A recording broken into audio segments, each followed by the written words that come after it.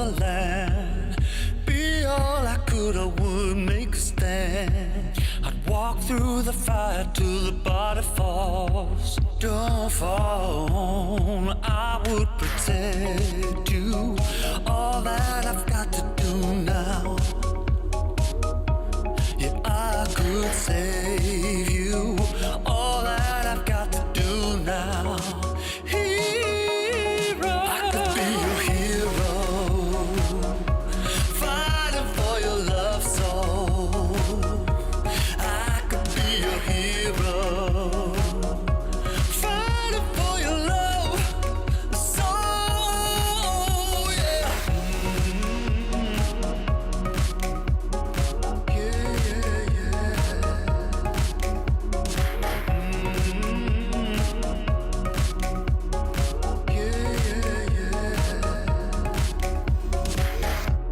You make something worth fighting for, and nobody gets to choose everything. All that I've got, it couldn't be enough. Without your love, and I would protect you. I would do anything now. Yeah, I could save you. All that I've got to do now. I could be your hero, fighting for your love soul. I could be your hero, fighting for your love soul. Yeah.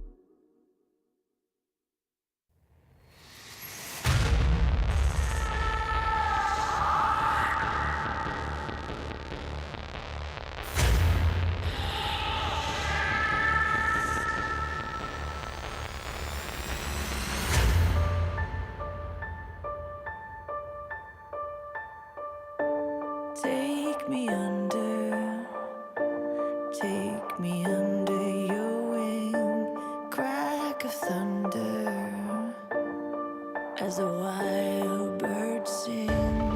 You can hear hunger crying out, a sonic echo that leaves no room for doubt. All the shots bring it back to us.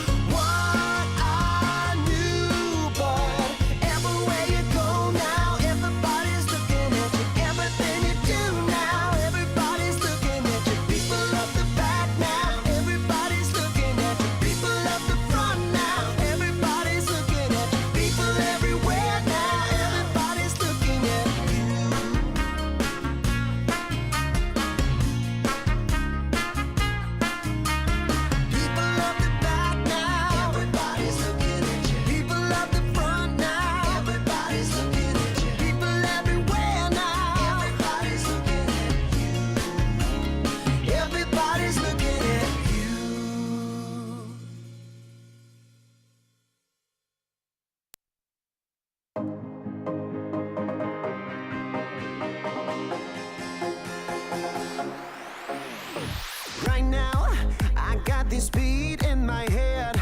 Right now, I want to dive into this world. Let it out for the crowd, let it out, yeah, be proud. Right now, this is a real good atmosphere. Right now, superficialities are here. No excuse, no rules, no one to judge. Just give a fuck. The time has come to lose control. Don't be so shy, just let it flow. We are the masters of our own world, of our own world. We pray for fire in the sky. We show that desire is our light. We stick together, together, together. We're alright.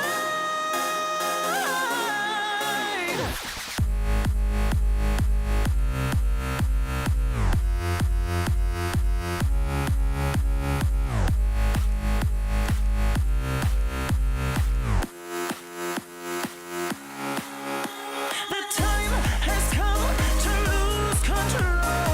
Don't be so shy, just let it flow. We are the masters of our own world, of our own world. Well, they drink really expensive champagne on their private jet plane.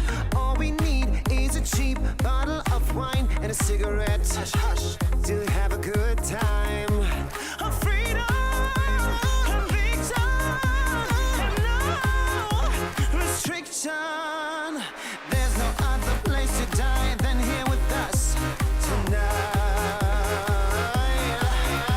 The time has come to lose control. Don't be so shy, just let it flow. We are the masters of our own world. We pray for fire in the sky. We show that this night is our night. We stick together, together, together. We're alright.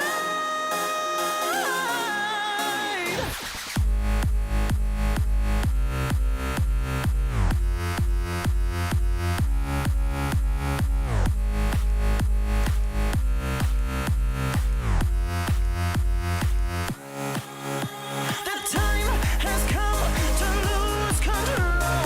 Don't be so shy, just let it flow. We are the masters of our own world, of our own world.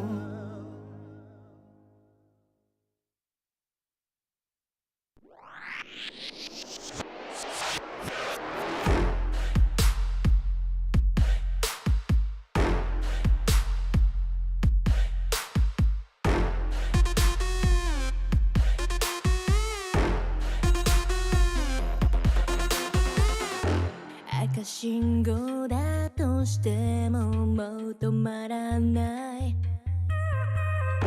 理解不能のスピード100倍速い地獄なんて哀れよねねえ聞いてよね負けの準備でもしておきな Come try me if you down 悩んでもやめないわ No more 苦い思い消えてよこの街に呼ばれる際にレクチャー全力で追い越してよさ Driving モード始めよう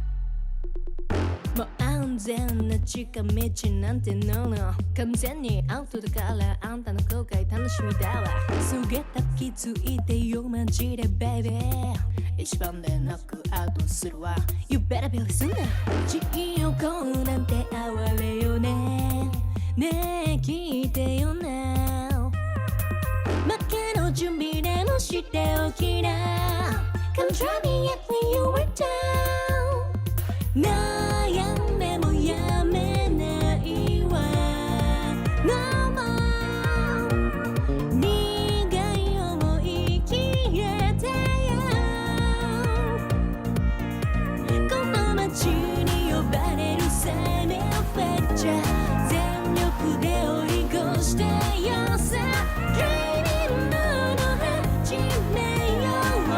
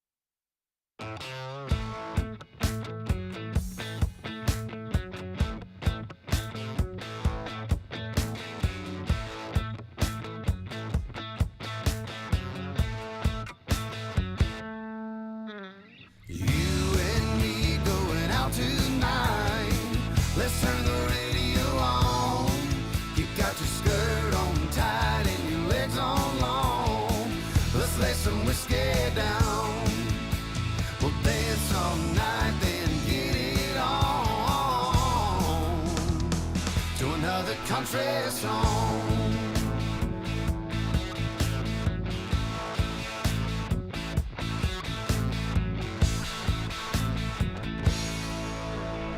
You and me going out tonight. Let's turn the radio on. You got your skirt on tight and your legs on long. Let's lay some whiskey down. We'll dance all night, then get it on. Another country song.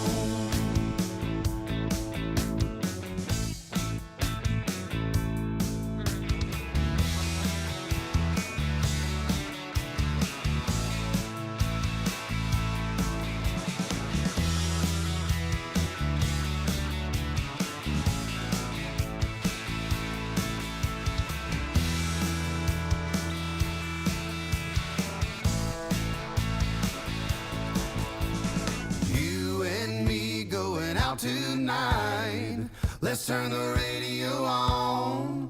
You got your skirt on tight and your legs on long. Let's lay some whiskey down.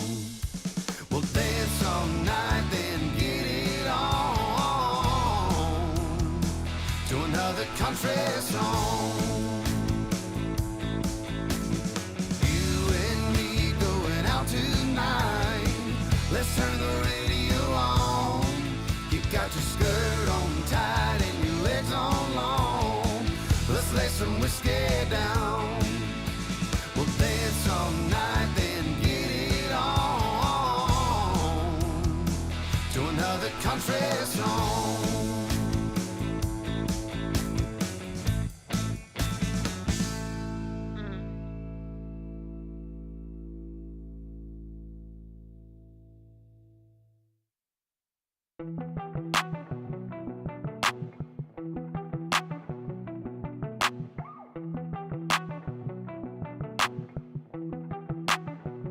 I saw you sitting in the moonlight. moonlight dripping, pain runs through your heart.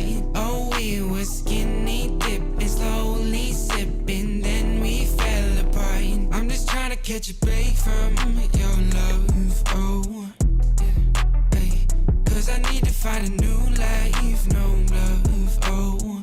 I can't lie, I've been thinking about us, but you, yeah. Tell me everything's gonna be alright. Tell me that you're never gonna need spotlight. Just say how you feeling, I don't wanna waste time. I saw you sitting in the moonlight dripping, pain runs through your heart. Oh, we were skinny dipping, slowly sipping, then we fell apart. I'm just trying to catch a break from your love, oh, yeah, hey. Cause I need to find a new life, no love, oh. I can't lie, I've been thinking about us, but you know better than anybody around me, yeah, you know. I think we both need a break from this thing called love. All love ain't the thing to question, it's all love. I got plenty problems and no shoulder. Last night on the tour, ain't no tour bus. I saw you sitting in the moonlight dripping, pain runs through your heart. Oh, we were skinny dipping, slowly sipping, then we fell apart. I'm just trying to catch a break from your love, oh, yeah. Cause I need to find a new life, no love, oh. I can't lie, I've been thinking about us. Putting out the fires, my head calls me alive. I'm sick of breathing in your smoke. Leave a little longer, embrace a little harder. Yeah, every time we're not wrong, it's like we're walking on water. Oh, too good to last long. Putting out the fires and looking for a miracle. It's like we're walking on water.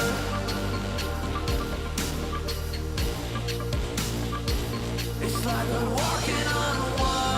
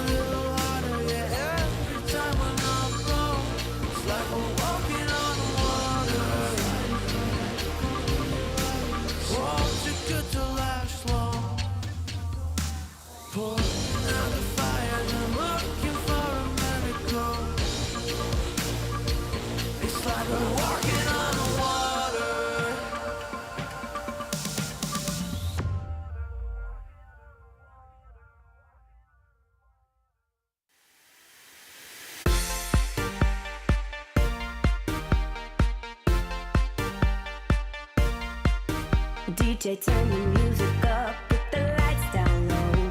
All the worries we had, we just let them go. Wasn't looking for love, I was happy alone. When you put your arms around me, how was I to know?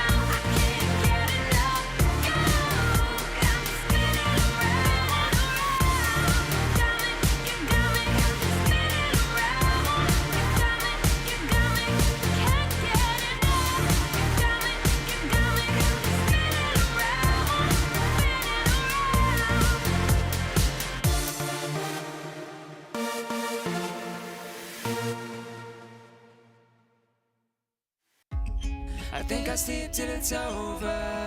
I think I'll sleep till it's over. I think I'll sleep till it's over. Broken letters, woven, breathing every now and then. Getting hurt but never learn. I'm falling short of hope again. I need a shock to bring me round, to pull my head from underground. I'm calling out but there's no sound.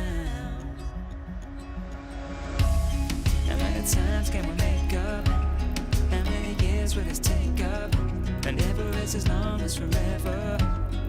When it's love but it's over.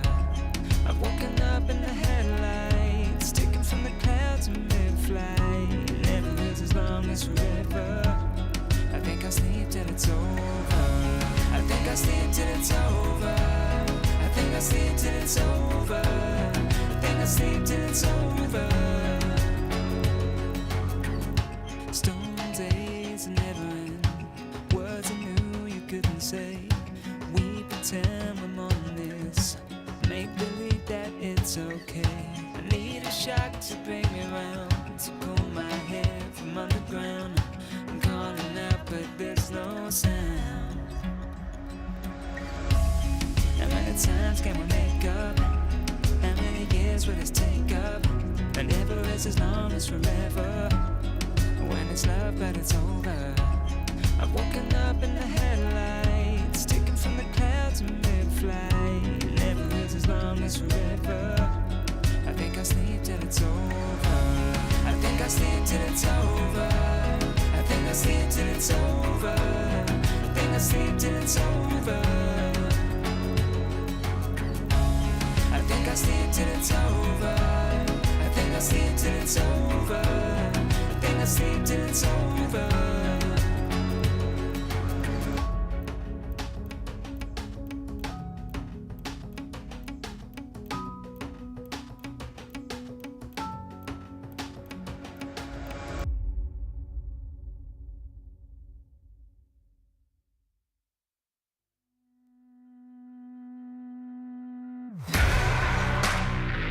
Oh, won't you break me out? Oh, won't you break me out? Oh, won't you break me out? Break me out, break me out. Under lock, under key, and I'm doing time. Someone to save me, turn on the light. I don't know what is wrong, but it just feels right. Won't you break me out? Won't you break me out? Like a bad dream, but I can't sleep. Seems like I just can't get past me. Oh, oh, oh, oh, oh, oh. Won't you break me out? You're the chain, you're the lock. Won't you hold me down? You're the key to the door. Won't you break me out for my freedom? For my freedom. You're the chain, you're the lock. Won't you hold me down? You're the key to the door. Won't you break me out for my freedom? For my freedom. Won't you break me out? Oh, won't you break me out? Oh, won't you break me out? Oh, won't you break me out? Break me out, break me out. Oh, won't you break me out? Oh, won't you break me out? Oh, won't you break me out? Break me out, break me out. You're the chain, you're the lock. Won't you hold me down? You're the key to the door. Won't you break me out for my freedom? For my freedom. You're the chain, you're the lock. Won't you hold me down? You're the key to the door. Won't you break me out for my freedom? For my freedom. Oh, won't you break me out?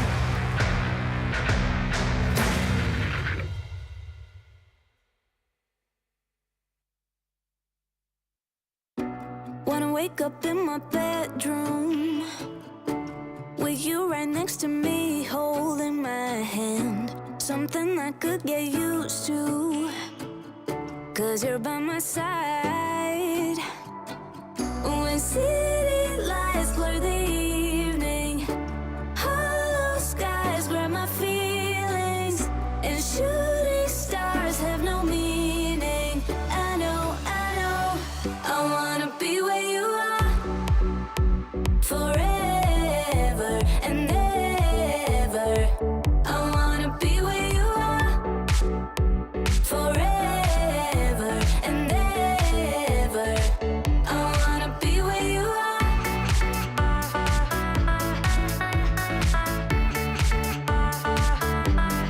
Be where you are.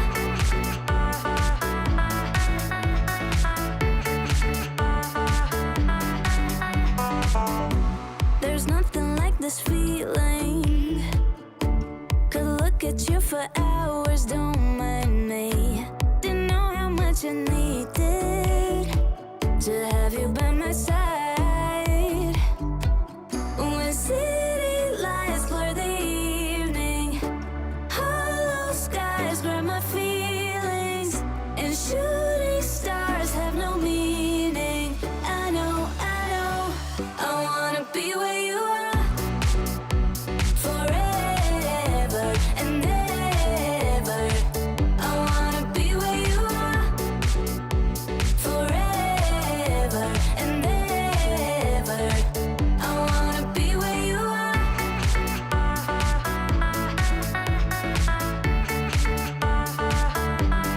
Be where you are.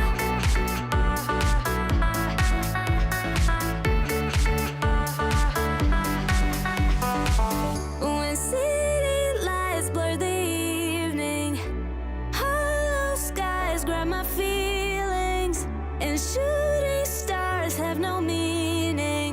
I know, I wanna be where you are, forever and ever.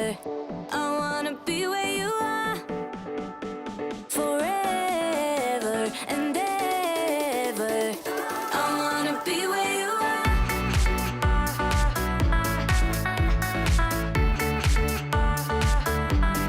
Be where you are.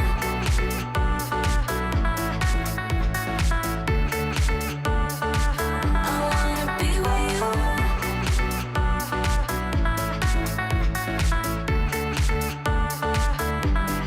Be where you are.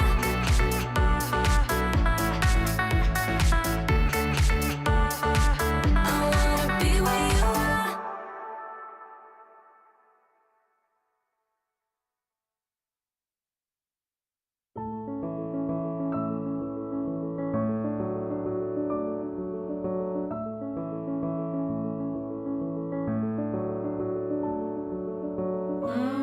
Now I know how it feels to hold pure solid gold.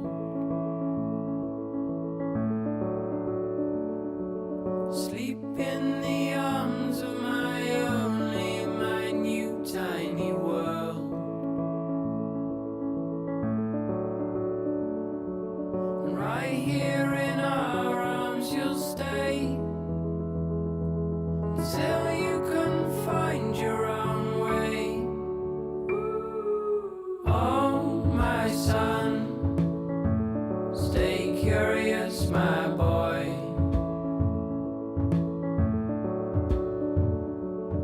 Always ask where this road goes. Oh, my son, stay curious, my boy.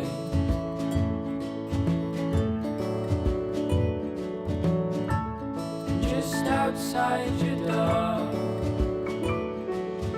you'll find love where you don't know.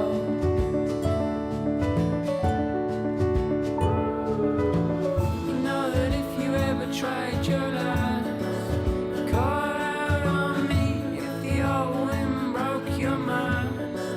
Set out to sea if you've fallen down.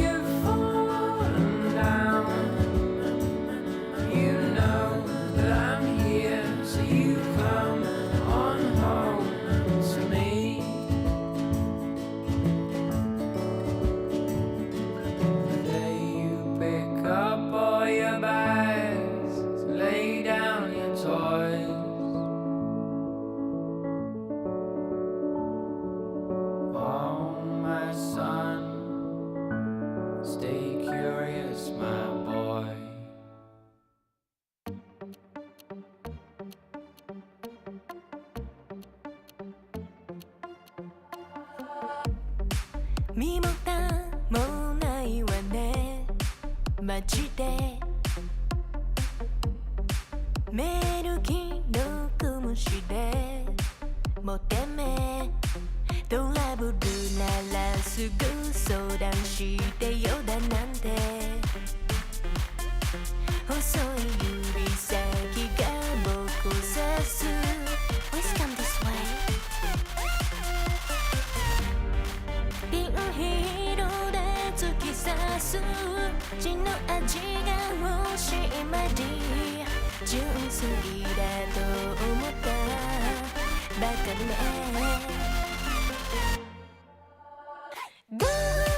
赤いリップで踊るネオンライトがきらめく騙されたなんてめめしいやつね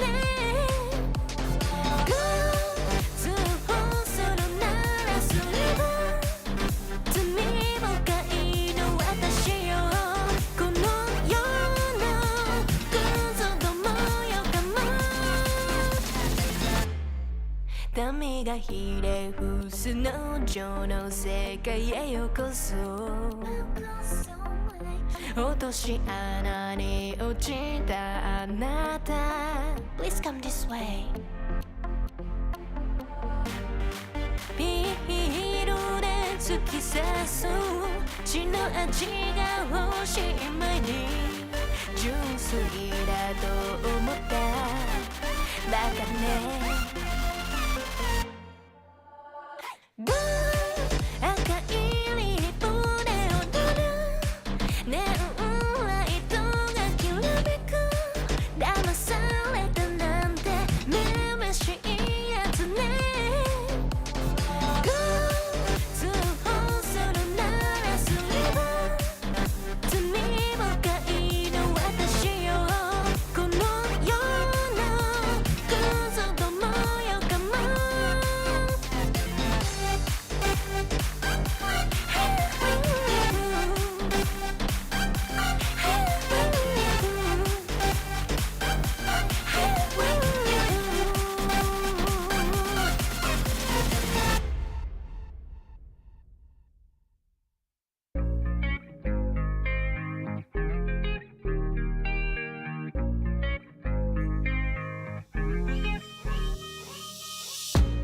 Stop playing with my heart right now. Girl, I need you in my life right now. Though I'm all tied up, need your love right now. Stop playing with my heart right now. Girl, I need you in my life right now. Though I'm all tied up, need your love right now. No, I'm balling out, yeah. But my heart plays loud, yeah. And I'm all freaked out, cause I got nothing to say to you. But will I be down, yeah, when you come around, yeah. So let's get right down, cause we ain't got much time. And every time you hold me, I think about the times that I was lonely. Keep reminiscing about how you the only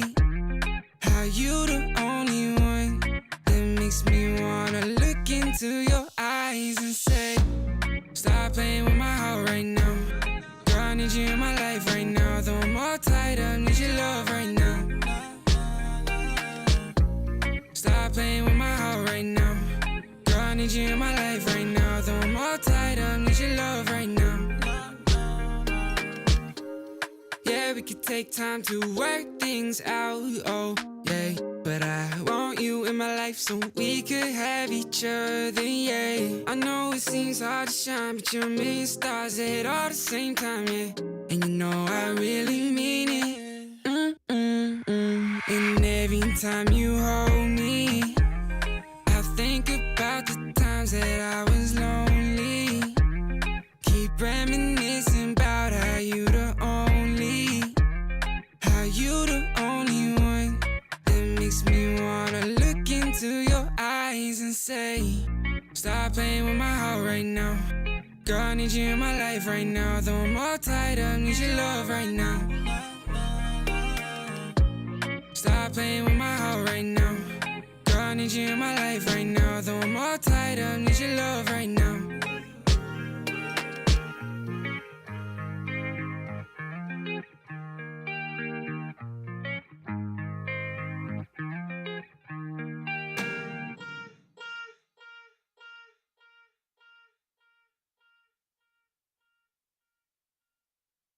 different energies I bring. Only sickness I fling. Bad like Gustavo Fring, can't try not a ting. Fly boy, I got the wings, and they can't keep up with me, dog. That's why all that I bring is wins. And they wanna hold me back, never doubt I'm a king. When they grab Mike and a chap on the ting, I don't wanna hear no talk from jokers. Say you got waves, I'll split that like Moses. The way that I catch it is flawless. It's awkward cause they can't do it but they talk up. I don't wanna hear that ever. Stay on the ground like Cellar, they know man shell off. Feel man trying to get ahead of me. They should've known they ain't really got the energy. I got the energy. Run laps and laps round them, they ain't even got no energy. So that means no power. They don't wanna be my enemy.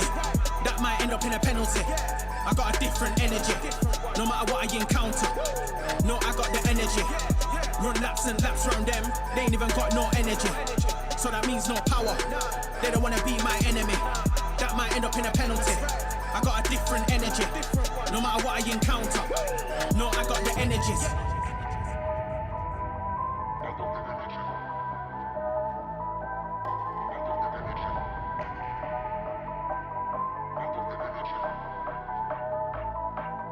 I got the energies.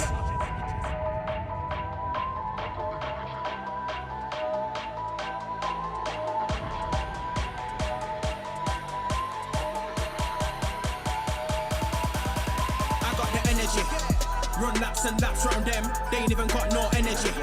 So that means no power. They don't wanna be my enemy. That might end up in a penalty. I got a different energy. No matter what I encounter. No, I got the energy. Run laps and laps round them, they ain't even got no energy. So that means no power. They don't wanna be my enemy. That might end up in a penalty. I got a different energy. No matter what I encounter. No, I got the energy. They ain't even got no energy. They don't wanna be my enemy. I got a different energy. I got a different energy.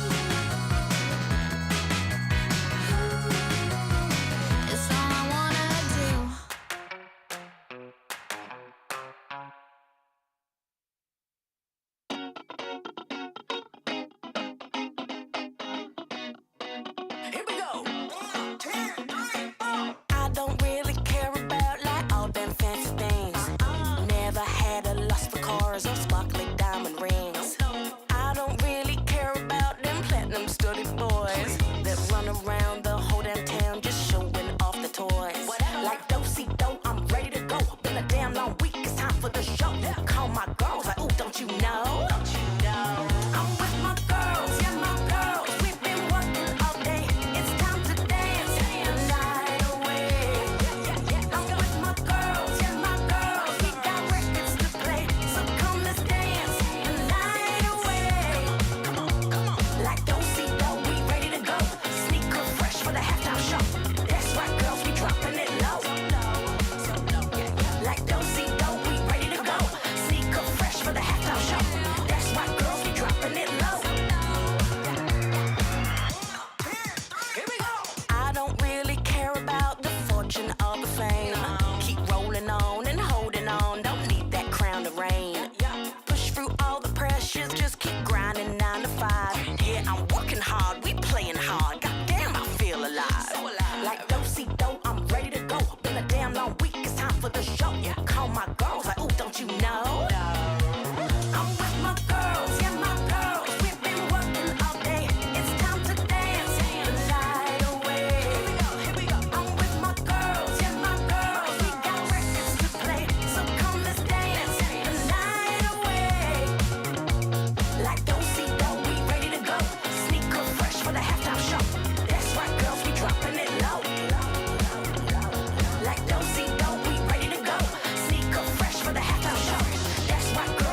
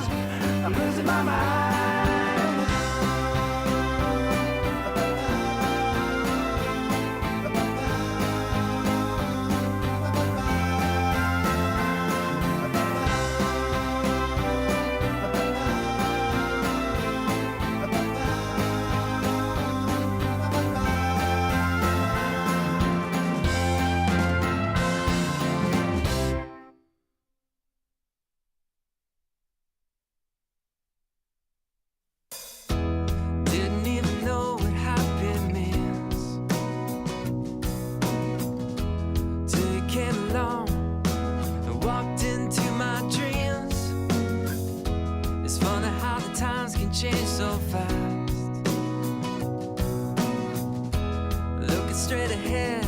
I don't think of the past. You've changed everything. It's like bright lights and a starry sky. We're gonna feel that way most every night. Sunlight on a summer day. We're gonna laugh and dance all the rain away. Sing a new melody. It's full of love. It's beautiful. 夏季赛开战3周，永远的神重返赛场，让我看看是谁还没有复出。没错，正是在下阿南，请为我欢呼，为我喝彩。观赛指南启动。IG 与 OMG 将联袂奉上本周6的第1场比赛，阵容大换血的 IG 并没能阻止回归首秀的神参加赛后采访。2023年了，对于悲伤而言还是不在今天。保持原有阵容的 OMG 则是秉承了第6就该赢第7的精神。春季赛4强的他们干净利落地输给冠亚军，面对 WBG 却又重拳出击。即将在周6第2场比赛面对 RA 的 WBG， 本赛季在微微加盟后，首场比赛他们就给了新科 MSI 冠军当头一棒。周67点档，神争第2战，圣光洗礼后的 EDG 将面对新赛季引入强援的 LNG。下路无疑是这场比赛的绝对焦点，两代 RNG 的传奇射手将一决高下。周日的首场比赛将由 TT 与 NIP 带来。目前1胜4负的 TT 显然没有找到新赛季合适的答案，而 NIP 则是在中单引入新援，不知道 Angel 在新的队伍能否迎来更完美的一天。再次迎来不错开局的 TES 将在周日的第2场比赛对阵风雨飘摇中的 RNG。刚来1年的呼吸哥和转会时长2年半的小威，不知不觉间就成了院长。本以为离开的只有功勋下路双人组，不曾想几周过后，连部分粉丝都转会了。这个周末的压轴好戏来自 BLG 与 JDG 的天王山之战。只不过光看比赛日期 ，JDG 就已经立于不败之地。赢了是 MSI 冠军实至名归，输了是618大促送礼回馈。不过 JDG 也并非无懈可击，在面对 LGD 时被逼入决胜局的他们，给了我这个夏天快要结束的错觉。对于 BLG 来讲，这是他们的第5次复仇机会，给你机会你。总而言之，新的赛季，新的征程，让我们在神恩的沐浴下，迎接下周观赛指南的到来。下周真会来吗？如来。Welcome back, everyone, to the LPL Summer Split, and we are here at the culmination of week number 3. I can't believe we're already here. I'm Mazel, I'm joined by Kitty, and we're going to be kicking off what is going to be an absolutely banger day, aren't we, Kitty? And the best thing is that we just came off a banger series from yesterday, and we're getting fed even more coming into the last day of week 3, where, oh my god, I mean, I just talked about this in the break. It could be either really exciting or really disappointing if the trend continues, but we'll have to wait and see. Let's hope for exciting. We'll hope for exciting. But we got to take a look at yesterday's games, as you were kind of alluding to. We had a bit of a quick night, at least for us. In our first series, IG versus OMG ended up being a 2-0 for OMG. That does not discount IG, though. They tried, but OMG were just too good, and their meta read has been so good. They definitely tried putting up a fight, but OMG, I mean, they had near 2 perfect games, but I really wanted to hone in on this Weibo Gaming series up against RA because we saw a bit of a shaky performance specifically towards the top side of this Weibo Gaming roster, and it does raise a lot of concerns as we approach week 4. But of course, the match that everyone was waiting for was Gala vs Uzi, and I took a bit of a look around, and I just think Scout is slowly becoming a bias breaker in terms of who my favorite mid laner in the LPL is, because I feel like when he's given something like the Ahri, it just tosses out so much damage. And of course, Gala, I mean, he's Gala. Up against Uzi, it's so funny. Yeah, it's so funny to me. I mean, obviously you have all the track record between Gala being the replacement of Uzi whenever he was gone from RNG, things along those lines, right? But it really has been about LNG slowly putting some of the most deadly pieces together in our league, and it's bearing fruit. You're starting to see them really turn on. Yeah, most definitely. And everyone had really high expectations with Gala changing over to this LNG roster in the middle of the year, and they're delivering. So exactly how we expected, 2-0. And I think that series specifically for EDG also shows us that it's not only surface level problems that this team needs to fix, because on paper these players are amazing. Like, they've had so many achievements under their belts, but it kind of seems like they are still taking a bit of time to mold as that team and work on that synergy, which we hope to see in week 4. Yeah, and speaking of, as week 4 will be coming upon us, we have to look at the standings getting into our last day of week number 3. It is still 6-win streak across the top 3 here. Not too shabby for our best teams in the league right now. And everyone else still fighting EDG on the opposite side of the bracket, maybe not where they want to be. But specifically for me, it's a lot of this give that we're seeing from WE, who are still sitting at 3-0 because they had to go play the Road to Asia games. But you have NIP who are making a run. You have all these young guns, the youth of the league, making everything happen here in a summer split that means so much. So we're going to be getting into today's games. Again, the last day of week number 3. We're kicking it off with TT versus NIP. RNG versus TES, and then our MSI Finals rematch, JDG versus BLG. See if BLG can remain undefeated and kind of calm their nightmares, because this will be yet another chance for JDG to put a mark in the streak that they have against BLG. Yes, I believe it's their 7th rematch of the year so far, but of course, we still have some series to go through before that banger matchup. And for our first one, it's TT versus NIP. And we have Xiaohuang coming in for this roster for a 2nd series in a row, of course, paired alongside LXN as 1XN, LXN? I'm not too sure. It's my first time casting 1XN, him. we're doing it. 1XN. I'm really excited for this roster because I've heard a lot of hype around Xiaohuang in particular, where he's always been praised as that child prodigy ever since kind of being shown into the high elo scene. I believe he hit rank 1 in Korea when he was 15, and he's currently rank 2 in Korea. And I looked at his champion pool, and he is such an amazing carry player. So I'm really excited to see how he does alongside UCal. But we have to talk about our key players for tonight, which is going to be between UCal and Angel. And I do want to say that I've been enjoying Angel's addition to NIP, where back in spring it was Dream. But Angel offers something different, where he is more of a team player. And I think that really allows Shadow to play to his full potential, as it just kind of brings a more well-rounded team composition for these drafts.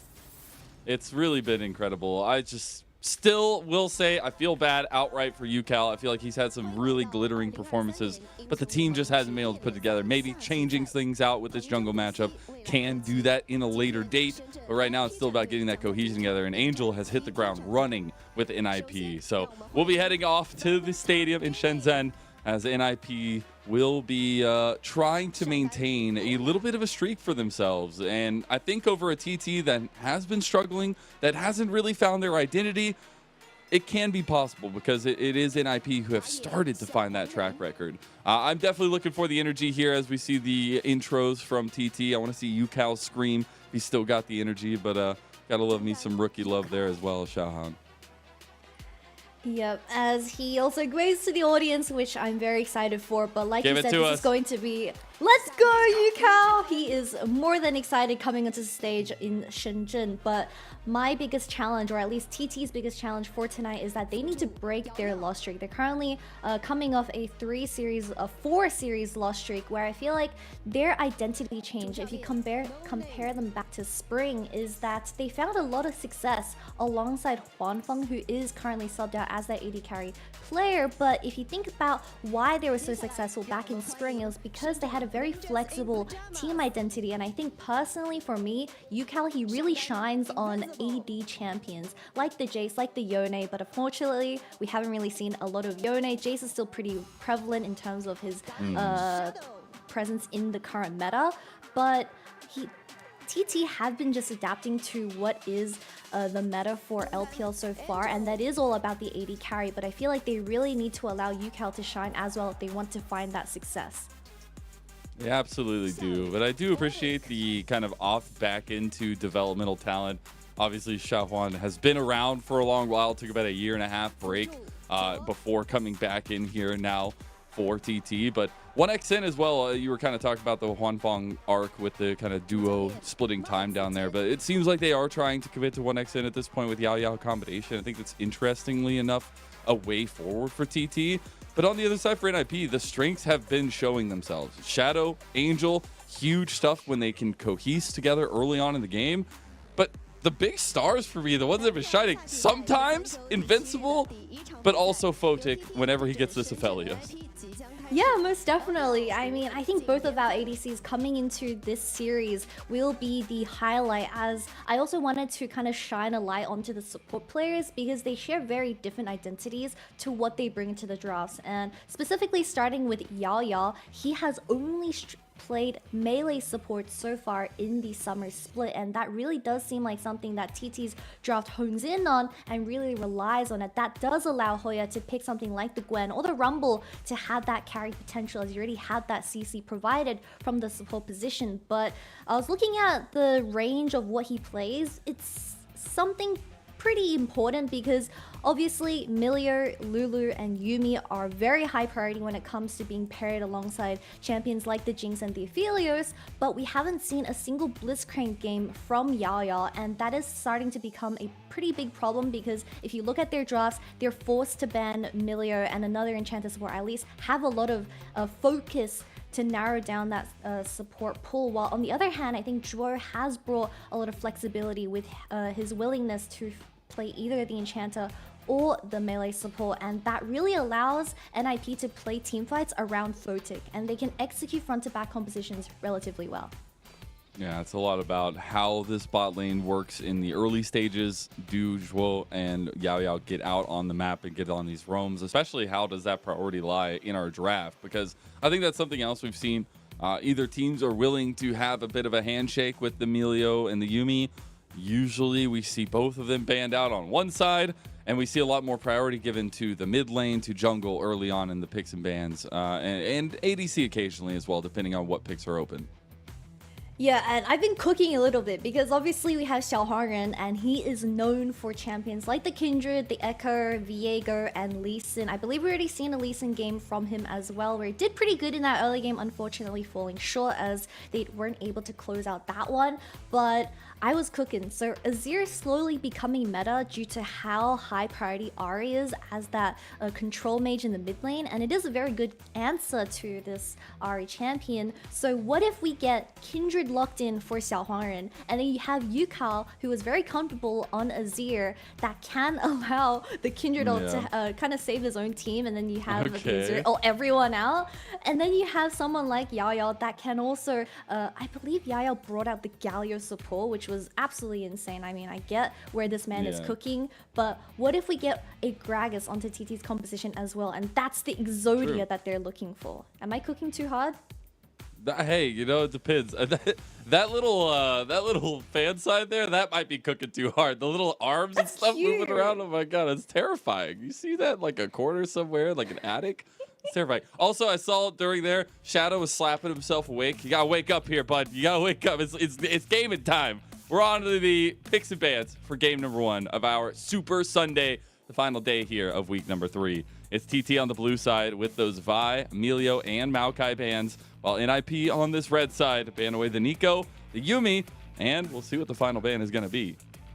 They've already taken away Shadow's Vi, as he's currently sitting on 100% win rate on this champion with 3 games on it so far in the summer split. But I'm wondering if NIP is going to take away that Annie, which is something that Yukao has been heavily relying on. So the next upcoming mid-jungle duo will be that Wukong and Ahri. So we'll have to see which one TT prioritizes. We have seen a lot of teams actually prioritizing the Ahri as that first pick, so we'll have to see what Yukao does prefer, but it does allow for a lot of these AD carries to be left open, and Aphelios is definitely something that Photic is more than happy to take himself. I was hoping maybe the Cassante comes through as the first pick to try to get something going for this top lane matchup, but it is the Wukong, so definitely giving a meta priority over to this new jungle.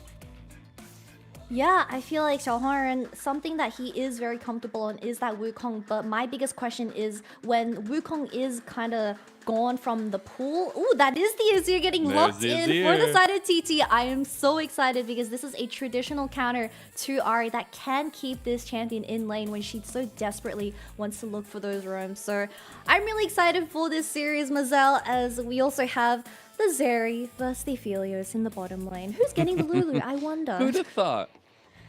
This is also one of Yukal's, or it is his most played champion by far.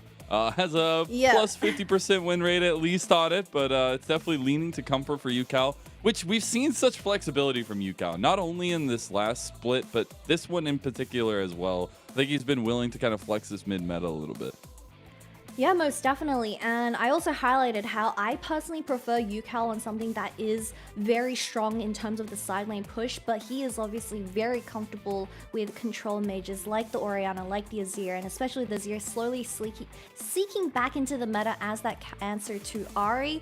I'm going to be very excited to see how he kind of teams up with Xiaohuan, as he is also on his comfort champion, which is in the Wukong. So it's all about those chokes for TT so far, but what is going to get banned out, because we focused on the top lane matchup between Invincible and Hoya, where I think both of these players are quite flexible in terms of what they're willing to bring out. We've seen the Gwen from both of them. Jax is something that Invincible is very happy to take. So if they save the counter pick for Invincible, it could give Hoya a beating, as Cassante is still back up. Truly is, as we have the Lulu and the Kennen ban by NIP. We have that Gnar ban towards the top lane matchup, and definitely trying to whittle that down a little bit for the side lane pressure. It is the Jax that finally comes out for TT, and now we'll see what the actual addition to this bot lane duo is going to be, as I expect Invincible to have that counter.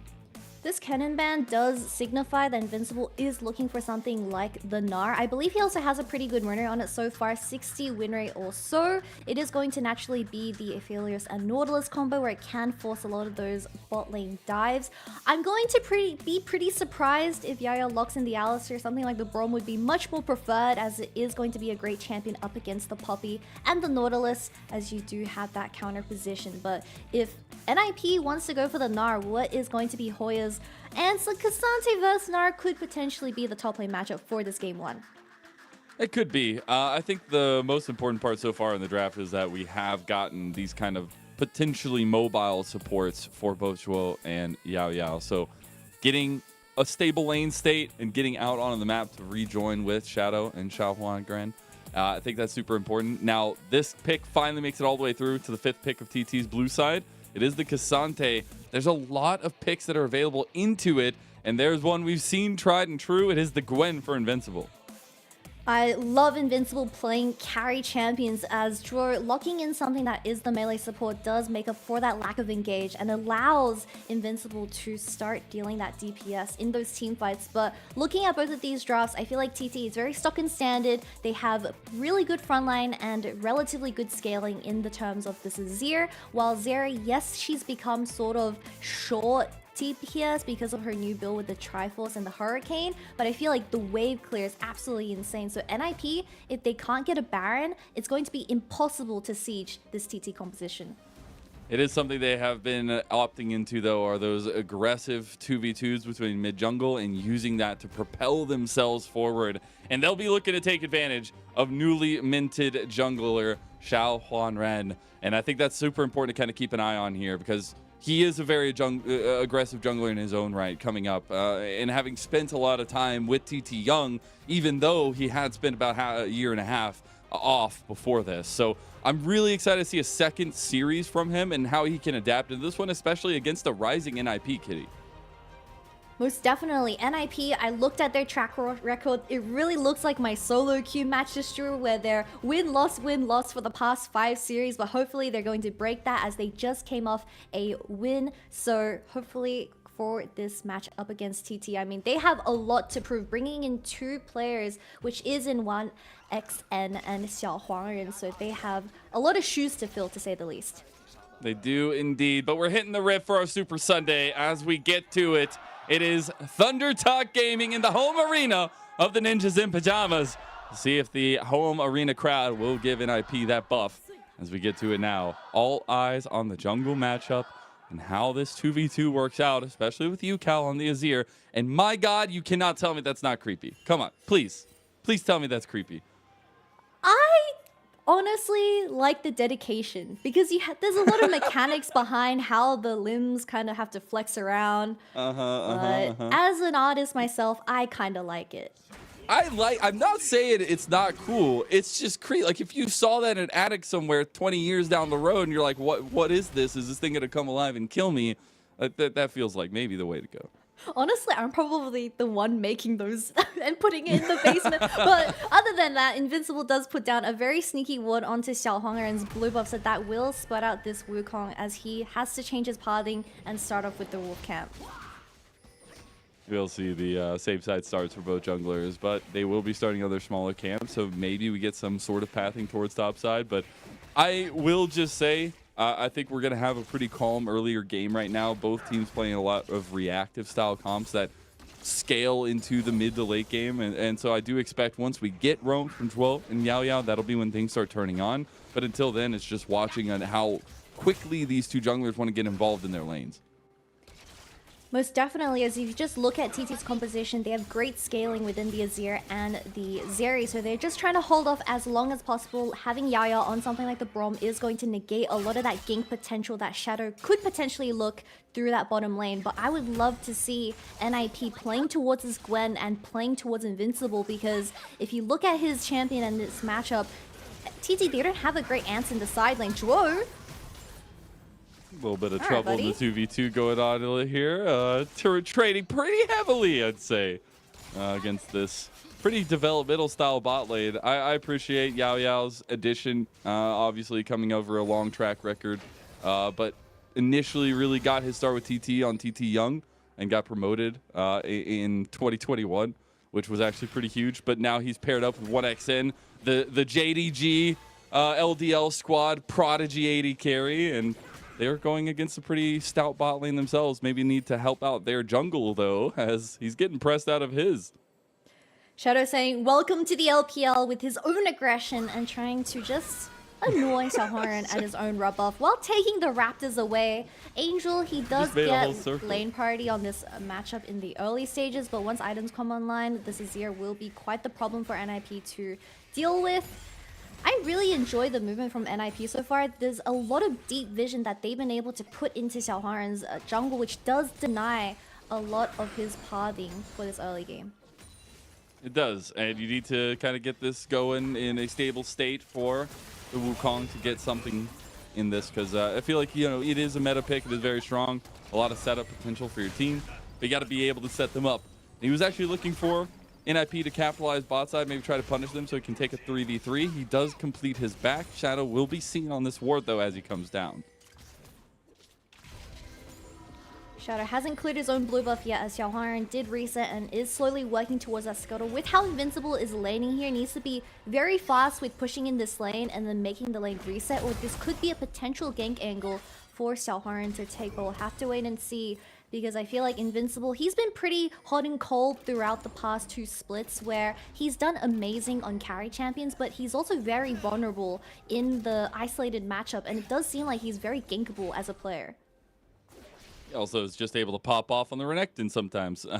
But I think you get to see a lot of focus for him on the Gnar. But he is a very heavy split pusher, and I think we've seen that really come into a mainstay for him. And it's about using that. We do have some games where he just gets trounced in his lane. We're seeing him try to trounce Hoya here, but he does have some help. He's Invincible, getting a little bit low, but should be able to get out of that one. Does have the flash, does have the TP, as he's going to safely pick up that. Oh, Dro's here. Maybe forcing a flash out of Yukal, potentially? We were asking for the supports to get active, and Dro is the first one to get on the board here. Yukal, you got no way out, and that scream at the beginning didn't give you enough energy because Shadow flashes, and your steadfast presence is unmovable. All escape has been denied from Shadow, as that was a really good roam from Dro, utilizing Photic resetting from that wave as Yaya and 1xN was trying to push in. So they saw the bottom lane of TT showing towards that bottom side and just getting this really nice kill into the pockets of Shadow, even getting the flash out of his Azir. And we were talking about how once this Azir gets his first back, he is going to initially get that lane party in the mid lane. So it's really nice to see that NIP is punishing this. Got the all out onto Invincible here, but Invincible says he wants to take the fight. The last needlework doesn't hit, but Shadow shows up. And that's a thumbs up from the jungler of NIP. Shadow's everywhere in this early game, just helping out the solo laners of NIP, and a great early start for this roster. But we'll get another look. Really amazing flash E coming out of Angel where Yukal wasn't able to react to this. I can kind of see Yukal trying to bait out that he had that dash available, but a really nice flash W coming out of Shadow as well, just to deny that extra bit of survivability or any hopes that Yukal had of getting out of that mid lane. It's a heads up play from a player, Shadow, that we've really appreciated coming back into the fold. Spent a lot of time on LGD and did not find a lot of success there. So taking over the job from Xiaolong Bao, he has been a welcomed addition to this NIP roster in terms of his aggression, but the way he's bringing the team together, it feels like. His connection with Zhuo has been incredible, and we already got to see that unfold. And getting these 2 kill pockets into the pockets of Shadow does enable Zhuo to start putting down that vision towards the bottom side, and it will secure NIP this first dragon. But looking at the statistics for TT, this is an ongoing trend for this team, is that they have a very low dragon control rate, I believe sitting at 35% or so, where if you look at their previous games, the enemy team or the opposing team will always force an early soul point. But being in Azir and Zeri, you don't want to be giving those objectives early because you want to drag the game on for as long as possible. But with this start, it's not looking too hot. Yeah, even one dragon helps in the buying of time, right? 5 minutes on Summoner's Rift feels like an eternity, especially for this composition for TT, right? They are still right as rain. Got a 2-0 start for Shadow. You got level 6s coming up, but TT, they still have a very strong composition and are now looking for Xiaohuan Ren to get something going for one of these lanes or have that cohesion with Yukal. Something I wanted to just shout out is that we used to always see Ghost being taken by Gwen players when it comes to the top lane matchup, especially up against Cassante, because you can easily kite this champion. But ever since Bin played at MSI and he started taking Flash, he's a bit of a trendsetter, and now all the Gwen players are taking this Flash, because when Cassante uses that all out, you just flash over the wall, and what does he do? He kind of just stares at you, right? Yeah, I guess so. We actually see the Rift Herald started up here. Shadow wants to come check it, says, oh, you're doing it. Well, let's fight then. As he got a little bit of trouble brewing, NIP pounce onto Yukal, and TT's out of there because they got Keeper's Verdict. Oh my God, NIP are domineering this early game. It's only 8.5 minutes in. Yukal's looking a little bit shaky on this Azir. I think I saw a failed combo out of this Azir as well, and that was just not the best condition to be fighting as TT, as Angel on this Ahri. I mean, he's just working so well together with Zhuo and Shadow.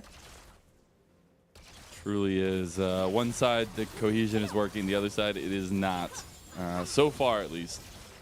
Really good early lead from NIP, but it's still on them to continue pressing this up. I would like to see Angel and Shadow keep being very proactive. This duo definitely needs to stay on the front foot. And we'll actually get a replay of that in terms of how Shadow aggressed onto TT. To be fair, TT did have the solo laners moving first, but this Poppy ultimate out of Shadow, 2 people out of the fight and leaving Yukal as that lonely Azir. I mean, he had an escape, but I feel like the combo was just a little bit all over the place as he wasn't able to run away from the initial charm hitting from Angel, so bit of a mechanical misplay. But hopefully, I mean, the dragon will be spawning in 2 minutes as NIP, they did pick up that first Rift Herald, which most likely will be into the pockets of Photic, where he was able to get all that solo XP while Dre was helping out the Rift Herald. You're hoping that's going to be something they could play off as well, because we have seen a lot of influence in general bot lanes of the LPL, but Photic is no slouch when it comes to the ADC position. He was a first-team All-Pro for a reason in his history, so being a mainstay that NIP have kind of started to build around in their rebuilding moments after that would-be super roster, it's been really cool to see him still be able to shine out and show out some of those aggressive moments we know him for. I feel like Photic is definitely a shine or a highlight of NIP's roster, as I feel like Angel, being the new addition to this summer split, does enable players like Invincible and Photic to play to their full potential, and especially with Photic being very comfortable on champions like the Fearless and Jinx. Drew having that flexible champion pool, it does round off NIP's team identity quite well compared to Spring, as they had a bit of a struggle between Dream and Shadow, but we'll have to wait and see because we're only in week 3. But something I'm loving is that NIP, they're utilizing this early game lead and prioritizing the vision control that does deny Xiao Huangren any entry towards his bottom side jungle. You have to keep the tempo going. They're going to do that bot lane. Rift Herald is summoned up by Shadow. TP will come down from UCal to try to stop a dive from happening. The charge still goes through. Turret plates go down. Shadow, though, out. He's on the wrong side of the way. He does have to flash over the wall. Doesn't matter. He has flash, and then now that he's used it, he has hex flash. Angel most likely going to pick up a plate in the mid lane as well, but still a very successful Herald drop by NIP, as I believe it was Shadow and Photic getting those 2 plates into their pockets. And this, I feel, is slowly getting too much gold into his pockets, in my opinion, because I feel like there's a reason why Fearless is that #1 or most prioritized ADC when it comes to the current meta. It's because he spikes on 2 items. The Kraken Slayer and the Gale Force is all you need, while Zeri, you really desperately depend on that 3rd item, which could potentially be the Titanic Hydra, but we'll have to wait and see what he decides to go with. A little bit of a strike in mid lane on the Angel. It does still have his flash and the Spirit Rush available, but there's a Dragon up and a fight from NIP brewing. They got movement from UCal for TT first here in the mid lane. The Angels are going to try to join up. That's a nice double knock up there, and Flash already coming out from TT as now they will back away. They've already lost Yao Yao. That Emperor's Divide means they are headed away from that fight. Dragon goes to NIP. Angel's popping off on this Ahri. Every single charm has connected so far, and every single charm has resulted in a kill for the side of NIP. But like you said, the snowball from this early game, it's going to continue into a second dragon. It's really looking good for NIP so far. They're utilizing the strength of their composition and just pressing at the throats of TT. But Invincible may be in some trouble here. All out into the turret. You didn't think that there was going to be a crazy monkey in the bush either. And that's a big pick out for TT. They finally get a kill here. Invincible playing a little bit disrespectful, as you did have... It's a little bit too big. It'd be like trying to flash the Grand Canyon. But maybe opposite because it's a mountain. I don't know how mountains and geology works. We do have Shadow trying to make a move onto Hoya, though, unsuspecting under the turret. He's actually trying to aim that to get the knockback into the turret, but couldn't get it. It's okay, because I feel like this Poppy has been a very big pain for Xiao Huangren to deal with, as we saw in that 3v3 skirmish around this bottom river. It's that Xiao Huangren did attempt to catch Joy out of position, but there's just so much CC. And this is here, you really depend on item spikes, and you need to get that Rabadon's or Shadow Flame online, as TT's composition, it's so low DPS if you consider it to be at the 14-minute mark. We do have some item completions coming up, so maybe trying to make a way towards that as well. That Evan Shroud was completed by Shadow. We have first items for both our ADCs. 1XN has that Trinity Force. More importantly, though, Crown has been equipped for UCal on this Azir. Not something I typically enjoy because I like to see that damage profile, but you're just looking for survivability to make it to that late game right now for TT. Most definitely, especially if Angel is going to continue this performance, but he's looking for something more by hovering towards that bottom side. But NIP putting all their vision towards this top side, I mean, it's going to be really tough to beat TT, letting go a second Rift Herald of this game. So the question is for TT, how much are you willing to give over before you cut the bleeding?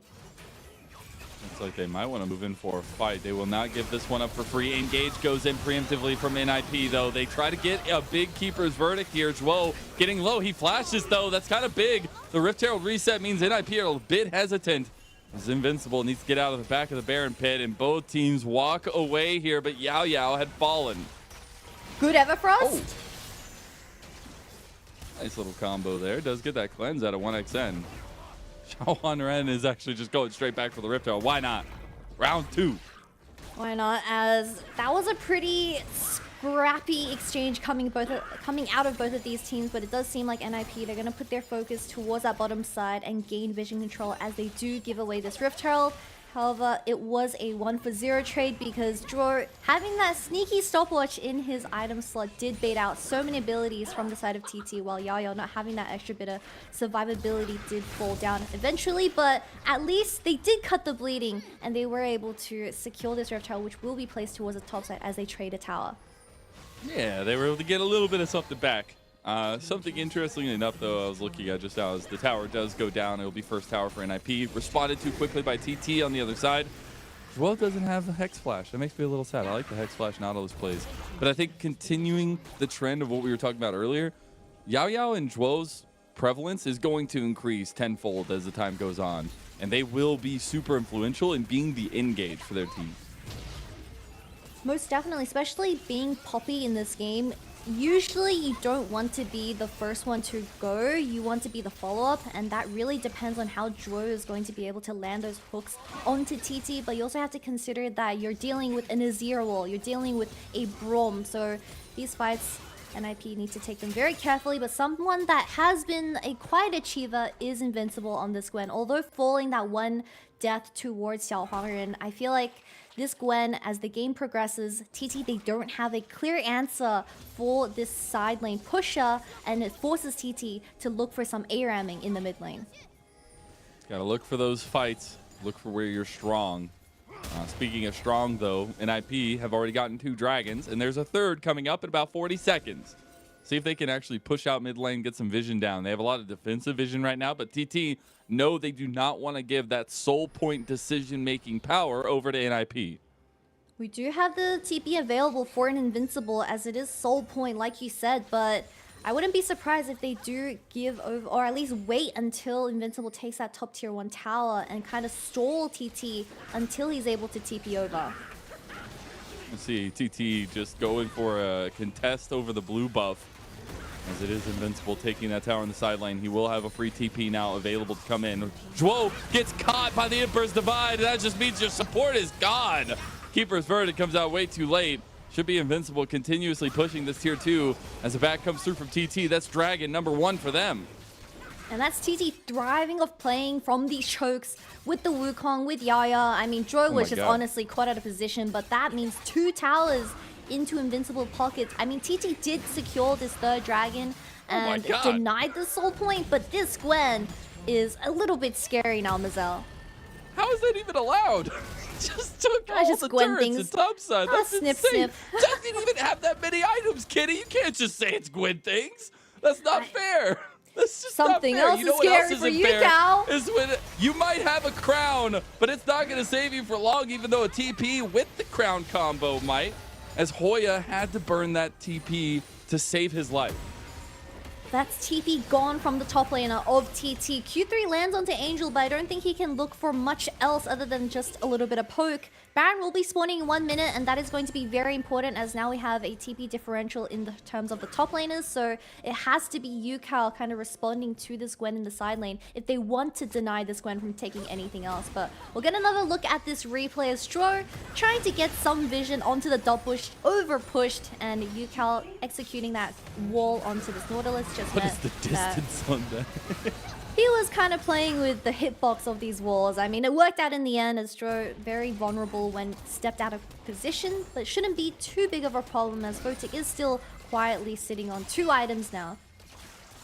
I will just say, speaking of items, though, another Evan Shroud complete. I don't think I've ever seen 2 built on 1 team, but that is apparently the meta now for NIP. We also got that second item you were talking so much about for Photic, so I expect NIP to continue pushing forward with this bit of a goldie they have, about 3K.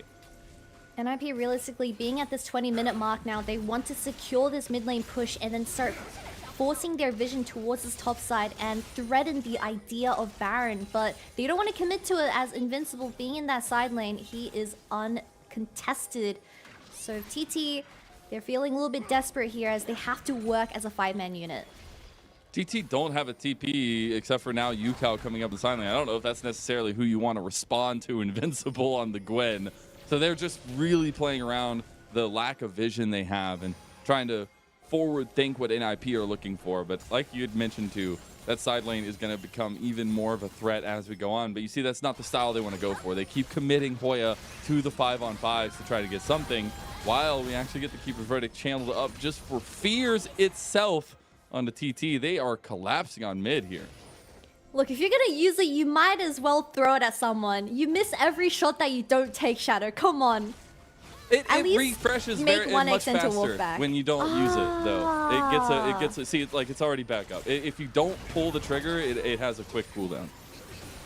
The more you know, but like you said, Mazel, this game is slowing down quite a lot for the side of TT as they are slowly getting their items online. It is going to be the barrier or the Banshee's Veil coming for the second item of this Azir as 1xN picks up the Hurricane, so the siege denial from the Zeri and Azir added together is going to be impossible for NIP to take down this mid-tier towers. You see so much pressure being placed in this mid lane, but without Baron, it's going to be really hard.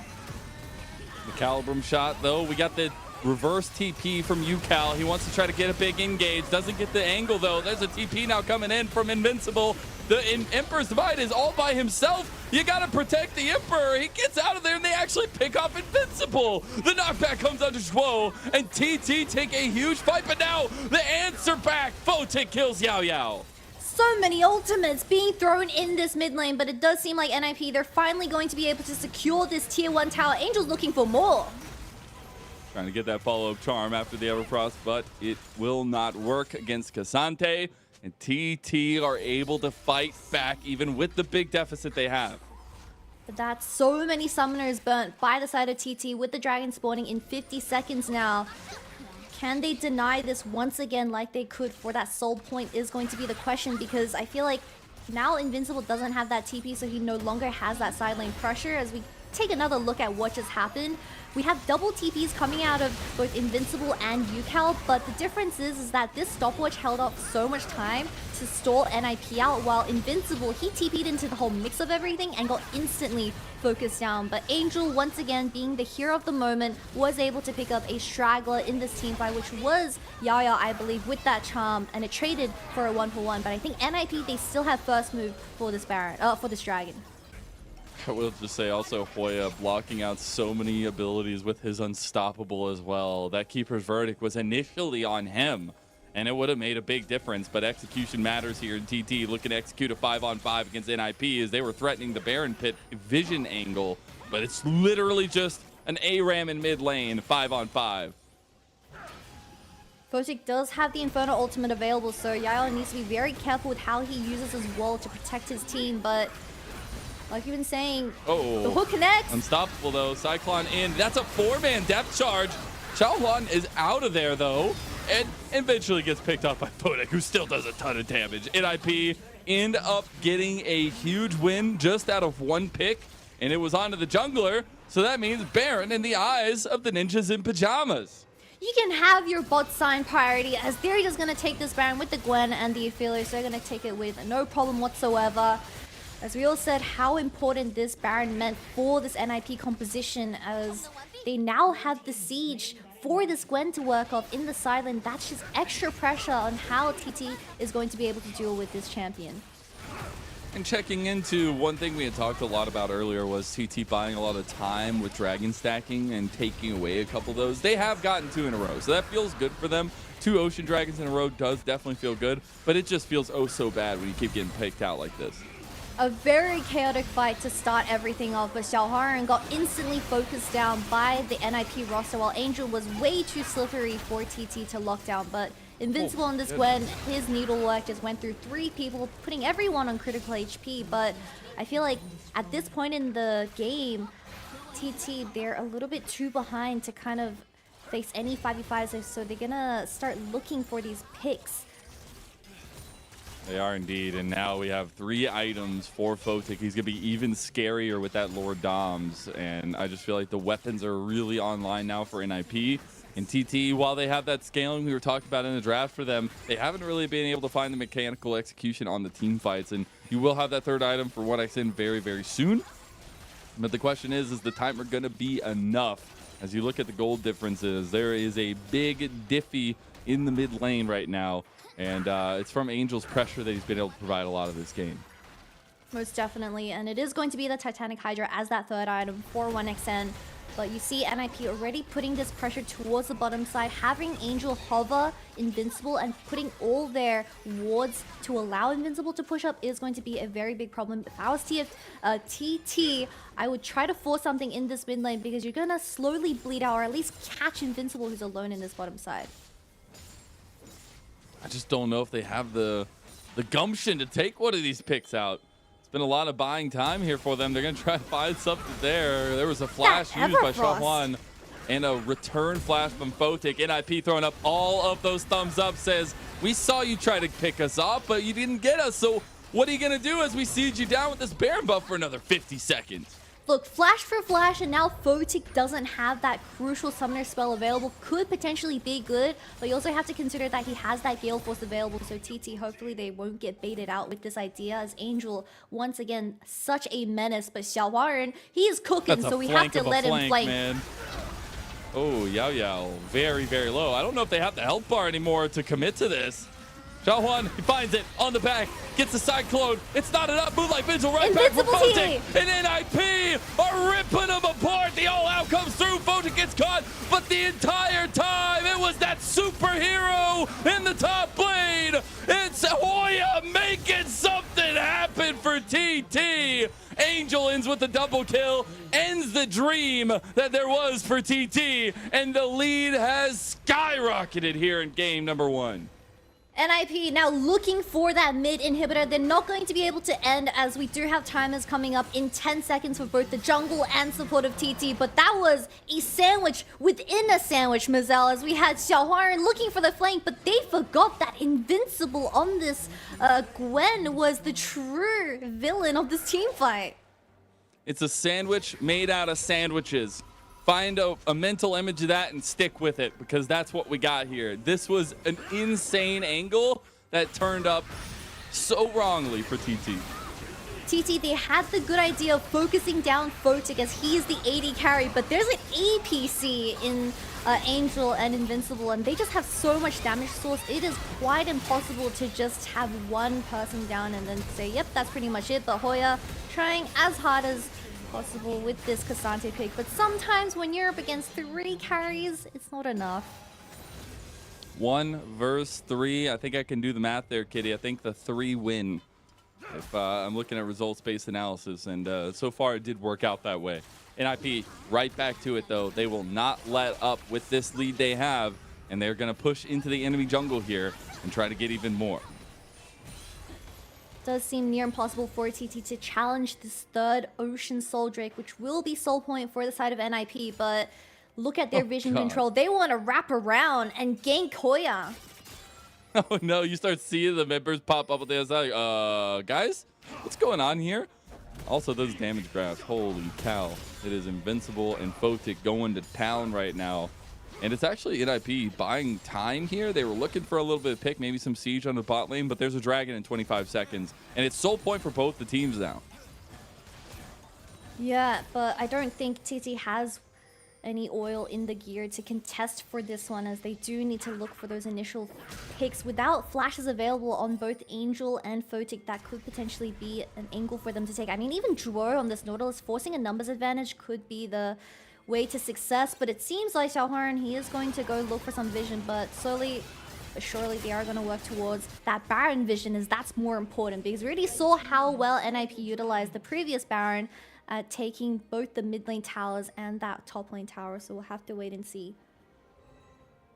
It's been really interesting to see Xiaohuan Ren in a second series in a row now, and now on the Wukong in game number 1. I will still say it's been a tough task against Shadow, who himself typically goes very aggressively, and we haven't seen a lot of that success from TT, but seeing them actually have a little bit of give and a little bit of say as we crest into 30 minutes here is really nice for a team that has struggled to find any sort of cohesion together. And talking about 30 minutes, Photic just picked up his GA. TT doing a last hurrah, forcing this Baron, but 1xN, he's gone. He will come right back, but yeah, it resets the positioning of TT. Oh no, you get caught out here, Hoya. You cannot have that happen. And he's just gone. Your top laner's gone. Your bot lane, the answer to Invincible, is gone. Everything is going to tatters right now for TT. It's a Baron for NIP. And that's the problem with TT's composition, is that yes, you have great scaling, but you need to also have an even early game, which is exactly what Shadow denied with this Poppy pick, with a strong 2-0 start, and letting that snowball into other solo lanes just became out of control. And now having 3 dragons and their second Baron, they're going to work towards that top side. They have so much vision control on the top side too, though. Photic was by himself in mid lane. You can't be there. We're just getting picks back and forth. A TP was actually committed from UCal to clean Photic up. And that's the ADC for NIP gone, and one of their Baron buffs as well. TT utilizing NIP's mistake, where I feel like at this game state, they can only play off these small mistakes from these carries, but luckily they gave them another sign of hope, as it was the GA burn from Photic, as well as UCal picked up that shutdown. Really good stuff from the standout in the mid lane for TT. One of the crucial members remaining around him comboing with Hoya. Has always been a backbone of TT, but UCal struggling to help bring his teams to success so far this split. We did get that third item spike for him. The Zanya's completed, so able to survive a lot longer in these team fights. And you are getting to the promised land of a great compositional strength for TT. It's just the other side has 10,000 more gold than you, and that's a bit of a problem. Not too sure about this engage angle, Xiaohua. You don't have the flash. Yeah, that's not a good angle there. Will get the keeper's verdict back onto Yao Yao. Does make it out alive, though, after having gotten all the execution out of himself. Does make it out. UCal looking for the aggression here, but they got to deal with the side lane. Invincible takes another tower. I don't even think TT have enough lockdown to really stop Invincible in this side lane. You see UCal trying to wrap around. All right, they got the all out here. They're trying to catch him down. The mist makes her invincible, though, maybe a little bit. No, it's not enough. UCal gets the pick in the end. NIP, they actually went on the backside of this fight to try to rout them. Moonlight Vigil goes wide. NIP, what is going on right now? You got flashes coming out. Lightning crash from 1xN. Hits those concussive blows. And TT pounds on an overextended NIP. Photic makes it out with his Gale Force. They are very close to getting run down here, trying to rejoin the team. A TT moving forward, can't hit the Ultra Shock Laser.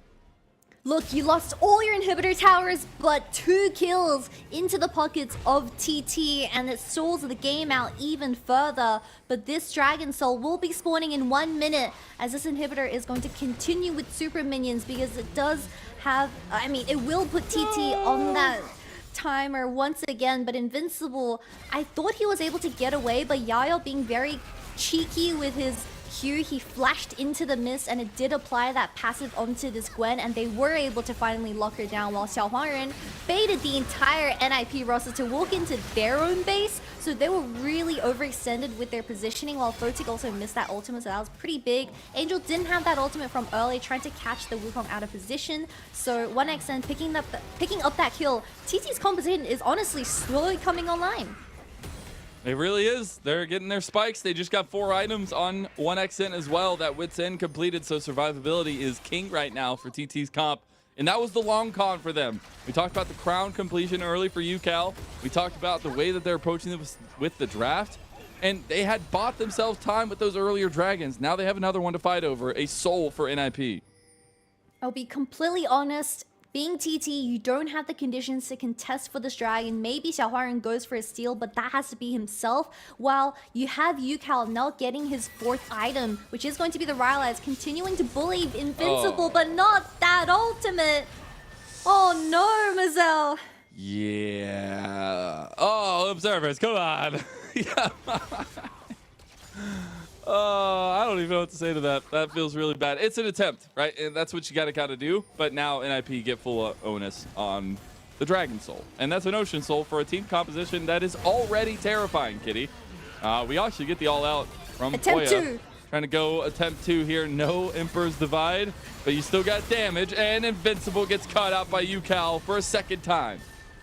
And that denies NIP another 60 seconds of making anything happen around the map. Invincible showing his weakness when it comes to these late game stages. He's so easily caught out, which is slowly giving these opportunities over for TT to come back into this game. And I feel like UCal, he can just go the Oblivion's Orb and deal with the healing that NIP has been able to secure themselves with this Ocean Soul. And they're more than happy with the game state right now because NIP, they're struggling to close out the game.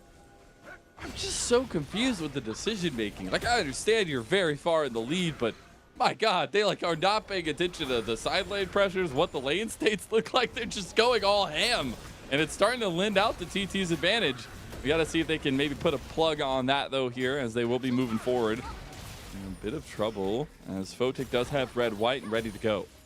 The bottom inhibitor has respawned for the side of TT now, so they no longer have that side lane pressure. Invincible does have the TP for this side lane, but I feel like Invincible, when it comes to this Gwen, do you know the theory of Schrodinger's cat? UCal appeared, failed that one ultimate, left, and Invincible thought it was okay to re-engage onto Hoya, but of course getting punished by the mid laner in this Azir. And we do have the Oblivion Orb picked up by him as well. So NIP, you gotta start this Baron and force something. That is a full item build from Photic now on this Aphelios. He has that item spike over 1xN, but it's about utilizing it. We've seen them play the back foot for a little while now. They keep getting caught. They bursted open the base, but they can't siege it down. TT forced their hand here. Look at Shadow. It's been stopped. No, you can't. Hoya stops it every time at this point. That's been multiple fights in a row that the Keeper's Verdict hasn't been able to use. Angel's trying to look for a wide flank though. There is a pink ward. Invincible TPing towards the bottom side. He wants to end the game. He wants to end the game. He's going for it. They got to buy some time. Baron goes to Shadow. That just means Invincible ends the game. There's no way UCal is sprinting to try to get away. There is no way they are stopping Invincible. And NIP, they take game one. Invincible sprints towards that bottom inhibitor just like the cameraman sprinting, because we all did not expect Shadow to steal that Baron away from TT and take this game one. As soon as that Baron gets stolen away, might as well throw your hands up and let Jesus take the wheel for TT, because there is no way you're stopping Invincible with a push of minions and on this Gwen. Really, really decisive stuff from NIP. I love that TT were trying something. They didn't have many more decisions left on the game, and they wanted to try to make a 50-50 happen. Shadow's just too good, man. Shadow really is too good, but I still can't get the image out of just the cameraman being so shocked, because we're honestly really shocked that the game went from, we're not sure who's going to get Baron, to, oh, the game's done because Invincible, with that Baron buff, just got rid of everything in the base. Because once again, NIP, they were in the position to lose, and Invincible in that side lane did give over so many opportunities for the Zir and Zeri to come online. But fortunately, we've talked about this before, that TT, they don't have an answer for this side lane, and luckily, using that tempo and forcing the Baron, they finally managed to close out the game. And that was one of the conversations we had coming to this one, is what does the solo lane situation look like in the draft? Where do we see them lean to? Is it more 5v5? Is it kind of side lane action? We've seen Invincible have a lot of success with side lane pushes, and we see it again in game number one, and that just means that TT are a bit on the back foot in the draft, trying to figure out what works for them. I loved the Wukong pick for them here for Xiaohuan Ren, but it just didn't work. It didn't have the stability from the solo lanes as well, even with that Cassante pick. But definitely need to see some cleanup in that 2v2 action. Yeah, and the counter pick saved for Invincible in that draft. I mean, it did wonders, as we could tell. But honestly, Shadow this game has been a huge standout on the Poppy. Got the early game rolling for the solo laners, worked alongside Dro to secure that vision control, where it consistently pressured TT to deny dragons away from reaching that soul point, which was the ocean soul point. And of course, Angel working alongside Shadow on something like the Ahri, they were able to get so many picks into their pockets, where it was a very convincing early game. But once again, the mid game, they fumbled a little bit, but we got there at the very end. How are we feeling about our check-in on the jungle setup? It's a second series for Xiaohuan Ren, and definitely some difficulties, but we were conversating about how the aggression from both these two guys go head-to-head together. I mean, we can't talk about Xiao Huarun without also considering Yucal into the whole conversation, because Xiao Huarun, we know that he's very good on carry champions like the Kindred, the Viego, but that requires Yucal to play setup like the Annie or the Ahri that does provide that utility when it comes to those skirmishes. However, with the Azir getting locked in, naturally it had to be the Wukong for him, and Wukong into Poppy is a huge struggle, and there was just so much CC that no one could really deal with the Poppy unless Yucal was quite literally ulting Shadow away. But in some of the instances, we had the Azir diving in, trying to put up a bit of a menace towards the backside, but it just wasn't enough. It just wasn't enough. But I still do want to harken back to the fact that TT are trying to find out what works for them. They're trying to find this kind of developmental style that they've opted into now with some of their newer additions. And NIP, at this point, I feel like they found their style, Kitty. I feel like it's aggression, and it's making sure that the right combo is there for Shadow and for Angel. I mean, Invincible's damage on this Gwen was just absolutely nuts, but Angel out-damaging or at least challenging an ADC in 2023 is also very impressive. But like we all talked about, the goal graph, it was always an NIP's win for this game one. Bit of a stumble, but we got there at the end. Something that I do want to comment about is the Braum picked as a response to the Nautilus. Yes, we know that Braum is a very good counter specifically towards the Poppy and the Nautilus, but I feel like paired alongside Zeri, I haven't seen too much success with Zeri when she isn't with an Enchanter, so that might need to go back to the drawing board. Xayah must have been a much better option, I think, in this Game 1 draft. Also gives you some of that stability too. I think we just get baited a lot of times with the Zaries because it is just so strong in the late game position. But if you're not building the bridge to that position, it gets a lot more difficult. Yeah, most definitely. TT leaving something left to be desired with this team composition, because we know that their whole shtick coming into this game was playing for that late game, but giving Shadow so many opportunities over in that early game and him capitalizing on this, which I think is something that NIP is very good at, which is the early game, is definitely something that they should continue, because I feel like NIP from spring to summer, they are such different teams, but I'm enjoying this so far. Yeah, absolutely. And one thing for me as well, we saw early on in this game was Zhuo getting out in the mid lane. If that continues, I think NIP might have a good track record here against TT. We are going to send it to a little break while we get ready for game number 2, so don't you go anywhere. 복구를 시켜야 될 것 같아요. 전력 있는 거요. 사이온을 상대로. 예. 근데 모건이 한 명은 날려도 가다가는데 그냥 그러니 스파이더맨. 와, 된 거죠. 스파이더맨. Coming for the throne. I don't need no help. Why me do it on my own? Back against the wall, ain't no backing down. TP de novo, Croc sem flash. Vai ter que dar uma volta completa e aí vai ser difícil demais. Será que dá? Será que dá? A Loud tenta um milagre, no máximo disparo a distância, acabando conseguindo. Vai tentar agora batalha com o Barão. É pra definir o jogo. Eliminação por cima do Weiser. Caiu um, caiu dois. Embora o Carioca. Perde agora também o suporte aqui pra Loud. Perdeu os céus. O Dinquedo com a linha de frente. Quase amassa por ali o Tinoz. O Rubão vai ser penalizado. Ele vai sair do cronômetro. Round! É quadra kill! Going hard and going home. Coming for the throne. I don't need no help. Why me do it on my own? They're just going to try to fight it front to back with a 4v5. They got Page 1 on the side, but he can't do anything. They've already gone down with Yuyaja and a big insect on the Huan Fong.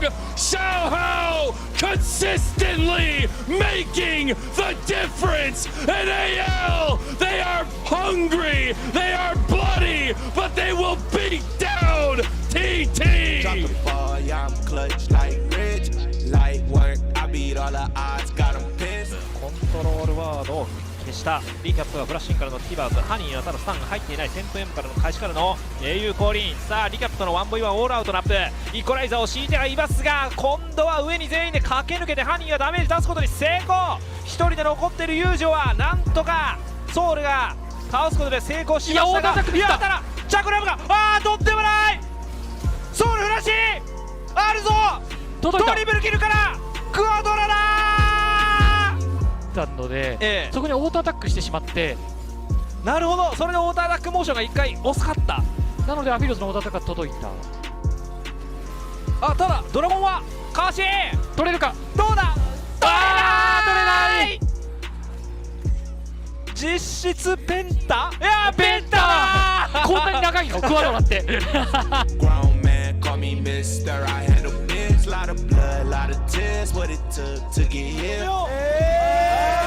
럭거라. 그리고 또 봐요. 앞으로 제리를 못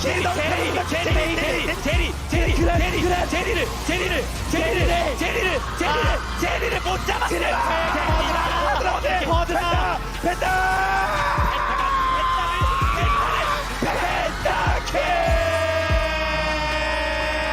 우리의 뒷단이요. 넥서스 땡겨와라. 죽여라. 죽이지도 못하면 넥서스 깨면서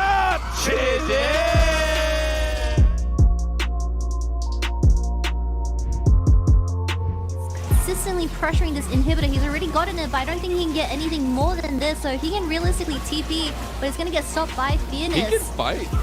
He stole it! Oh my Phoenix god! stole the bag! No way! No freaking way! Phoenix steals the Baron! No way! Shield doesn't block it. Are you serious? They're gonna know my name. Well, there's a will, there's a way. They're gonna know my name. I'm gonna stake my claim. They're gonna know my name. Head down, I'm almost fading. I walk on with tired feet. No time for hesitating. The world's coming after me. But I got no time to be bitter. No doubt I will succeed. I ain't got no faith in you. There's only one thing I believe. They're gonna know my name. Well, there's a will, there's a way. They're gonna know my name. I'm gonna stake my claim. They're gonna know my name.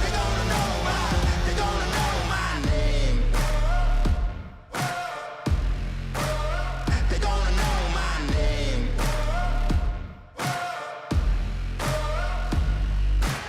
See, my days were tasting sour, and my goals were out of reach. When it rained, I felt no power, the world watching over me. But I got no time to be bitter.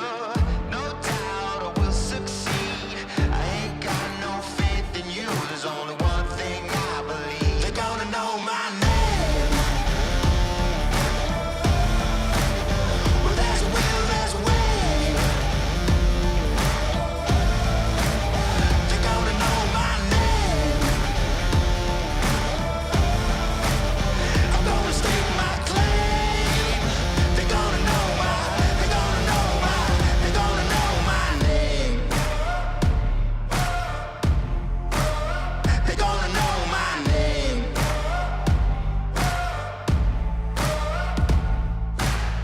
But I got no time to be bitter. No doubt I will succeed.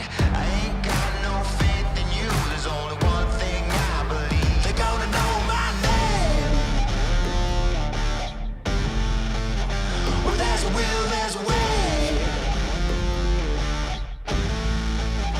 They're gonna know my name. I'm gonna stake my claim. They're gonna know my name. They're gonna know my name.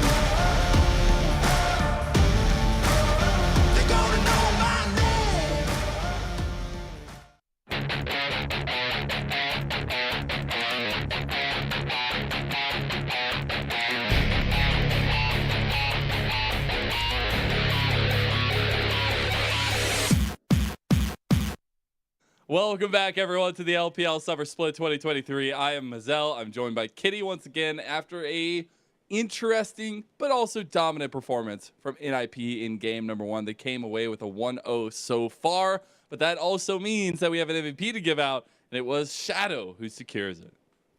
Shadow locking in the Poppy for this game 1 naturally will receive the MVP as he wishes everywhere on the entire map, also securing those early dragons and Rift Heralds into the pockets of NIP meant that Angel was able to snowball to his full potential, and I've just really been enjoying Shadow's presence on this NIP roster because I feel like it brings an extra bit of spark with how aggressive he is when it comes to the early game. Him, Angel, and Zhuo, the power trio right now, the trifecta that NIP has found success with, and it finds with a lot of aggressive jungle picks that are led from priority in bottom lane or movability from Zhuo, and Angel having good matchups. Yeah, most definitely, and especially when Photic going for that reset allowed Joy to look for something towards that mid lane, and Invincible, although getting ulted over the map, Shadow's always got your back, and he is here to help you out in this isolated 1v1, which was always favored towards this Gwen, but just setting her ahead in that early game. But of course, all these skirmishes, the Poppy wall just became such a menace for Yukao and Xiaohuan to play around because you constantly see Yukao trying to go for those dives onto Photic but not being able to get his hands onto this Aphelios, while on the other hand, Invincible definitely got his needlework onto a few faces of TT. Yeah, it was a really holistic performance from NIP, but it was a situation where they were fine side laning, right? Invincible was destroying the base of TT, and it was TT who wanted to take the 5-on-5s. They kept continuously A-ramming in mid lane, but at one point NIP just said, okay, we'll take that 5-on-5. And they did, and it worked out well for them. Now, NIP will be on the blue side this time, so I do wonder if we get any sort of changes in that regard, but they're still looking at those primary picks for Shadow, for Angel, and how, honestly, there's going to be a response of TT. Yeah, I feel like something towards that bottom side could change for the side of TT. It was the Zeri and Braum in that game 1, and I just feel like there was a bit of a disconnect when it came to those team fights. As you have Zeri, I mean, yes, Zeri is a very common answer to this Aphelios, but a lot of teams have been preferring something like that Xayah to counter champions like the Nautilus, the Gwen, and the Poppy, which was in that previous draft. So maybe something like the Rakan and Xayah could be considered in this Game 2 draft. We know that 1xN, he's very willing to kind of expand his champion pool. He's very good at the Aphelios, the Zeri, and of course the Xayah itself. So I have my eyes on that. But Yukao and this Azir, I mean, he is a good Azir, but I feel like his form for today, I mean, we saw it in those mechanical plays, it just wasn't up to expectations. So maybe this could be reconsidered coming into this game too. Yeah, just go for something maybe a little bit more meta for Yukao. Maybe not. I mean, he doesn't necessarily always go for meta anyways. But again, the biggest conversations coming into this were for TT. How does the piece of Xiaohuan Ren come into the fold and find success with the rest of the roster? Now, on the other side, it was, how do you continue the streak that NIP are on? We'll see how that story continues here in Game 2 with the Emilio, the Jace, and the Annie ban from NIP on the blue side. We also have TT on the red side banning away the Nico and the Yumi. Yep, and that does allow for something like the Vi to be up and available, so I'm going to be surprised if TT doesn't take this away, as it does naturally, but this is the blue on Ahri that we've been talking about, and especially bouncing off Angel's performance from that game 1. It would be very natural for him to lock it in, but what is going to be Yukao's response? Because we know that champions like the Syndra could also do holistically decent into this champion as you challenge that lane priority. But this time around, I want them to deny the Aphelios, put Photic into an uncomfortable position because this is his most played champion so far in summer, which is sitting on 6 games. Love to see it being left open for Photic as that Zeri actually comes through for TT yet again. A lot of options on the table for Xiaohuan Ren here. Aggressive junglers will be the namesake. Come on, don't tease me. Just lock it in. I would want something like that for him, right? Because, okay, gonna go back to Comp 1. So right now, TT have so far said it was execution. We like the composition. We like it on red side even more. We want to keep it.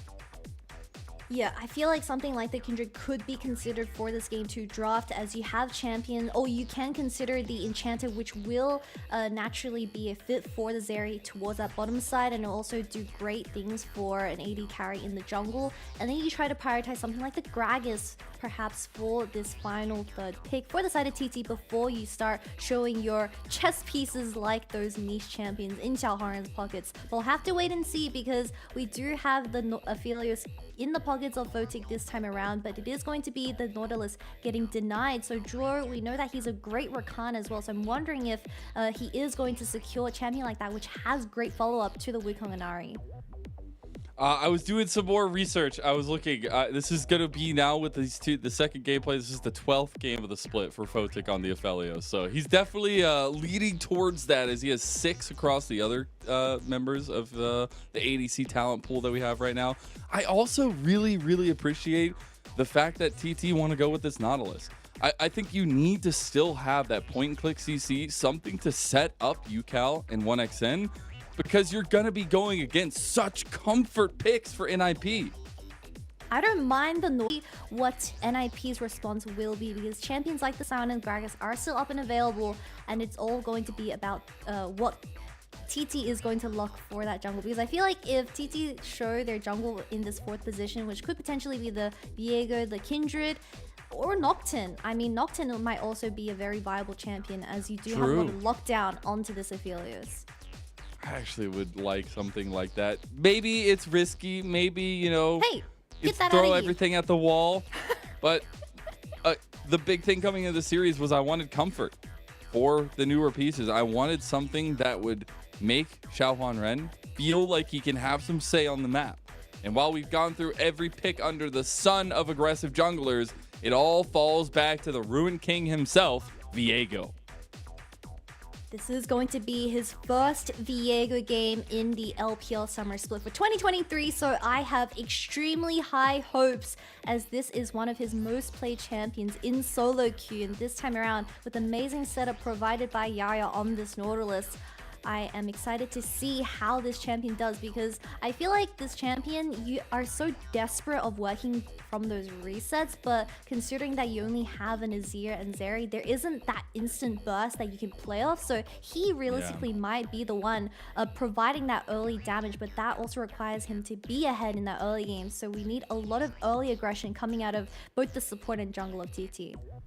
And we saw that in game number 1, a little bit favored for Zhuo, but we did get that Cassante locked in for an IP this time while they were on blue side. Still have a very strong pick in the top. The answer right now is the Malphite for TT, and you love to see it. Seen this Malphite slowly creeping up in terms of priority, at least preference as that counter pick to Cassante, and it does decent into this champion, as every time Invincible will try to look for the all out and all in onto this champion, it just ults away. We saw it from the Shy up against RA, and it did okay. I'll just say okay. As we talk about these two compositions, NIP locking in very stock and standard front to back. This time around, they have the Cassante, so they're looking for those heavy 5v5s. While on the other hand, I mean, it's Viego, and I feel like he has to be the main character coming into these team fights, as we've seen Viego's not get that early lead and do absolutely bottom damage. So really high expectations for Xiaohuan Ren in this game too, as they hopefully bring the series to a game 3. And you've got to have high expectations, right? Like, this guy did take time off. He took a 1.5 years off, was inactive on the roster, but now coming back, trying to be reinvigorating for this TT roster, connecting with UCal is at an all-time high importance. But it's against a team that has been surging, a team in NIP who, while up and down in their record, they have found what works for them. And that is these style of compositions where you have that beautiful cohesion between Shadow and Angel, and they get the ball rolling for the Ninjas in Pajamas. We are headed to the home arena yet again of NIP in Shenzhen, and it's TT trying to prolong this series, trying to make something happen for themselves as we get into game 2.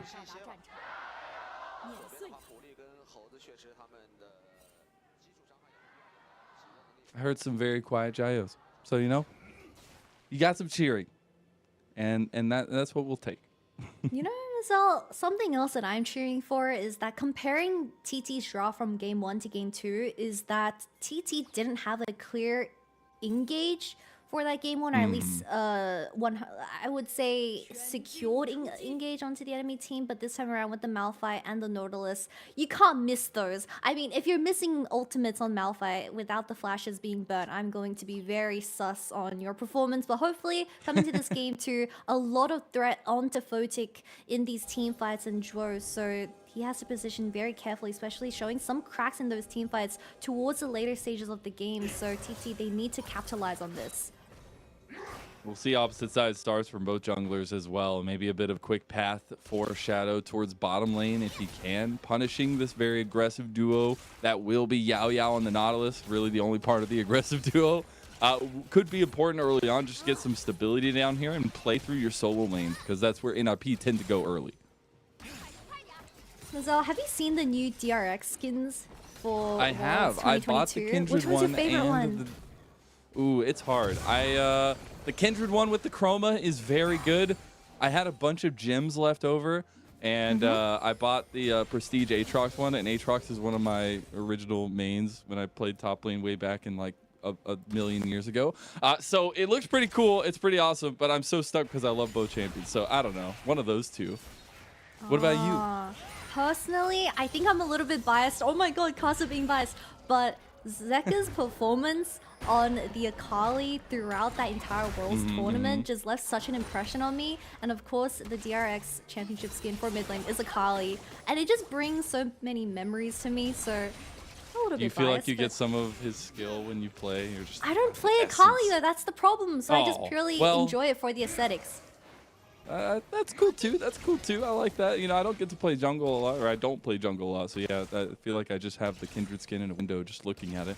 But you know, that's okay too, because you're supporting the players, and we love that. You know.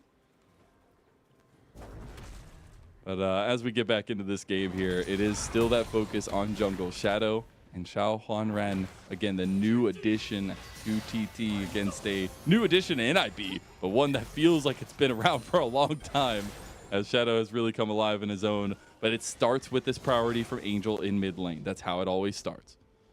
And my biggest focus is that TT, they need to guarantee these early dragons. You have something like the Nautilus in your pockets this time around, which will secure that bottom side priority.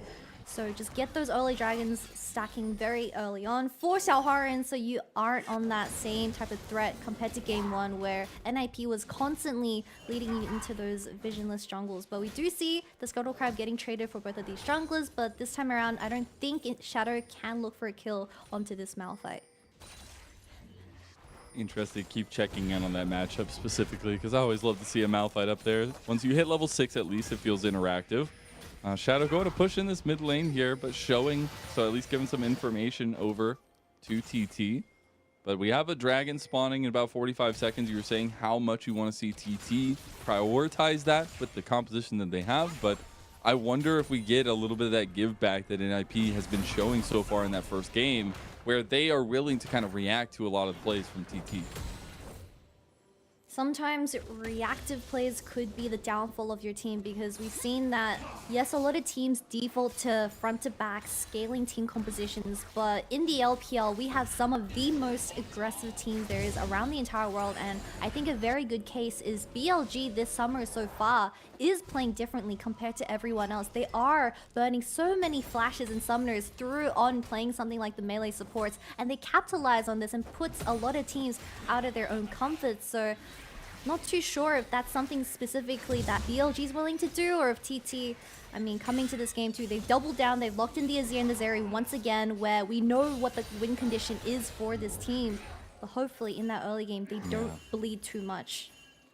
And that's where, like, last game for NIP, I need Yao Yao on this Nautilus to get out of lane and get going, right? We saw some early advantages given by Zhuo when he focused that mid lane. We had those kind of tri-gank coming through. And for a guy that was called up in summer of 2021 from the TT Young squad, I've really liked a lot of that just instant engage that you've been getting from Yao Yao, but I also want to see that kind of proactivity come through here. And TT, speaking of proactive, they're looking at that first dragon. And that's great, because NIP, I mean, although Hoya does have this wave pushed in, it's going to be pretty hard trying to force something onto a Malphite that does have that ultimate to escape with. So being NIP, they want to look for this first Rift Herald, which they can potentially force, because if you look at the conditions, I mean, I don't think the Azir is going to offer as much compared to what Angel has been doing on this Ahri. But I would love to see Xiao Huanren putting pressure onto Photic and Draw and get some of those summoners out online, so they can start putting that deep vision towards the bottom side. It will at least get the spot out. Shadow will no longer be hidden by those shadows. The trio, they're together. They're saying hi together. There's not much to go for. But this is the deadly trio that you always see for NIP find success. We have a lot of trios coming into LPL, but I think we're gonna see a duo gank in this mid lane. Yukao, he does have the flash and the dash, so he should be fine for now. Or Shadow, he's Shadow's looking. gonna get so much distance without being seen here. Angel trying to get the angle, does get the charm, and here comes the big Emperor's Divide flash from Yukao, gets him out. So quick fingers, he's feeling alive and well in game 2. Yukao is really lucky that that ultimate hit both Angel and Shadow. That would have been first blood going into NIP's pockets once again, and it all started with Angel getting that charm that Yukao didn't expect to hit, but that's also 2 ultimates gone from the side of NIP where they have to play around these cooldowns, so TT could utilize this spacing and go for that Rift Herald. Actually really good wait out from Yukao on the Emperor's Divide just to make sure that all the charges are gone from Angel. You don't have anything besides those flashes to really follow up and able to get out cleanly. Now we do see pressure from the bot side 2v2 of NIP, but I am looking back at the other side of the map here because Rift Herald spawning in about 20 seconds, and we already saw that TT are wanting to put early priority on the neutral objectives. The Scuttlecrab has been secured by NIP as Angel doesn't have a ward. Oh, he does have a ward, but he's been scared away by Xiao Huan. I would love to see Yaya kind of dipping out of vision and threatening the idea that this Nautilus could also potentially have a numbers advantage at this Rift Herald, because you don't need to be sitting towards that bottom lane. Lulu and Aphelios don't have the kill threat to kill the Zeri, so you already see him doing that. NIP this is a little bit sketchy. Should give this away. Yaya was trying his hardest to get here in time, was even using the dredge line to get across. Shadow, they might be looking to capitalize on the exit strategy of TT. Xiao Huan Ren able to get out with the Heartbreaker over the side. Hoya has his ulti just in case. And Rift Herald plus that early drag into TT. Look at this. They're up and alive and they are kicking. Maybe doubling down was right, because TT, this is the composition that you want to be seeing, and they are executing it well off compared to game 1. But Yaya now looking for that reset, and we do want to see Xiao Huan placing that towards the Zeri and getting those plates early into LXN, as we all know that the Zeri desperately needs her 3rd item as early as possible. We'll have to wait and see, because we see that NIP, you have the same champions compared to game 1, but it's so much harder to engage onto TT's top side because Hoya this time around, he's on Malphite, and we saw that NIP, they tried to stagger some of the members, but man's sitting on flash and ultimate with that space. I will say Angel, Photic will have a terrible time when Hoya gets them in his sights, but until then, you got to deal with a decently rough-sided matchup in this top side, but a lot of priority given by this Cassante for Invincible. Relatively quiet game for both of these teams, but that's exactly what TT is looking for. I mean, it all started with Yukao denying that kill threat or kill angle from both Angel and Shadow, using 2 of their ultimates for that as well. And Yukao, I mean, he's 101 CS. He's chovying right now. True. He's looking real good. By the way, I love that Xiao Huan Ren is using the Tome of Traits from TFT as his ward. I don't know if that's what it is, but that's what the Tome of Traits is. TFT. Do you play TFT? Yeah. TFT. No, he's using the ward. I've been wanting to try is TFT had a new set, and I really want to play, but it's so confusing because there's different regions that you have to select down, like Noxus, Ionian, and well, you see that ward in the Demacia or Dragon something? Pit?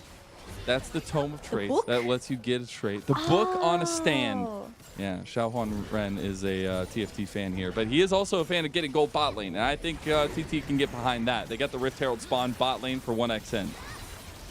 You do see Shadow trying to at least regain some of that vision towards the bot side river, but this time around Yaya is so active on the map, and that is denying every single angle of this Wukong. You don't really see the same synergy coming out of Joro and Shadow, which they so desperately relied on in that game 1. I mean, Sloan City wins the race, and TT, they're more than happy with how this game state has been going, but ultimates are available for both sides. However, Photic, he's going to get this wave pushed in, so if TT don't kill this fast enough, 1xN does lose out on a wave. There's a wave crashing for Angel in mid lane. He won't be able to join for a little bit. Looks like he's going to go forego that. They're going to TP in double from both sides. Now we got the big Moonlight Vigil, but it's not enough just yet. Xiao Huan Ren goes down, but he gets that dragon as huge stuff. He's still alive, but he finally goes down at the end. You got a nice little pick out from Angel. Heals up a decent amount. And you got a ton of members streaming forward for NIP. Dragon will go over to Shadow, but we end up getting a huge connection through. I mean, that just seemed like a disastrous fight for TT to take ever since the Viego ultimate missed from over that wall. I mean, it just felt like a plan of disaster, but I feel like Yukao definitely could have at least saved someone with his Emperor's Divide, but NIP taking this tempo and even securing the second dragon, this is great stuff for the Ari and Wukong. That's exactly what you're looking for. You need that connection to come alive. We're going to take a look back at this one, and it was a fight that TT actually started off. Yeah, really good clone to deny Yayao's hook from hitting this Wukong, and he also secures this dragon, but this Viego ult is just tragic as Angel follows up with his damage. I mean, we talked about how important this Viego for this team composition is in these team fights. He needs those resets, but in the end, you acted as the reset for Angel to work off with. Yeah, it just prolongs the extra length that they have and their engage in the end, and just love the attempt from TT. The execution, again, same conversation we had in game number 1, needs a little bit of work. Xiaohuan Red was trying to get the dragon as he left. He was just trying to get an escape prize, but didn't work. The smite combination didn't work out for them. So still looking for TT to find that promised land on the map somewhere, somehow. But now this combo for NIP will have a lot of confidence behind it. It all looks so good for TT as they even secured that first Rift Herald, placing those plates for 1xN to eat up. But I feel like that fight would have went so differently if Yukao just uses ultimate to provide some peel for Xiaohuan to create that distance between him and the Ari. But unfortunately, with that hesitancy coming out of this Azir, we'll have to wait and see if he can make up for it in the later stages of this game, because Rift Herald is spawning in 50 seconds, but we do have a lot of summoners down for the side of TT, where NIP, they're more than happy to fight this once again. We got Crown completed for Yukao for a second game, but we also have first items for both Photic and 1xN. So those would be some big cooldowns there. Also level 11 completed for Hoya. So wanted to see some work put into getting this Malphite, finding picks for TT. Because again, there's a few members you're gonna want to find, and it's Angel, Photic, and Zhuo. I'll give you the answers to the test right now. Most definitely, as we do have both TPs coming online for NIP and TT, for Yukao, but Yukao has to wait another few seconds. The Angel, he does have that up and available, but I feel like NIP, they should contest for this, as you do have the Gale Force coming online for Photic as well with the red and white, so it's very strong spike for this champion in this upcoming fight. But Hoya, he needs to get his hands on the backline.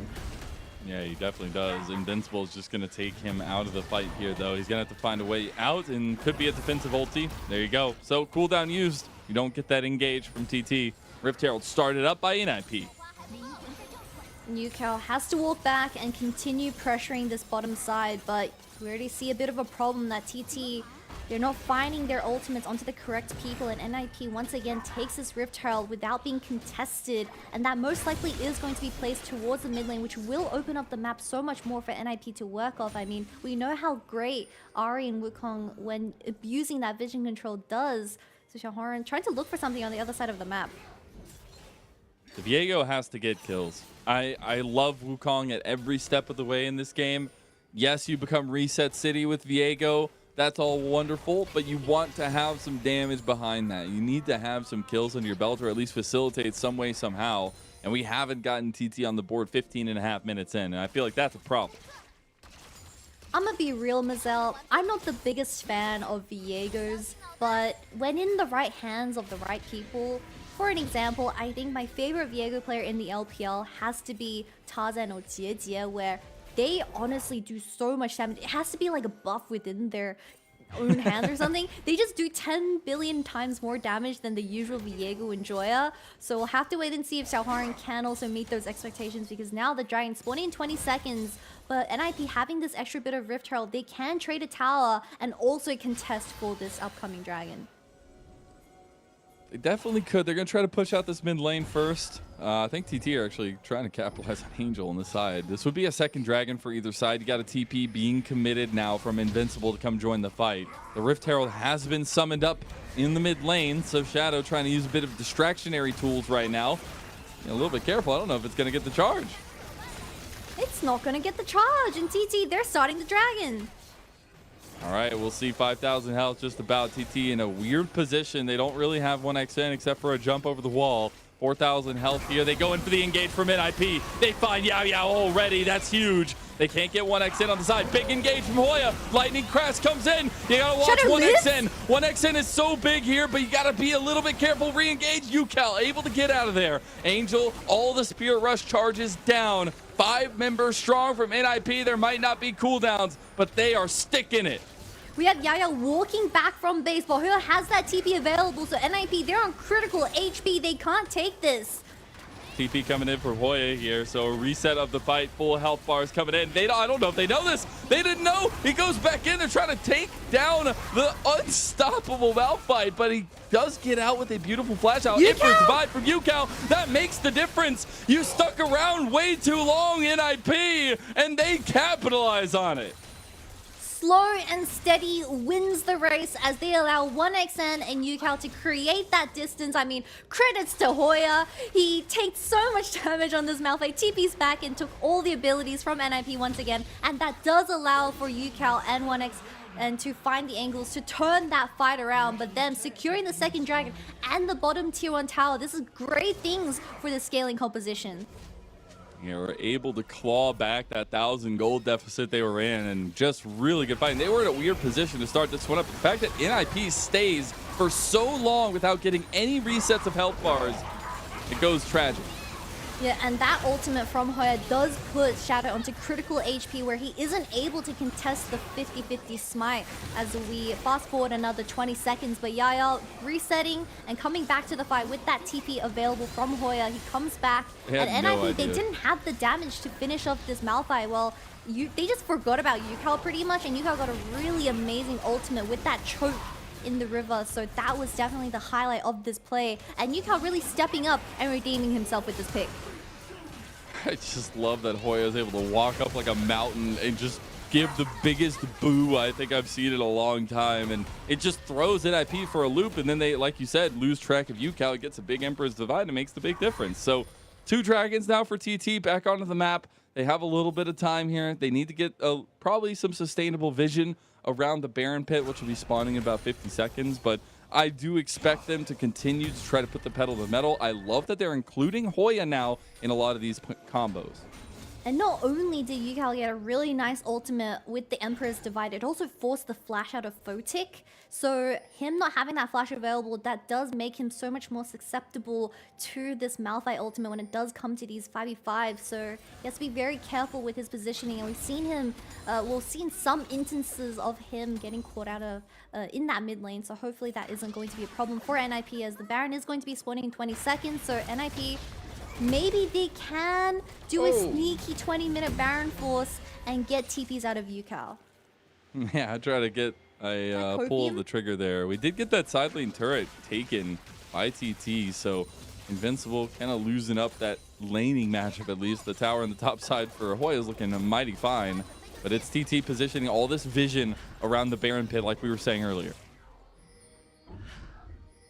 In the end, this is the difference between having a melee support and an enchanter in that bottom side. As you see Yaya putting so much deep vision towards NIP's top side, as honestly, I think this game is so much better for TT to execute because you have champions like the Nautilus, like the Malphite, where Photic is under constant threat in these team fights, while Angel and Shadow, obviously they want to be diving in, so it's going to have a lot of pressure put onto Dro as well on how he's going to be able to peel the amount of threat and dive that TT has in these team fights. Does have that RN sensor, so helps a little bit in terms of the damage profile for NIP as well, but you're really waiting on those item spikes to come across, honestly, for both ADCs. And it feels like we're done with kind of the bridge building part. Now we're going to get to some team fighting aspects where 1xn and Photic will rise in priority. And you see, having the plates going into 1xn's hands, he is sitting on his Hurricane now, spiking at that 2 items. So this game, I mean, Dragon will be spawning in 1 minute and 30, so that's going to be sole point if NIP don't try and contest that. But we saw a huge problem with NIP's composition is that if Ari isn't able to get those resets, I mean, as long as the fight gets slowed down for TT and especially for 1xN to kite around with this Zeri, it's going to be very dangerous for NIP to not have that initial engage succeed from Shadow. That's something that is definitely missing, is the engage ability that NIP have, a little bit different from last game. And that's also where TT have flipped the script, right? That's something we saw actually become a big moment of grief for them, was not being able to find a lot of those big engages. Now they definitely have those engage tools, and we have second items being completed. TT, with that being said, want to go all the way in. That will be a big engage from TT, but they get Shadow out with the wild growth. That's huge from Duo, and now Invincible around the corners getting gunned down by 1xN. You gotta be a bit careful. Angel, he wants it! He's got the resets of the Spirit Rush. He's got that charm, but he's all by himself now. He can't get out of that one. It's traded back. Hope it was worth it.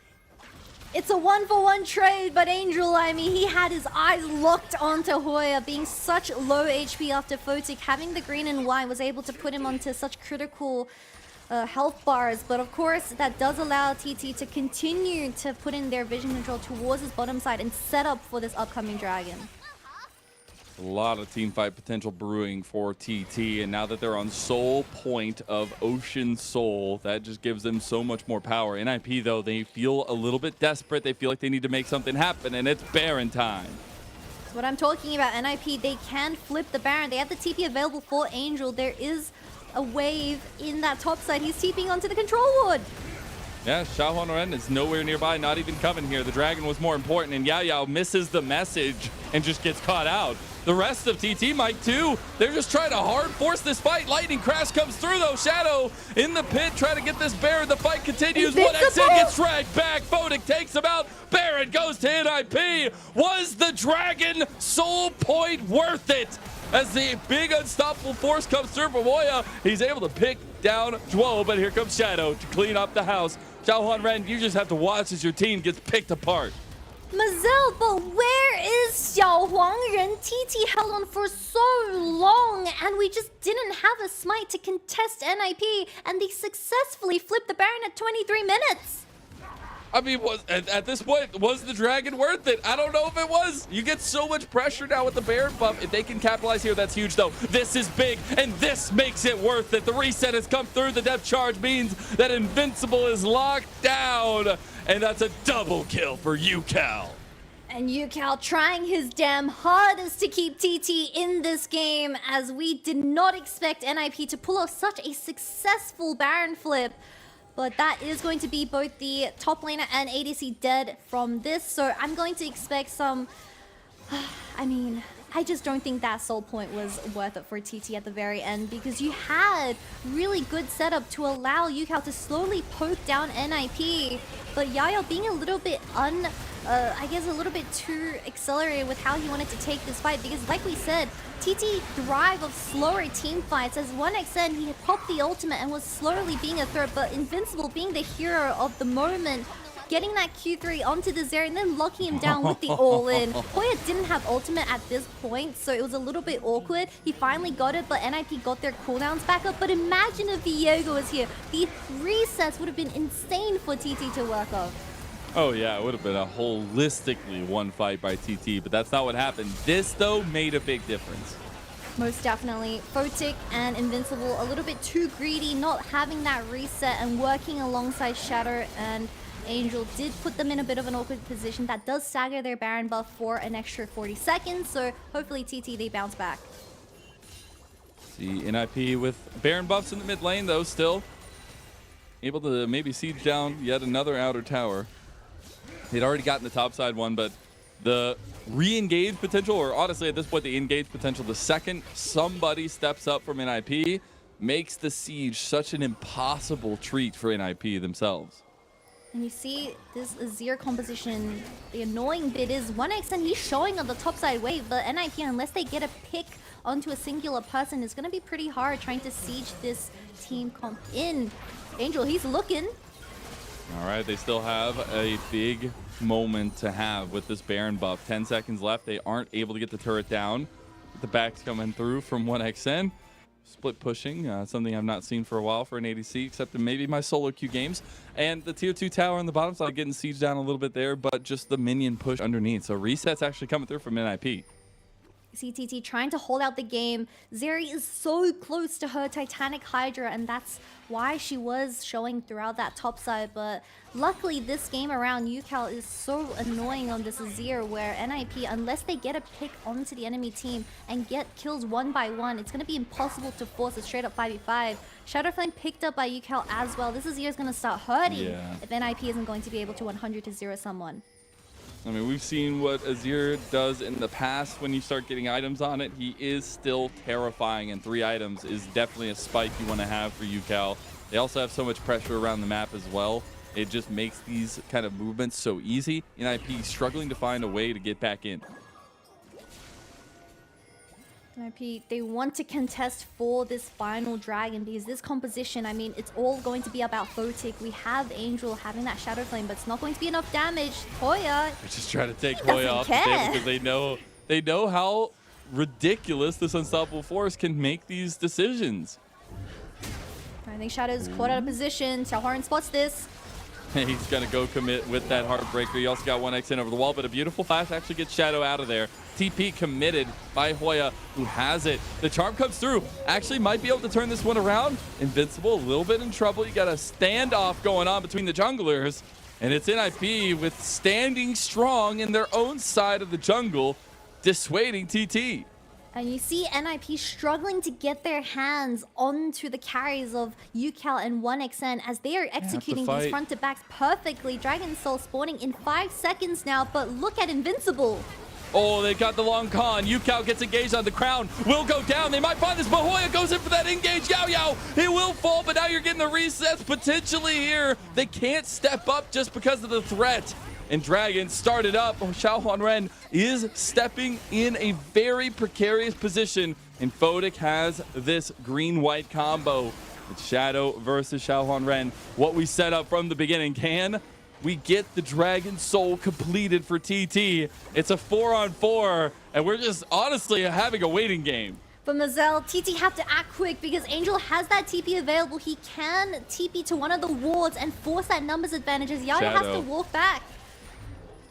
Shadow's looking for a long con. Shadow over the wall. He found UCal. He got him, but the crown came up at the last second. That's actually so huge. And now you might actually get the resets coming through. Xiaohuan Ren, that's a soul for them. And a double kill for 1xN. A step-up moment from TT as they claim soul.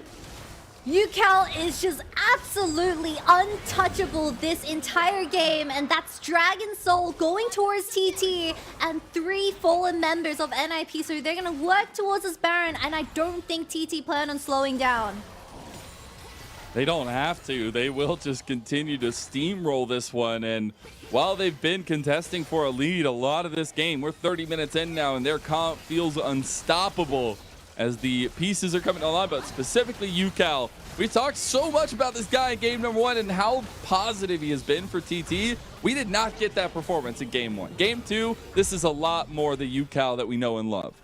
Yeah, and Shadow desperately looking for flank angles to the point where Drow flashes forward and tries to polymorph this Azir, but the Emperor's Divide comes out at the very last second and does separate NIP's entire roster. And Invincible, I believe he also failed the flash over the wall. I mean, it was just disaster from start to finish, but this Azir is so out of control now. I have no idea how NIP is going to contest the range of this level 17 Azir. I still wonder if that thumbs up from Shadow is just realizing that the crown came up as soon as he went back in for the engage. It was just like, well, I'm not going to kill UCal now. I don't know what I'm doing here. But we do see a lot of fight back from TT, especially after that game 1. We needed to see them kind of come to life. And albeit a couple pieces change, they stick with a similar style. Yeah, UCal definitely redeeming himself from that game 1 and bringing this second game to a close 1-1 series, but we'll have to wait and see because you have to seal the deal.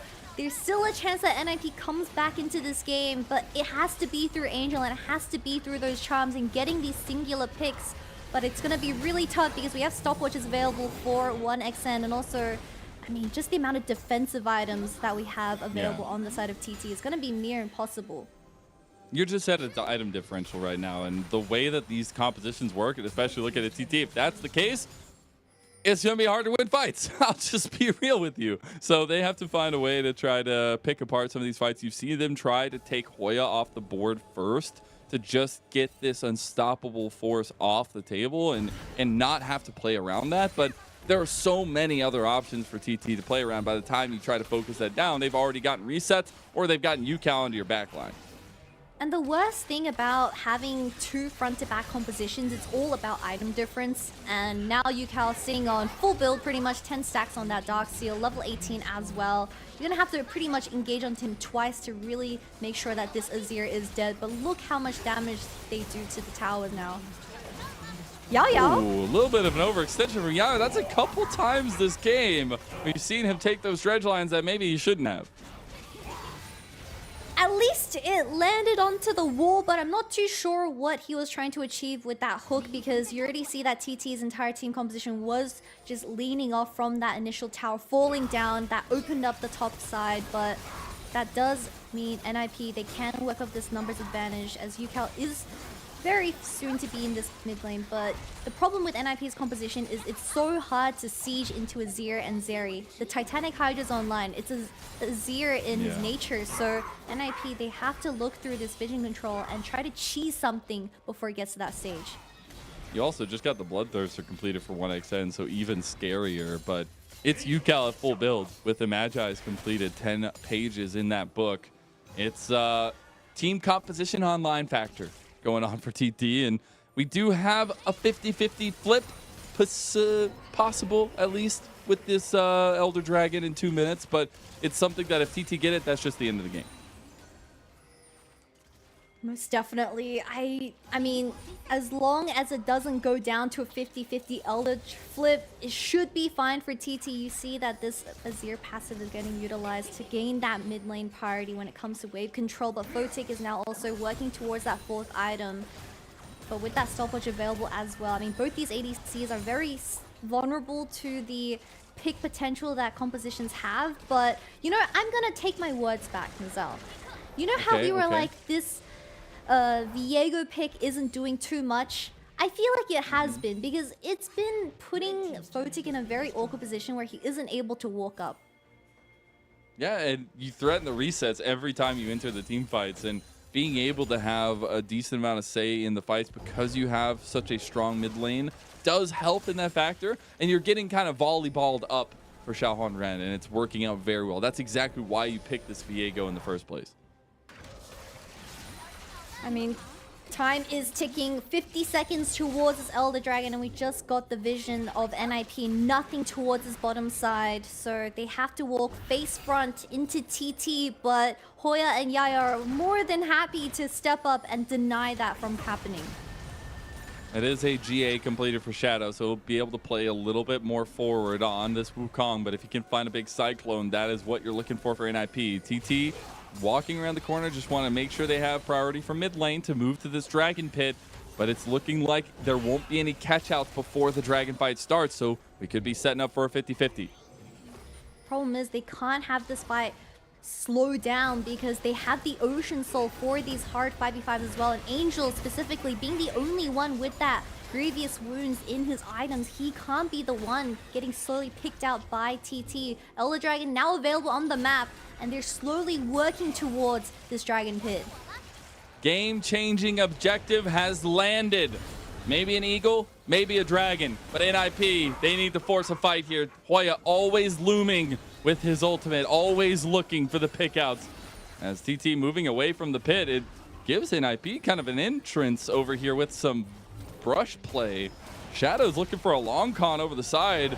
You do have Hoya looking on a flank Angel, a little bit late to get to the fight. You got Hoya wanting to find an engage, goes in, they lock him down, invincible. He gets the ult out though, he's still alive, and now Xiaohuan is down. You got the GA completed from Shadow that comes up clutch, but he still follows immediately the opposing jungler. You had a bit of a tussle, but UCal gets charmed. Angel needs to be a bit safe on this side here, as he does have that flash.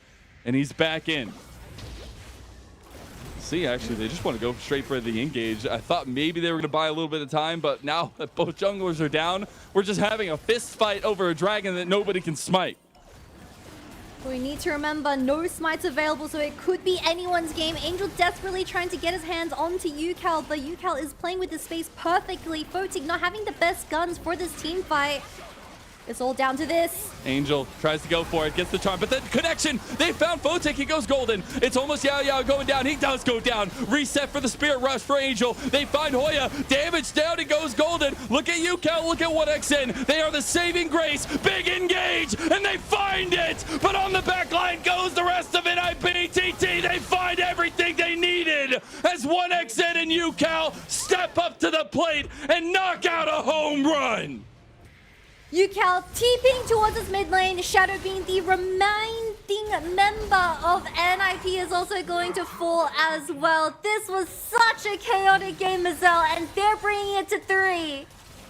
We're getting multiple, almost 40-minute games. These teams are going long. They're putting everything here. And TT rise from the dead of game number 1 to give us a series and push NIP to 3 games in their home arena. It all started with Yucal, and it had to be Yucal in this game too. Doubling down with the exact same composition in those 2 character positions, but executing perfectly in those team fights. And we saw those Emperor divides. I mean, just giving Photic such a hard time to every DPS in those team fights. It's going to go to a game 3, but the question is, what is NIP going to adapt to respond to what TT has cooked up for us tonight? Yeah. It's kind of impressive stuff when you see that switch up of sides. They change a couple of those pieces. They get the Malphite in top lane. They actually have Engage, which was mysteriously missing in game number 1, and it works out for them. And I think that does make a difference when you look at the way that NIP approach a lot of these games. Again, it's led off the front foot of the Angel Shadow combo. And when you have the team fight potential and you bridge that early game to not find those huge deficits of yourself, it works out for TT.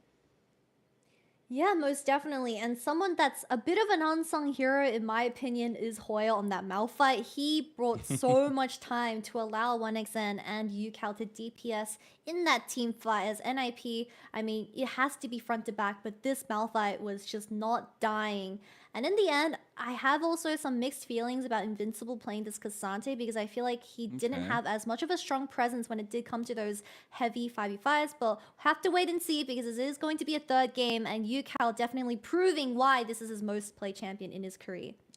So far, Red Side looking really good in this series so far, and I think that works really well for the way that these teams are approaching it. I think Red Side counter pick has been really important in the way that they want to get a lot of these matchups going. But I still now look to NIP with a little bit more veterancy on their roster to have that experience going into game 3. Say, we know exactly the composition that we want to execute, and that's what we're going to go for. Yeah, something that was seriously missing from NIP in this game too was that synergy between Dro and Shadow, where on the opposing team, that's exactly what TT has been able to pull off. So I feel like if you're not going to be able to match these roams, or at least match the vision control that a melee support is going to be able to provide to you when setting up for these major objectives, maybe it's time to drop the Lulu and just fight fire with fire and contest for this Nautilus or Rakan when it comes to the 3rd game. Yeah, just find something that can combat that, can counter those roams, because it was actually Zhuo in game number 1. That was the first one on the roam that was finding a lot of that priority there. So that is back to bread and butter for NIP, what they definitely want to kind of light into.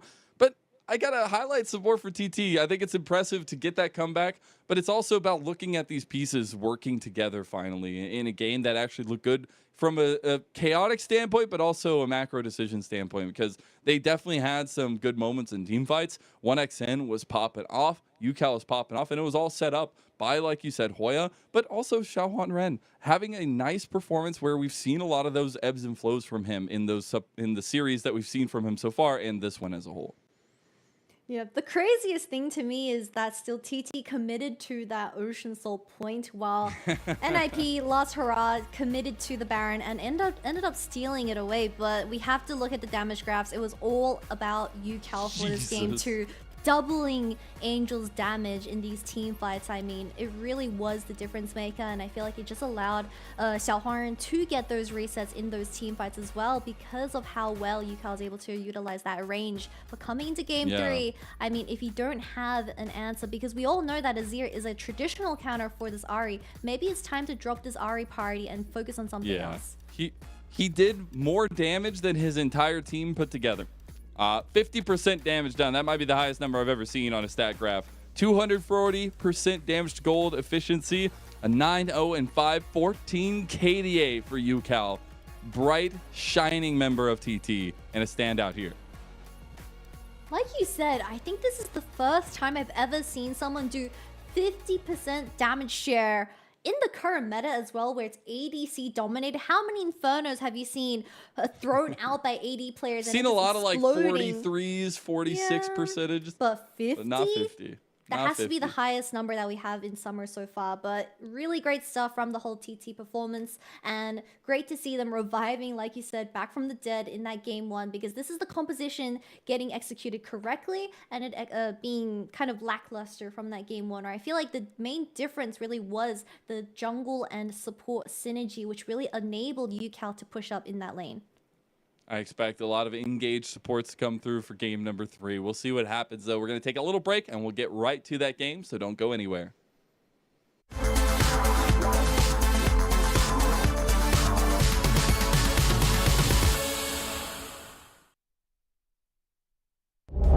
What Yuumi does, with help from jungle mid as well. One-shot potential.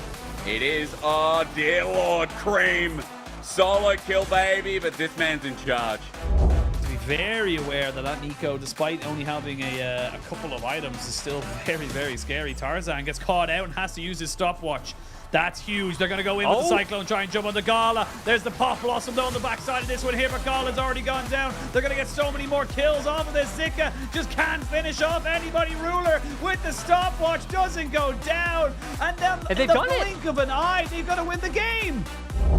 But Weibo Gaming still consistently not wanting to give it over, while, yeah, topside's losing out too. So when inner turret goes down, and LNG just keep hovering between that and the river. That's what, okay, double flash comes through, and that's what you want to see from Light. He's just tearing them up. All of a sudden, LNG get way too close to the Light, and they get flash bang. Now having nothing on their side, but still, I mean, I guess when it has just been a game of farming, still having to be feared, maintaining map presence. The one thing LG have going for them in terms of map pressure is the Jax down in that bottom lane. They're going to try and force through Sign back with Scout. 3-man Pop Blossom is good. Is they're going to try and make this one work. Scout goes golden. There's going to be missing, trying to see if he can get on top of Gala, but an immediate cleanse there from Gala keeps him safe. Moonlight Vigil is only on top of 369, but it's only the one you were going to try and take him out. Double kill coming in here for Zika as they've got JDG routed. Great Pop Blossom started it all off, and now with 2 people dead, specifically the jungler of JDG, this could be a Baron. So Knight is stood on this blast cone. Watch what he can do with that. There's no vision inside the pit to see Knight hop over this wall. Venus can get Hullbreaker, but needs to be stood away from Here Steve. he Here is. comes Knight.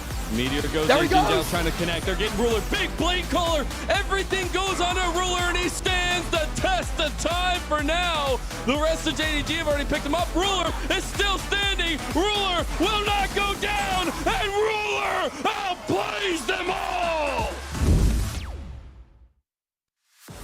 Tell me what you're dreaming of, waiting for your fate to come. There goes another day of sacrifice. Are you never gonna try to fail? Never gonna stop to give in? Never gonna try to reach up for the stars? You gotta fight with all of your life. For the doubt change, show me your name. You gotta hit that warning light. Are you done with the waiting on right? Oh right. You better run now, run before you hit the end of your line.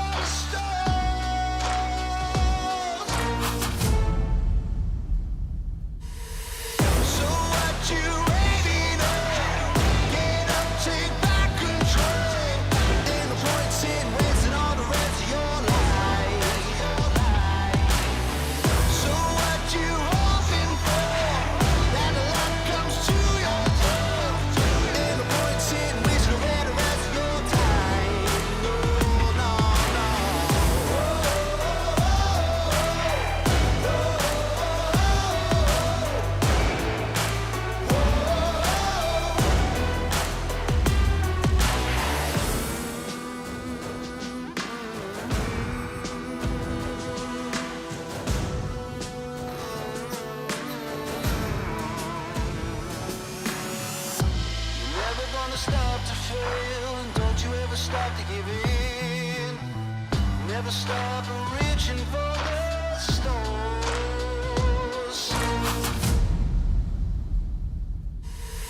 So what you waiting on? Get up, take back control. Ain't no point sitting wasting all the rest of your life. So what you hoping for? That the light comes to your door. Ain't no point sitting wasting away the rest of your time. Oh, no, no, no.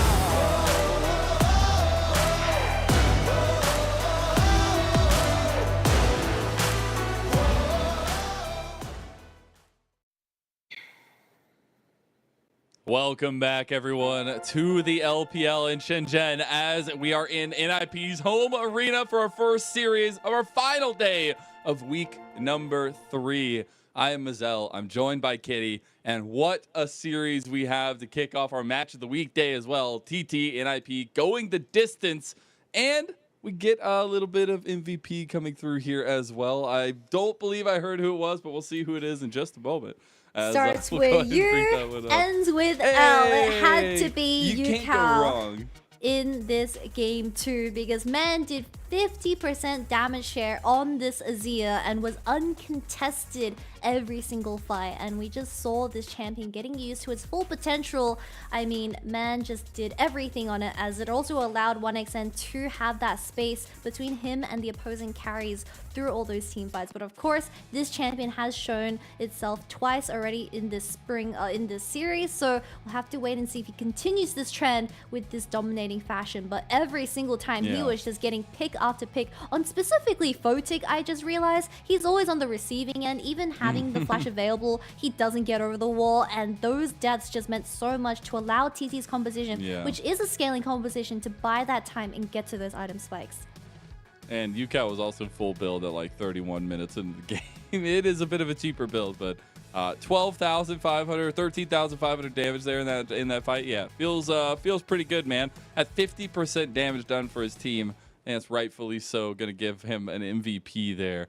And now, rehoning in for game number 3, we finally saw a step up from TT, and it came off the back of a secondary Azir performance from UCal. But now maybe the beast has awoken from NIP, because they went with a bit of a different composition, maybe leaning to some of their strengths, but also forgiving some others. And they didn't really find that progressive stance early. Yeah, most definitely. And we'll keep highlighting the synergy between Xiao Huangren and Zhuo in that game too. But obviously, not Zhuo, Yao Yao, but obviously we have a bit of a switch up for the final game. We have Yao Yao out and Yu Yanjia getting subbed in for this deciding game of the series. So it's going to be really interesting how he pairs alongside 1xN, because they have played a series together, which was their first series in the summer split for TT, and it was up against FPX. Unfortunately, they weren't able to secure that win. I believe it was a 0-2 series. So having some time on the stage and being able to redeem himself, hopefully, I mean, sharing an exact same champion pool with Yaya, he's able to go the distance and bring it back home. Yeah, they've been trying them out sporadically here or there, right? He's had a decent amount of games so far, but Yao Yao has been the kicker for the last couple series. Wanting to see maybe something change up. Maybe there is some leadership characteristics or things like that for Yanja. But specifically now, looking at the champion pool and looking at how, for NIP, Zhuo gets something that is getting out of lane and being aggressive. And does that change the answer from Yanja? Rakan is something that NIP can consider to prioritize when it comes to these champions. I mean, that's just, you know, shout out to that fan. I love that little sign or little doodle thing that she has. It's so adorable. But talking about flexibility, hopefully NIP, they show us a bit of flexibility coming into this game 3, because the Wukong and the Ahri didn't find those charms onto the correct people. You really are hoping to find that. I will say also, just, you know, as a bit of a caveat, Yanja was the first win for TT. He was part of the first win, you know, in that series against LGD. So, you know, maybe there's some good graces. They get their closer in here, Kitty, to finish out the job and get a second series win. We do get them on the blue side with the Vi, Wukong, Maokai ban. 3 bans off the table for Shadow, and it's going to be the Azir Nico so far for NIP. TT is really out here saying, Shadow, we know you have something up your sleeve, so bring it out for us, at least the series up against us. But my biggest problem or question for TT, especially with Yu Yanjia coming into this series, is that we know that he is a huge advocate for those engaged supports, specifically Leona. His Leona definitely stood out to me when it did come to that series win up against LGD. So maybe that's an approach that TT can go for 1xn. He hasn't shown us something like the Kai'Sa or the Samira just quite yet. We have seen a rise in Tristana though, so maybe that could be an angle for them to take. But with this Yuumi hover, it doesn't seem so. Does not seem so. We get a lot of power picks that are just let through in this game number 3. As I guess just bring all the weapons you possibly can. Oh my god, that mouse was so cool. No wonder Invincible is so good. And I do wonder what the combos will be in the bottom 2v2 though. It is the Aphelios locked in for Photic for yet another time. We're going to have the same champions played for Photic and Angel 3 games in a row this series, but this time around, no Wukong for Shadow to work alongside Angel on this Ahri. So we'll have to wait and see. But once again, I've been highlighting that I want to see Dro on an engaged support. Nautilus could work fine up against something like the Zeri and Yuumi because you have that lockdown, which can allow Angel to follow up with a really nice charm. But something else, I think the Rakan could also be really nice because you have so much mobility already having the Ahri locked in. Maybe something like the Nocturne closing out the lights that can close the gap between you and the carries can also allow the Rakan to bounce off as well. Well, we get a classic for you, Cal, and it will be the Jace. We've seen him hard Smurf games, seemingly single-handed on this pick, and he's going to be going into the Ahri matchup for Angel, something that Angel is now stuck with multiple times. The Melio finally slinks its way through here, and NIP will have their bot lane duo and their mid lane, so still looking at what the counter matchup is going to be with the 5 pick, but also what you're going to be giving over here to Shadow. All right, now the question is, Mazel, because NIP hasn't picked their jungle, at least both of these teams haven't picked jungle, is it going to be a 5 jungle ban coming out of TT? The Elise has already been taken away, but I'm going to be very disappointed. I mean, TT most likely will ban the Kindred out, but I'm going to be very disappointed if that champion does get let through and it doesn't get paired alongside the Milio and the Aphelios, because I feel like that would be Exodia for NIP to execute on. Yeah, absolutely. And I think that here we might start getting to the sticky business of some Rek'Sai, some Lee Sins. I know one I would love to see that we're not going to get is the Hecarim for Shadow. That's just a throwback for me. But that's a little bit of a personal bias there. We actually get the Gragas. Yeah, the nostalgia. Got to get the Gragas out of there, though. That flexibility provided there, but as well as just that spacing tool for TT. Yeah, we are getting into the territories of the Nocturnes, of the Kindreds, and also Lee Sin, like you said, for both of these junglers. But I think in particular of Xiao Huarong, we saw that early aggression coming out of him and all-inning on, I believe it was 1xn and Yao Yao towards that bottom side and getting that early game lead. But no, it's going to be the Gwen as that final pick. That does signify that Hoya is looking for something like the Cassante or the Sion for this top lane matchup. So depends on if Invincible wants to look for that counter once again. But the Poppy Blind, I'm pretty surprised by this because TT, they haven't locked anything that is hard engaged just quite yet. I see something that has been locked in now that is pretty terrifying, and it was something that we saw in that game number 1. But we'll see if it actually comes and bears fruit this time around. This is a pick we have seen before from Xiao Huanren, but do want to see some setup for the rest of the team. He has a lot of weapons on his table, and it looks like he's going to be facilitating for him with the Sejuani. And of course, in natural fashion, Cassante is going to be the synergy between him and the melee laners that we have for TT in this game 3. But NIP, what is going to be your response to this Cassante? Because you already have great frontline in the Poppy, but it's most likely going to be something like the Sion for Invincible, but we'll have to wait and see. No, I forgot about the Gnar, and I really enjoy Invincible's Gnar because I feel like he's one of our only Gnar players in the LPL that has a strong presence going that Hull Breaker and start split pushing towards that late game, which does pull a lot of attention from the opposing teams. Yeah, you got a split lane coming through. And that's something we had highlighted earlier on, that the kind of side lane pressure from Invincible has been pretty good. This is also a pick they just always goes to at this point for the team fight potential, but the strength in side lane. A lot of game-ending pushes have been had by Nars across this league so far. But I'm looking over at TT and I'm a little worried. They have a lot of AD, and yes, they have a good composition for it. The Sejuani synergies are there, but I just feel like a very one-dimensional style composition damage-wise. I'm gonna be honest, if I was TT, I'm already getting a little bit of a headache just looking at NIP having this Poppy in their pockets, because if you look at their top side composition, it's Cassante, he has a dash. Sejuani, you need to close the gap and get that dash in. Jace, he also has a little dash in his E, so unless they play around this Poppy, it does seem like it's going to be another prominent pick for Shadow to be introducing into this game 3. However, we also do have that Zeri and Yuumi getting locked in by 1xN and Yu Jia, and I feel like this combo is just so annoying when it comes to those late games. But you talked about AP. Sejuani does have a bit of AP when it comes to this team composition, but Yuumi also does surprising amount in these team fights. Yeah, that's what I was expecting. I like the shout to Sejuani. You got to get a little bit of love there for our Poro friend. We're hitting the rift for game number 3, though, as it's TT in the home arena of NIP trying to take it the distance and get a second series win for themselves on this summer split. And as we do, again, all eyes on the jungle matchup, the 2v2s in mid-jungle, and how Zhuo and Yuyanja affect the rest of the map on these wannabe Enchanter supports. Mazel, I talked about it. Yucal on an AD champion just hit stiff. In this game 3, he's locked in the Jace as that response to Angel's Ahri, which he's been playing for 3 games in a row.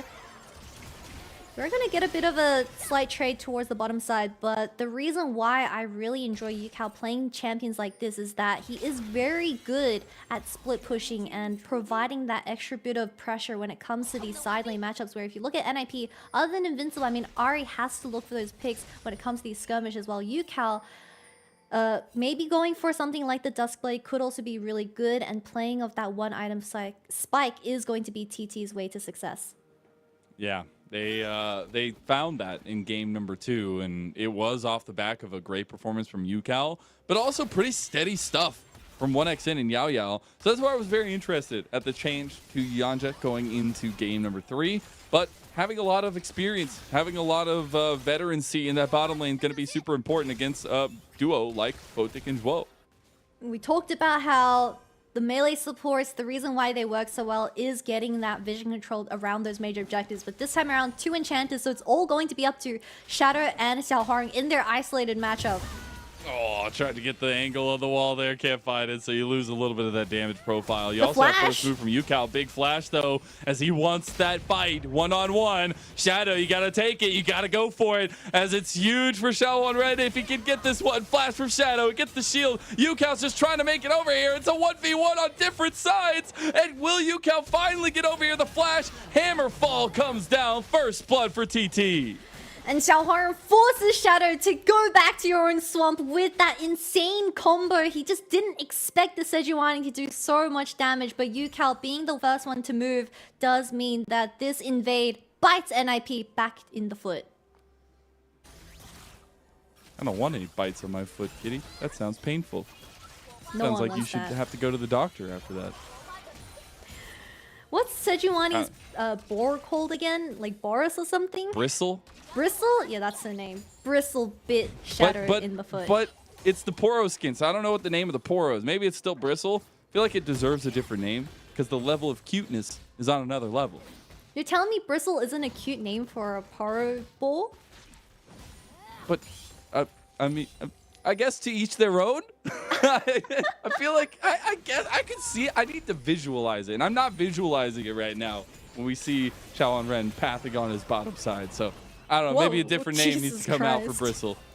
That Gravitum gun was going sideways, but we might look at it 1v1 in the top side. Invincible.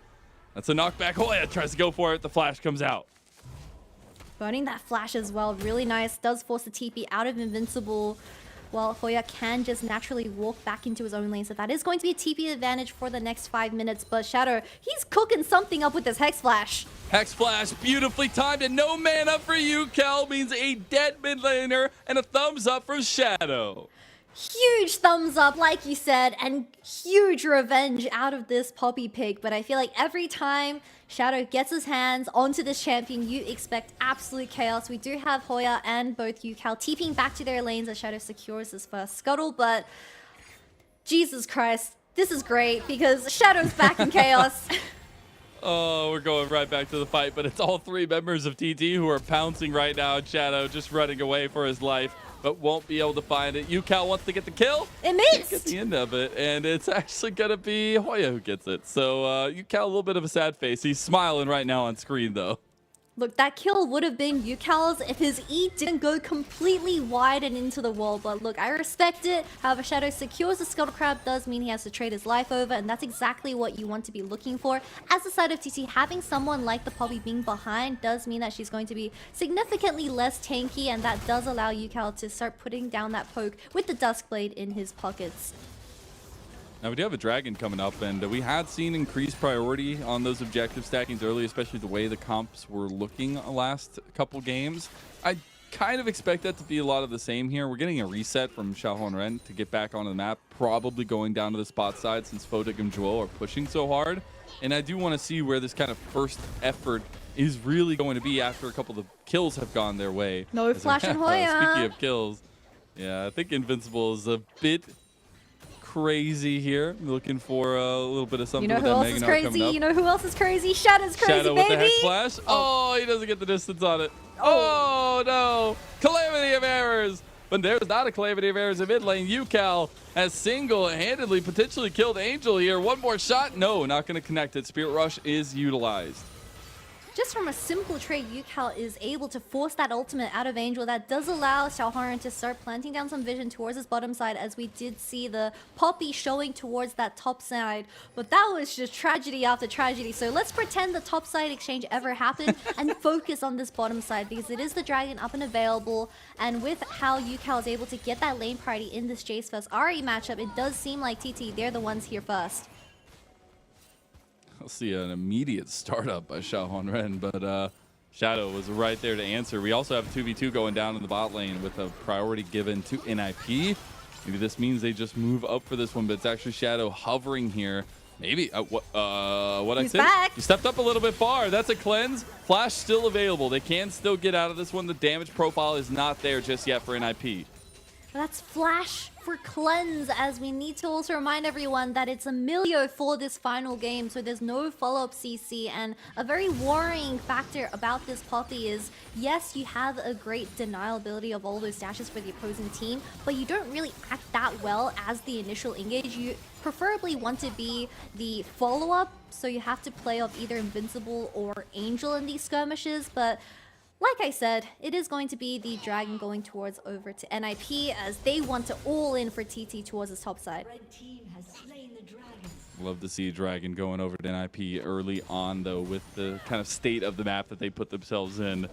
As I do want to really see how this top lane works out now that we're getting a little bit further into it, because I think we have seen a decent amount of influence. And speaking of it, oh, I can't get the all out. Man, things are just not hitting today in this game 3. Game 3 fatigue is real, and we're seeing it through how these skirmishes have been acting out. But that does mean TT, they secure vision towards his top side. No TP available for Hoya, but it does seem like both of these junglers will be trading sides. 1xs does have that flash available, so I'm not too sure if Shadow's going to be able to look for anything towards that bottom side. But let's ignore everything that happens towards this top side, Mizel, because it's definitely not going great for both of these teams. Bliss, apparently. It's just the way to go. Shadows looking for something. Will get spotted out the last second. Look for Yukal, but that flash preemptively from Yukal is pretty big. The mechanics are there. And Angel does have that Spirit Rush available, so Yukal, it's going to be a pretty rough time trying to rotate towards this Rift Herald, as NIP, they show up and they're going to contest. You don't have a TP to get back to the lane from Invincible, so he just will be walking this way. So right now, it's a 3v2 that NIP are not willing to take. Spirit Rush comes through. Keeper's Verdict onto 2 members, but they can't capitalize on a Yukal. It has bought time for Invincible to get here, and we're getting this 3v3 reinitiated here, as Angel actually looking for a bit of a charm. Can't find that angle. Invincible hasn't gotten any stacks up for his Meganar, but they're going to go for it on Angel. Angel flashes, though, beautifully done. It's such a split. It's 2v1 on both sides. Who's going to go down first? UCal, will you survive? Angel, will you survive? UCal goes down first. Angel quickly to follow. Trade of the mid laners, and now maybe a 2v2 here. Shadow actually stops his back because Invincible has the Meganar. Here comes Shadow, and he has that damage. No, he can't get it. Beautiful flail swing from Xiaohan Red, and that's a catch out and a half on Invincible. They actually might be able to clean this one up. He's about to go in Mininar, though. He has that speed, but TT answer the fisticuffs of NIP. And that is the best mechanical play I've ever seen from a Sejuani. But what absolute chaos for this final game, Mazel, as we just have everyone chain dying. It's consistently interesting to see how these early fights are going, but I do want to highlight back in this replay that this was all started but by NIP. They didn't count their timers as well because you had a really late addition, but here was the fight. Invincible was still trying to get that Meganar from the stacks, but this was just both. Oh, Invincible just died in the solo lane from that top side as this was happening, but naturally this is going to be a trade for 1-for-1 in the mid laners, but I feel like Shadow going for this again was a little bit greedy. Invincible honestly could have finished him off himself, but a really good sidestep out of the Sejuani to dodge that final Gnar Q really sealed the deal. And like I said, I mean, the Rift Herald is going to be untouched, but 3-0 on Hoya now, and he is definitely playing Cassante like a carry. Absolutely is. Now has his item spike as well. First mythic in the game, too. And we get a replay of what happened. Unfortunate circumstances from Invincible. He just gets caught. This is Q3 hits, and he doesn't turn into Meg. Oh, he does turn into Meganar, but there's so much damage. What Riot? was that? Okay. Oh my god, the double dash. Gotta love it. Love Cassante. Hate him 1, 2, 3, says Invincible. I don't know if you can actually win that fight in any way. As now, back on the map, you got Yanja and 1xN putting some plates in their pockets with a hover from Xiaohan Ren. Alright, I'm gonna be real. Shout out on this puppy, he's either your angel or your devil, because man, he hasn't stopped since minute 1, but it really has affected how his side laners have been able to be how they've been able to kind of play the lanes, because we already saw that Hoya getting this huge lead in the early game with the Frozen Gauntlet. Angel's caught out, but he has the dashes away. Yeah, he didn't get hit by that initial accelerated shock blast that UCal was trying to weave around the minions. But you can see where this combo of the Sejuani and the Jace really comes to fruition. TT more than happy to be in this game state now as NIP. They want to utilize Angel and how he's able to kind of get his hands onto the carriers in UCal, who doesn't have the flash available right now, but we are failing to see Shadow kind of make those proactive plays, and I feel like that is a reason of why NIP having Draw on a Milio champion, they're trying to play for the late game win con, but the tempo and how Shadow has been playing this early game doesn't seem like so. Actually see a bit of Dragon priority given now to NIP, as TT actually had primary position there, but don't want to even start it up, don't want to have to make that decision yet, and just want to try to continue stacking plates on the 1xN as much as possible. But that means Shadow, with the Rift Herald in tow, will have next decision on the map. Shadow does have that Rift Herald up and available, so I wouldn't be surprised if they plop that in the mid lane if they want to. Yeah, maybe they will.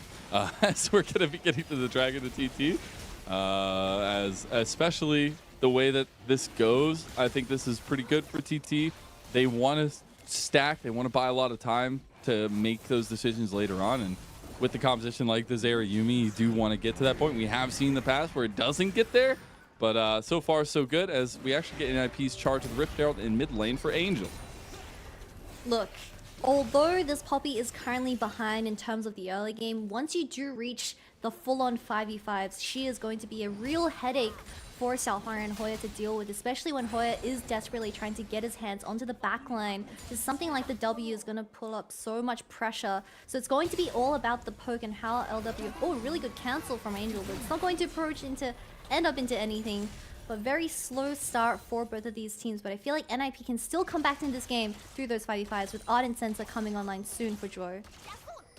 Yeah, I will say those item spikes will be super important. It feels like we're a bit slow rolly here as we crest that 14-minute mark and the turret plates will fall. We want to see really that second item spike that you were highlighting in previous games for Photic on the Aphelios, but it's still a condition where I would like to see Shadow get involved continuously. Yes, he's 1-3, maybe not the greatest advantage, and a lot of these fights are a bit one-sided when you go into the combos that Sejuani has. But you still need to be that proactive force, and we have seen NIP find success again where we've highlighted Angel and Shadow. The difficult thing is, if you're in TT shoes, the only hard CC that you do have with this composition is from Xiaohuarin and the CC that she can provide with that Glacial Prism. But with the melee going to the hands of NIP this time around, she has to be very careful with how this ultimate gets placed, because I feel like they have to act around this. Photic doesn't have that cleanse available, however, so potentially could be a follow-up after that's been burnt, but have to wait and see because Yukao does have that first move towards his bottom side. But Shadows, he's here for the counter. Hover just in case. I wanted to go for a dive there. You got that upgraded blast cone as well to give you some extra distance, but still calm as it goes. As 1xN should be able to push down this tower here that everybody from NIP has left. That's an easy first turret. 30C NIP putting up the little white flag as their bottom duo moves towards that mid lane, and they are going to start putting that vision towards the Rift Herald. But I also need to highlight that this Cassante is going to be a bit of a problem in these team fights, because you have to consider that this Milieu, yes, you do have a knockback with your Q, but I don't think it provides enough peel. So Angel on this Ahri really needs to play front to back for Photic to really play to his full potential. That potential is pretty great as well. Again, this guy has been a primary carry for NIP V5. He was the all-pro first team in spring 2022. And there's a reason why NIP typically put the eggs into the Photic basket. It's because this guy can carry, and his team fight is insane. And we're going to get to that point here in this game because we are getting no fighting right now for the last 4 minutes. And I think you do need to see 1xN, who is a newer player in the combo with a now veteran Yuyanja, really try to step up to Photic. I like how Yuyanja has such differing playstyles. Yes, I can play Yuumi or I can play Leona that's flashing on your face 24/7, but you already see NIP, it's going to be a 1-3-1 for this map state, as it's really hard for NIP's team composition to be the one starting these fights, because you have to play off Shadow, but that also requires a lot of the situation to be correct for him to land that CC. So it's a bit of a sticky situation, as Hoya and Yukao, they're more than happy to be in that side lane. See just the continued focus here. We got Rift Herald number 2 spawning up on the table, but mid lane is the focus from Xiaohuan Ren. He does get caught out a little bit. Shadow around the flank, Angel on the other side as well, but now Shadow's locked up. He needs to get that Keeper's Verdict. He does indeed get the main primary force out of there, but it should be Rift Herald for TT. It is 2 ultimates exchanged from both of the junglers. The dragon is going to be spawning in 40 seconds. I think TT does have first move because Hoya was able to get in that wave, as you see Angel reacting to it in the bottom side and having to pick that one up. So TT is securing a lot of these early objectives and also can force this mid lane tier 2 tower to be under threat after they pick that one up. Get that outer tower there, so a little bit of standing gold given over to TT, who have a generous lead so far in this game number 3, and maybe looking at a reverse sweep over NIP, who again, TT have only won 1 series. It was against LGD, and it was towards the beginning of their season. So this kind of comeback is huge. I mean, obviously credits to Yaya. He also had a pretty decent game too. I wouldn't say it was the cleanest, but the early game was definitely a contribution to how they were able to play around those major objectives. But this time around, Yuyanja on something like the Yuumi and the Echoes of Healing. The healing is going to be absolutely insane. So they need to look for those picks as NIP and 100 to 0 someone, because this Yuumi with the sustain is going to be tough. Angel's looking for Yukao to step up to the turret to really get this dive going. You also had second item completed for 1xN down on the Zeri, so nice little Runan spike, a dragon on the table, but not the focus right now as TT want to move mid lane with a Rift Herald. Like I said, looking for that T2 mid Oh, tower. they're going to try to save him. Yukao's They dead. can't. There's no way. But you know what else is dead? I think Xiaohua in a bit of trouble. They're stepping up. That Glacial Prison hit onto Photic, but not able to lock him down or follow any damage up onto him. Dragon is up, and NIP now feeling pretty confident. Could go for it. Xiaohua is way too low to contest for the Shadow, looking for more. Shadow going for the mechanical outplay here as that steadfast presence, but 1xN is dealing the damage as he does move out of that charm. Here comes the combo of the Zeri Yumi. Gunning down 5 members. You overstayed your welcome here. He's going down. Breath of Life did come through. Yuyanja will fall as well. And Photic picks up the kills. NIP go to Dragon. And that's a buy one, get one free as 1xN, he was cracking Angel's ankles, I guess, but Photic had enough of this area and just ordered him to death. But that was a bit of an overplay from TT. You saw the ultimate coming out of Xiao Huangren, but with only the Zeri and the Yumi being in that team fight to have the circumstances to really contest this dragon, it really didn't seem like the one to take. But we'll get another replay of NIP. I mean, just catching Yukal in the side lane. We already talked about how this Jace is going to be constantly in the side lane, so it's really nice to have NIP being proactive and shutting him down, although banning the flash from Invincible. But Shatter, he was looking for more as he wanted to deny Xiaohua from living in this team fight. I talked about the healing from this Yumi, brought Sejuani back to full HP, but 1xN propping that ultimate, he wanted to look for a bit more. Photic is a bit of an assassin on this red and white and just ordered him to death. I'm not too sure about that one, 1xN. Trying to make a big outplay. He's like, I'm Zeri, I'm Zeri. Oh, I'm dead, I'm dead. And I think that was just a nice step up in the moment from Photic with that red-white, knowing that he can kind of push that pressure onto him. We do now have that second item completed for Photic. We're getting back on the map for both teams, and TT will continue fishing. That is, right now, their bread and butter is getting this Glacial Prison onto a member and gunning them down.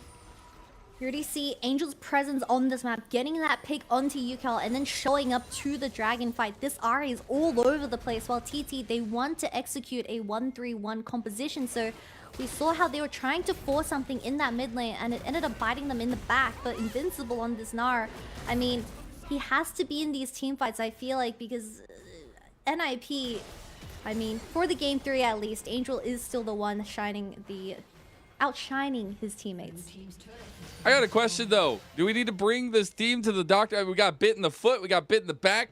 I'm a little scared. There's a lot of mosquitoes, okay, in summer. Oh, it's just mosquito bite. I thought you were talking like ravenous animal, like a wolf or like a hyena or something, like big chunks. I didn't know it was just like a mosquito bite. Okay, that's manageable. I mean, you're telling me the way Shadow playing this game isn't like a hyena, because he is absolutely out of control. But that's exactly what you need out of the Poppy, because you are the front line of NIP, unless Invincible is involved in the whole mix of things. But Hoya constantly having that side lane push does mean Invincible has to be also matching. And we'll have to wait and see, because Xiaohua is still acting as that first engage with the ultimate available. Little animal fact, because I was a zookeeper at one point in my career. The hyena is actually one of the most communal animals, and you see Shadow utilizing that as the hyena he is.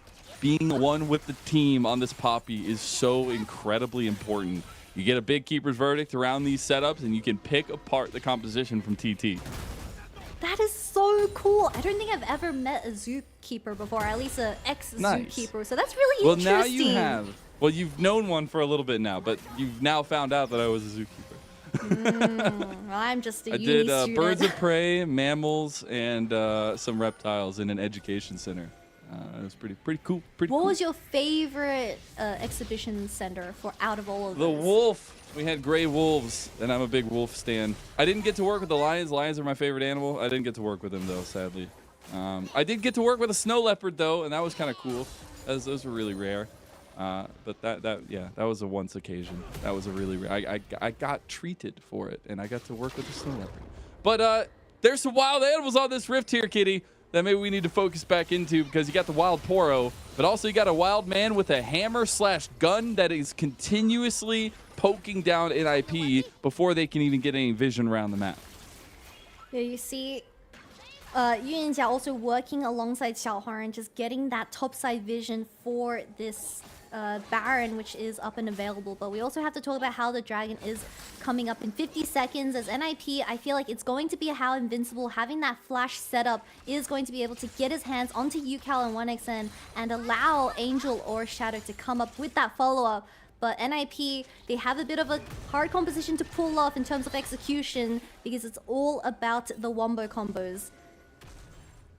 I just have a feeling we're about to get another 40-minute game here between these two teams. It's going to be a long series for these 10 players, and that's where you got to wonder how this experience comes to bear. You got Dragon in about 20 seconds. It would be a soul point for NIP. We do have the green and white for Photic. There we go. Oh! Connect, but there's the Breath of Life right back. You got the Lightning Crash coming out from 1xN. It is a battle of the ADCs. And it's 1xN playing low confidently. Last time he flew a little close to the sun and got burned, but this time he's feeling stepping forward is the right call. You got the wave actually getting pushed into the tower here, and Dragon goes to TT.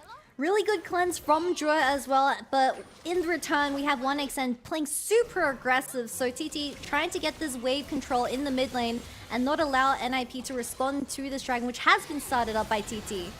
Yeah. The fact that NIP didn't punish any of this, like literally 1xN was by himself with Yanja, and NIP don't pull the trigger on that. They now are going to try to force the Baron. And cleanse available, flash available, UCal, you don't want to be there. UCal's off. He is gone, and NIP go right back to the objective they had already started. Dragon did go over, but TT need to get here and contest this. We've seen this before. We've seen the flip from TT as 1xN. He's still trying to make his way up as Xiaohorn. He's arrived. He has arrived. He's around the back of the pit here as well. Has that vision, knows what to do going in, but they just want to take the fight. Photic steps forward with that Infernum. Moonlight Vigil onto all of them, and a flash over the wall from Shadow. Keeper's Verdict and everything used, as now it's actually the Steadfast Presence, rather, keeping them locked down. It was an ace for NIP over TT, and now a big purple worm to boot.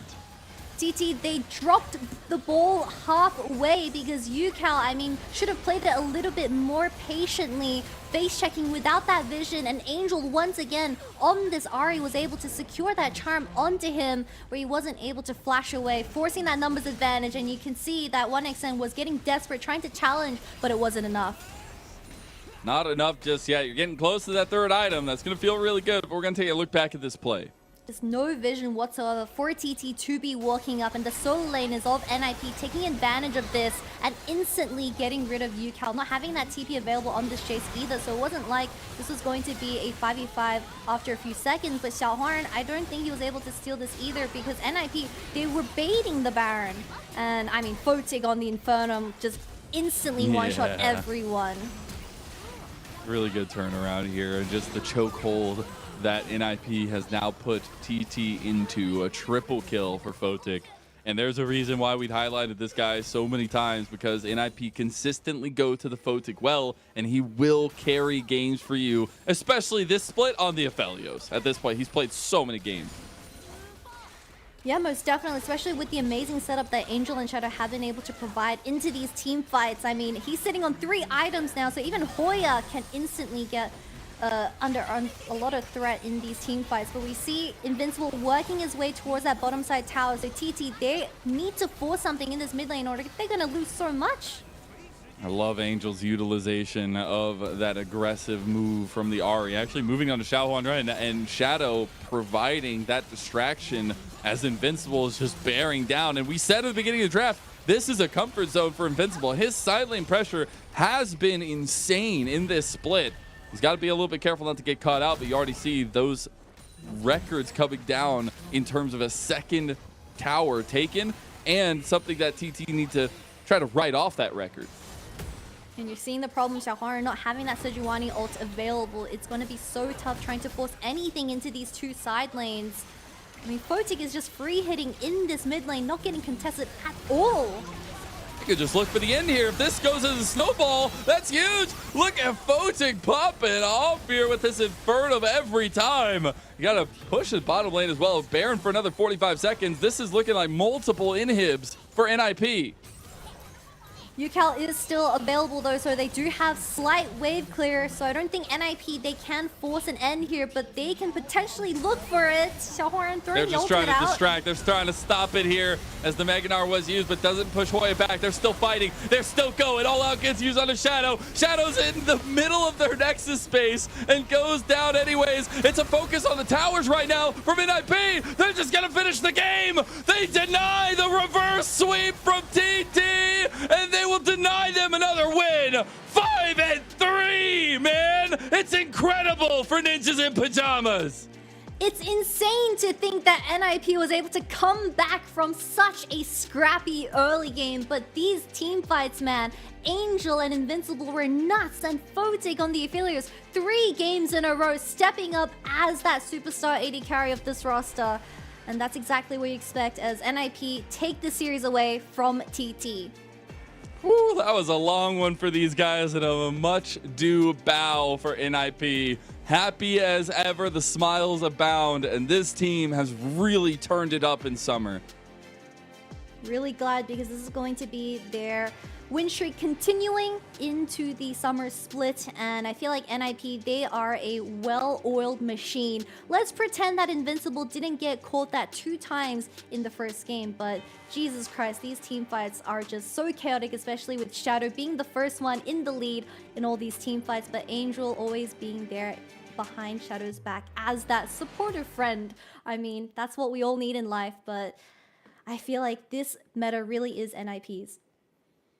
It really is, and they're finding those strengths through the fact that Shadow and Angel combining so well since they hit the rift together on this team. Something that I feel like usually takes a lot of cohesion to bring together. It has seemed natural for them, but that's where the conversation for me goes to the other side, where cohesion is not natural for TT right now. They've been trying things out. They've been trying to go for some developmental pieces as well, but Xiaohuan Ren has not found that success that maybe he was looking for.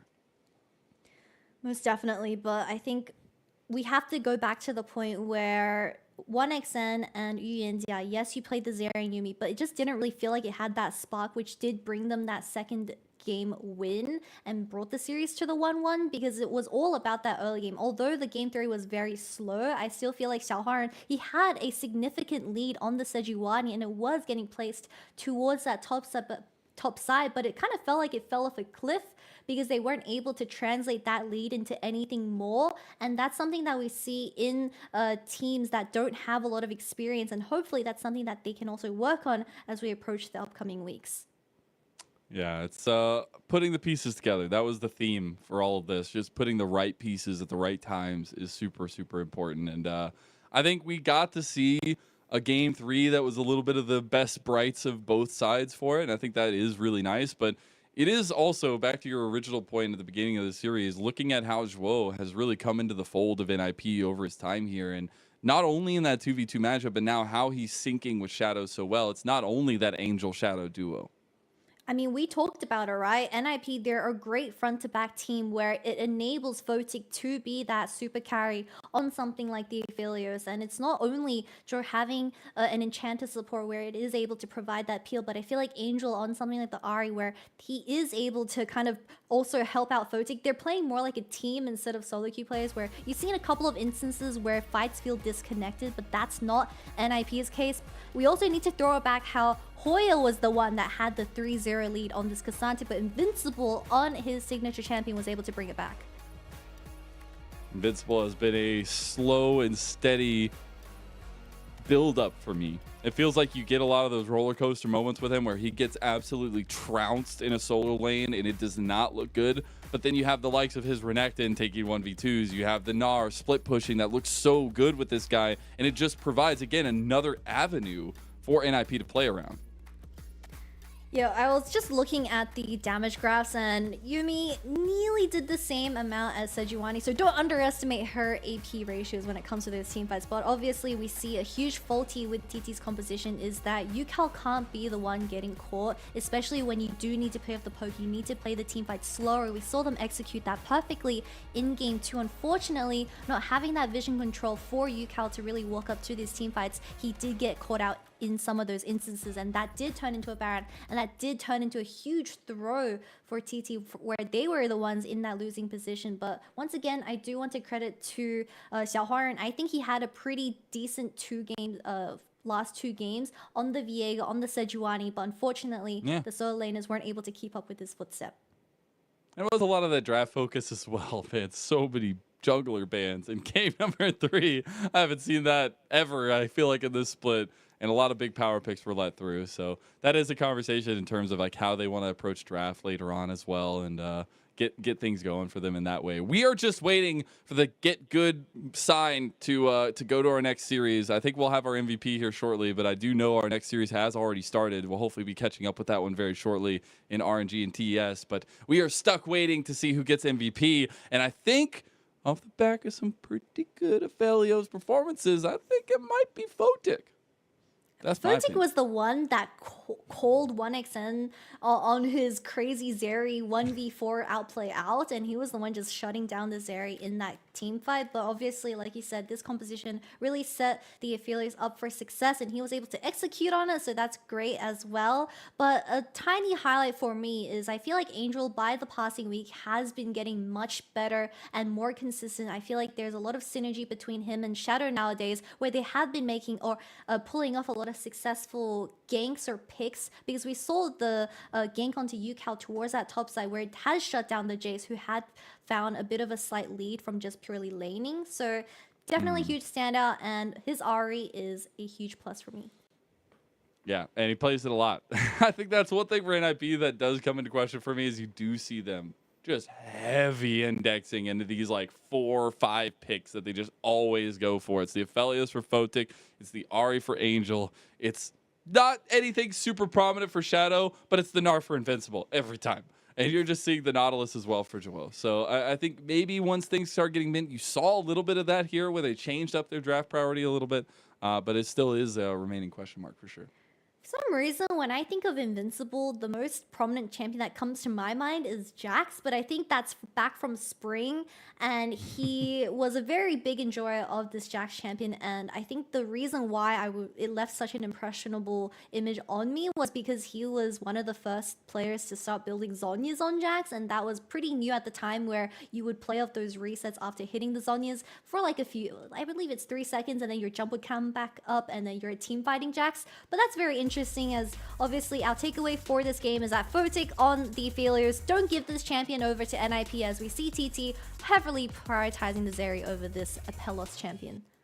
Pretty good. 35% ain't the 50, but you know, it's pretty far up there. You got to see a lot of teamwork though come through for NIP, and that's where there is no I in team in League of Legends. That is correct, and that, I believe, is how you spell team fighting. But we also have to talk about NIP's ability to play front to back. I mean, they are just absolutely insane when you give them a 5v5 circumstance, and I feel like when you do have champions like the Milio up and available, Aphelios just shouldn't be let open in the draft. At least deny it. We know that 1xN, he is an Aphelios Jinx player, but we'll have to reconsider how they approach draft in their upcoming series. And we're done for today. We're going. We got other series to get to. We gotta go. We got RNG TES. After that, JDG BLG. We'll see you there in Twitch chat. Bye.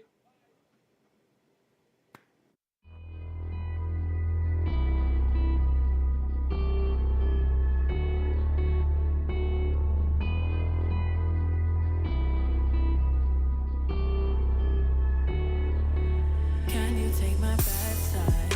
Bad side. Once you see my bad side, bad side.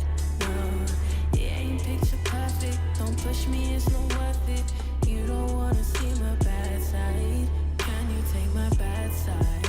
Bad side. Once you see my bad side, bad side. No, it ain't picture perfect. Don't push me, it's not worth it. You don't wanna see my bad side. I'm far from your ordinary lover. I'm different from any other you've ever had before. So you must have me mixed up. You must have messed up. You won't make that mistake no more. Or I might just lose it. I might just lose control. You might just just push me far enough for me to let go. No, you don't want to see the monster inside of me, 'cause it might be a bit too much to handle. Can you take my bad side? Bad side. Once you see my bad side, bad side. No, it ain't picture perfect. Don't push me, it's not worth it. You don't wanna see my bad side. Can you take my bad side? Bad side. Once you see my bad side, bad side. No, it ain't picture perfect. Don't push me, it's not worth it. You don't wanna see my bad side. I may be more patient than the others. I tolerate the stress and all the mess and all the headache you bring. But listen to me, you'd rather have my good side than a dedicated enemy. 'Cause I might just lose it, I might just lose control. You might just push me far enough for me to let go. You don't want to see the monster inside of me, 'cause it might be a bit too much to handle. Can you take my bad side? Bad side. Once you see my bad side, bad side.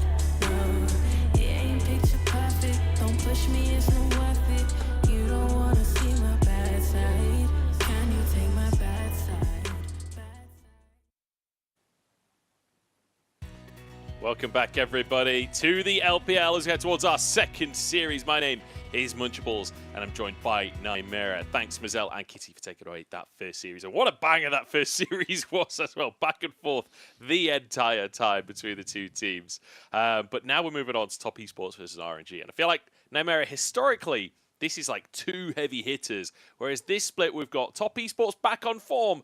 RNG still trying to find their identity. That is exactly what I was going to say in terms of we came in at the start of the year thinking, okay, RNG, they've lost Xiaohu, but this guy Angel, maybe he can be the saving light for them. It didn't work out in spring. They've made some more changes in summer as well, with their bot lane being changed out. We no longer have any of the 2018 MSI winners on that roster, and they found some bits of form, but it hasn't been enough, especially compared to Top Esports, who have started to find their form. We certainly have. We're already into the game, so we're just going to jump straight to our stage, straight onto Summoner's Rift. We're cutting away the trimmings here. It's all about the meat and veg today, although I think the veg actually counts as part of the trimmings, so I'll kind of flub that one. But Top Esports versus RNG. And I will say, like, in the context of RNG finding their identity, you know, struggling a bit this split, it has to be said that Top Esports, that's exactly the same story of last split. While this isn't a new roster necessarily, it's, you know, spring, they barely made it into playoffs, got knocked out in round number 2. Now, in summer, they're 6-1, second place in the standings right now. And you would hope that they can maintain that kind of form. They are stacking as 5 towards this bot side. RNG trying to catch maybe someone from Top Esports out. Of course, have the level 1 stun from Tanyuan's Annie, a champion which he's gone towards a number of times in this mid lane. I have to say, Tanyuan, he was kind of touted as this player that RNG were trying to mold into, or at least it seemed like we're trying to mold into the next Xiaohu. They put him on all the champions that Xiaohu would play for them beforehand, but he's just been struggling. He's really struggled this split as well, particularly on this pick. We've seen a number of missed Annie Tibbers. Those ultimates going wide, so for him, every time he steps onto the Rift, we have to ask him to step up. I think the best way to look at that conversation as well is RNG have already faced JDG, so Tangyuan's already gone up against Knight, and like in that series, he was on the Ari both times with Knight on the Annie. And the difference wasn't necessarily in the 1v1. It wasn't like he was hard losing lane necessarily. It was about how well they could impact the rest of the map. I'm going to forget the mid lane for now because Mark take it down to 200 HP. A good little 2v2 from LP and Lumao to start the lane off.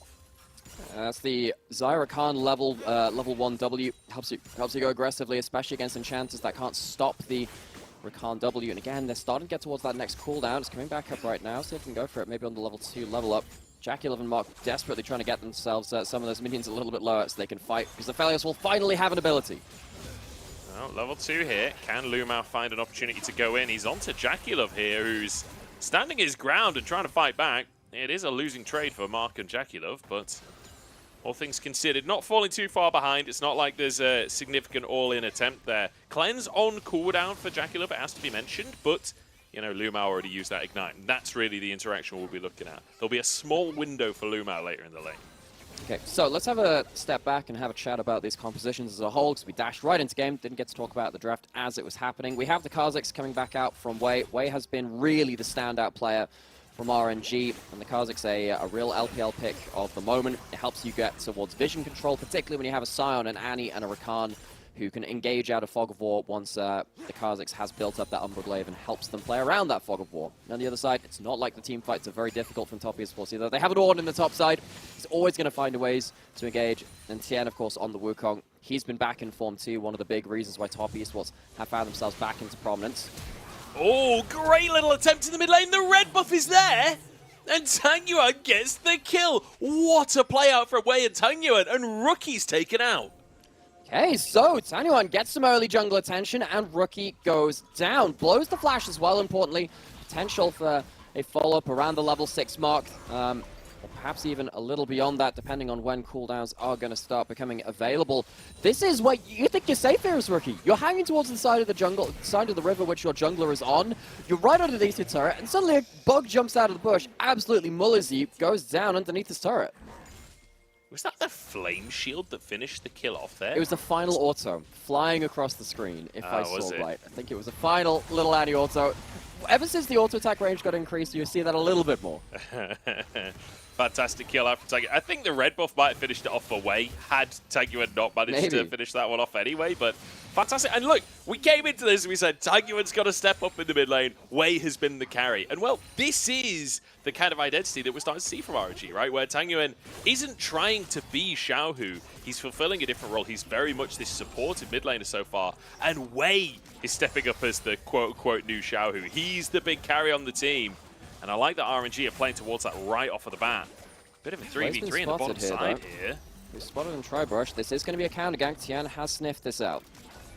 Spotted on a control ward. Tian won't be able to find anything. So good a bit presence of mind there from RNG, honestly. Spotting that one out and will diffuse any 3v3 action. Already a fairly fast-paced game as we head into this one. Great little start from RNG though. Tien not able to find his way in on the bottom side. Rookie, no flash, needs to be careful in that mid lane.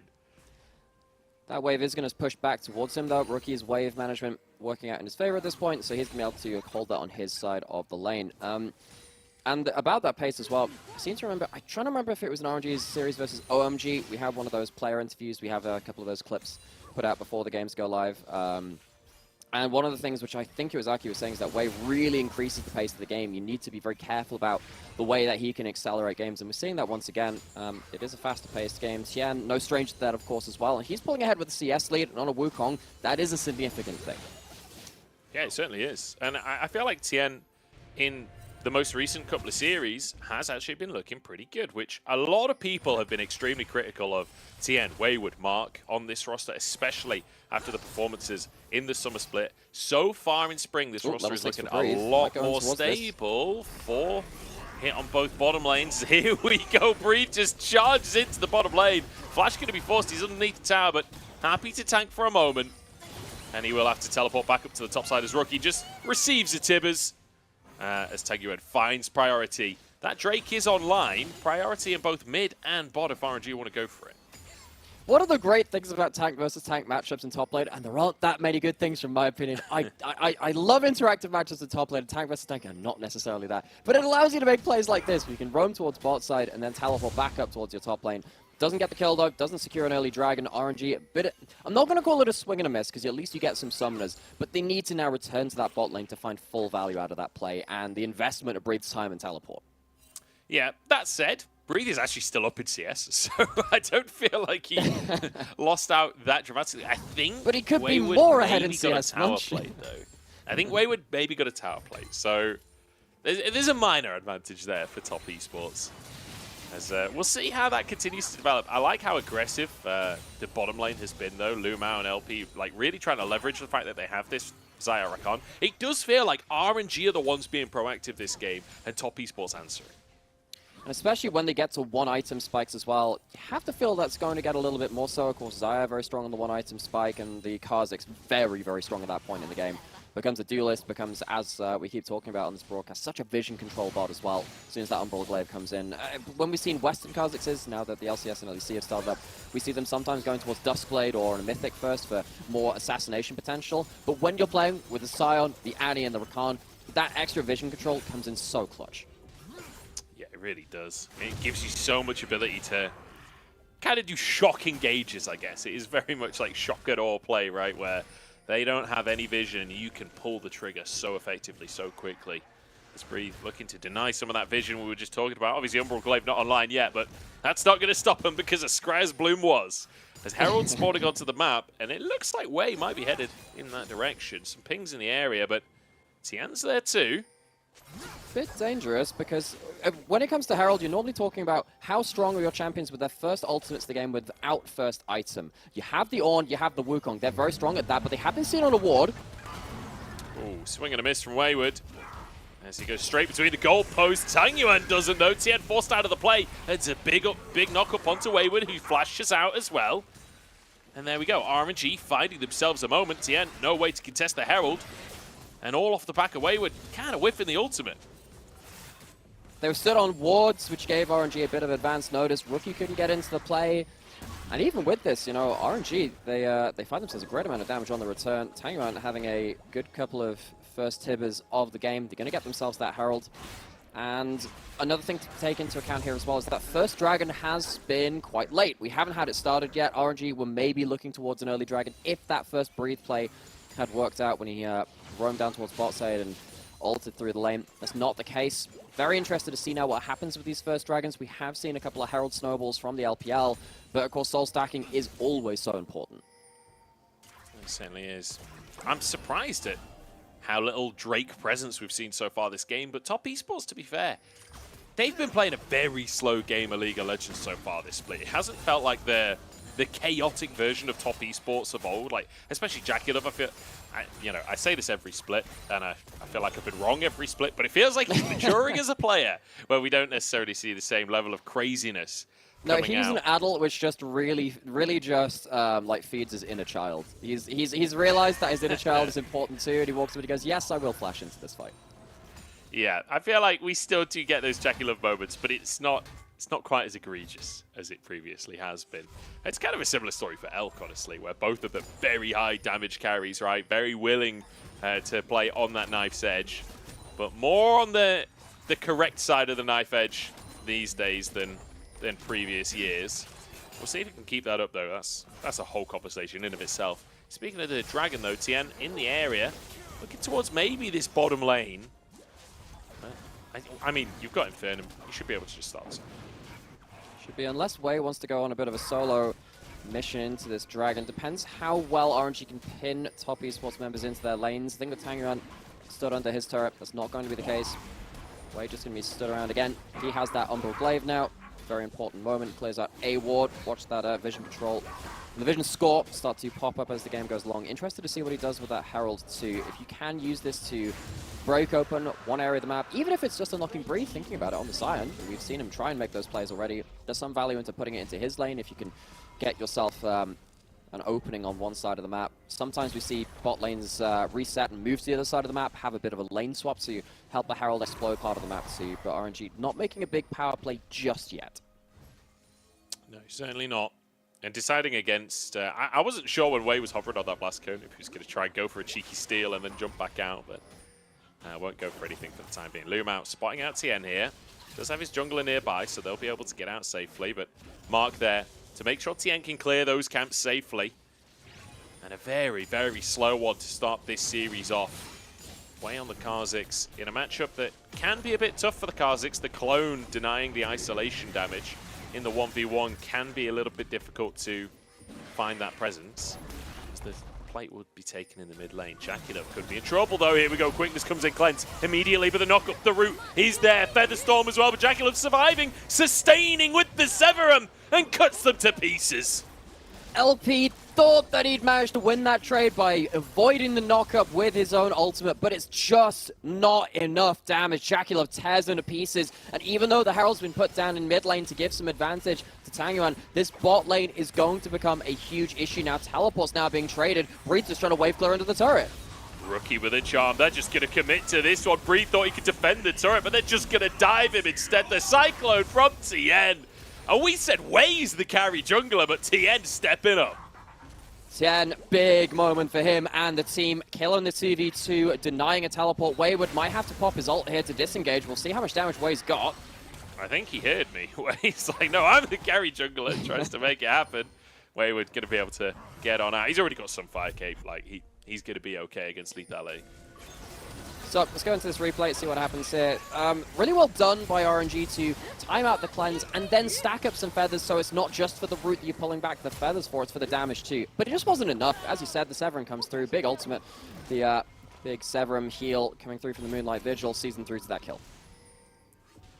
So let's kind of recap where we're at right now. It's only a 600 gold lead, but a Drake as well for top esports with the Herald now being used in that mid lane. And it means that with Herald coming up in a minute and a half, that'll be the next objective. But I do feel like across the board, we're getting to the point where things coming online. Luden's finished off for Tangyuan, going for some serious damage in the mid lane.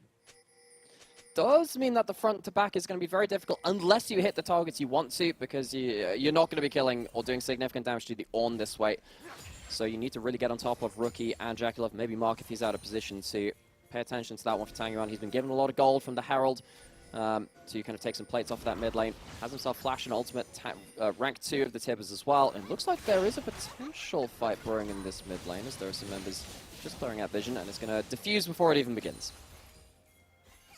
Yeah, nothing going to kick off on that one. Just fighting, as always, for that mid prio. Is Herald going to be coming up onto the map?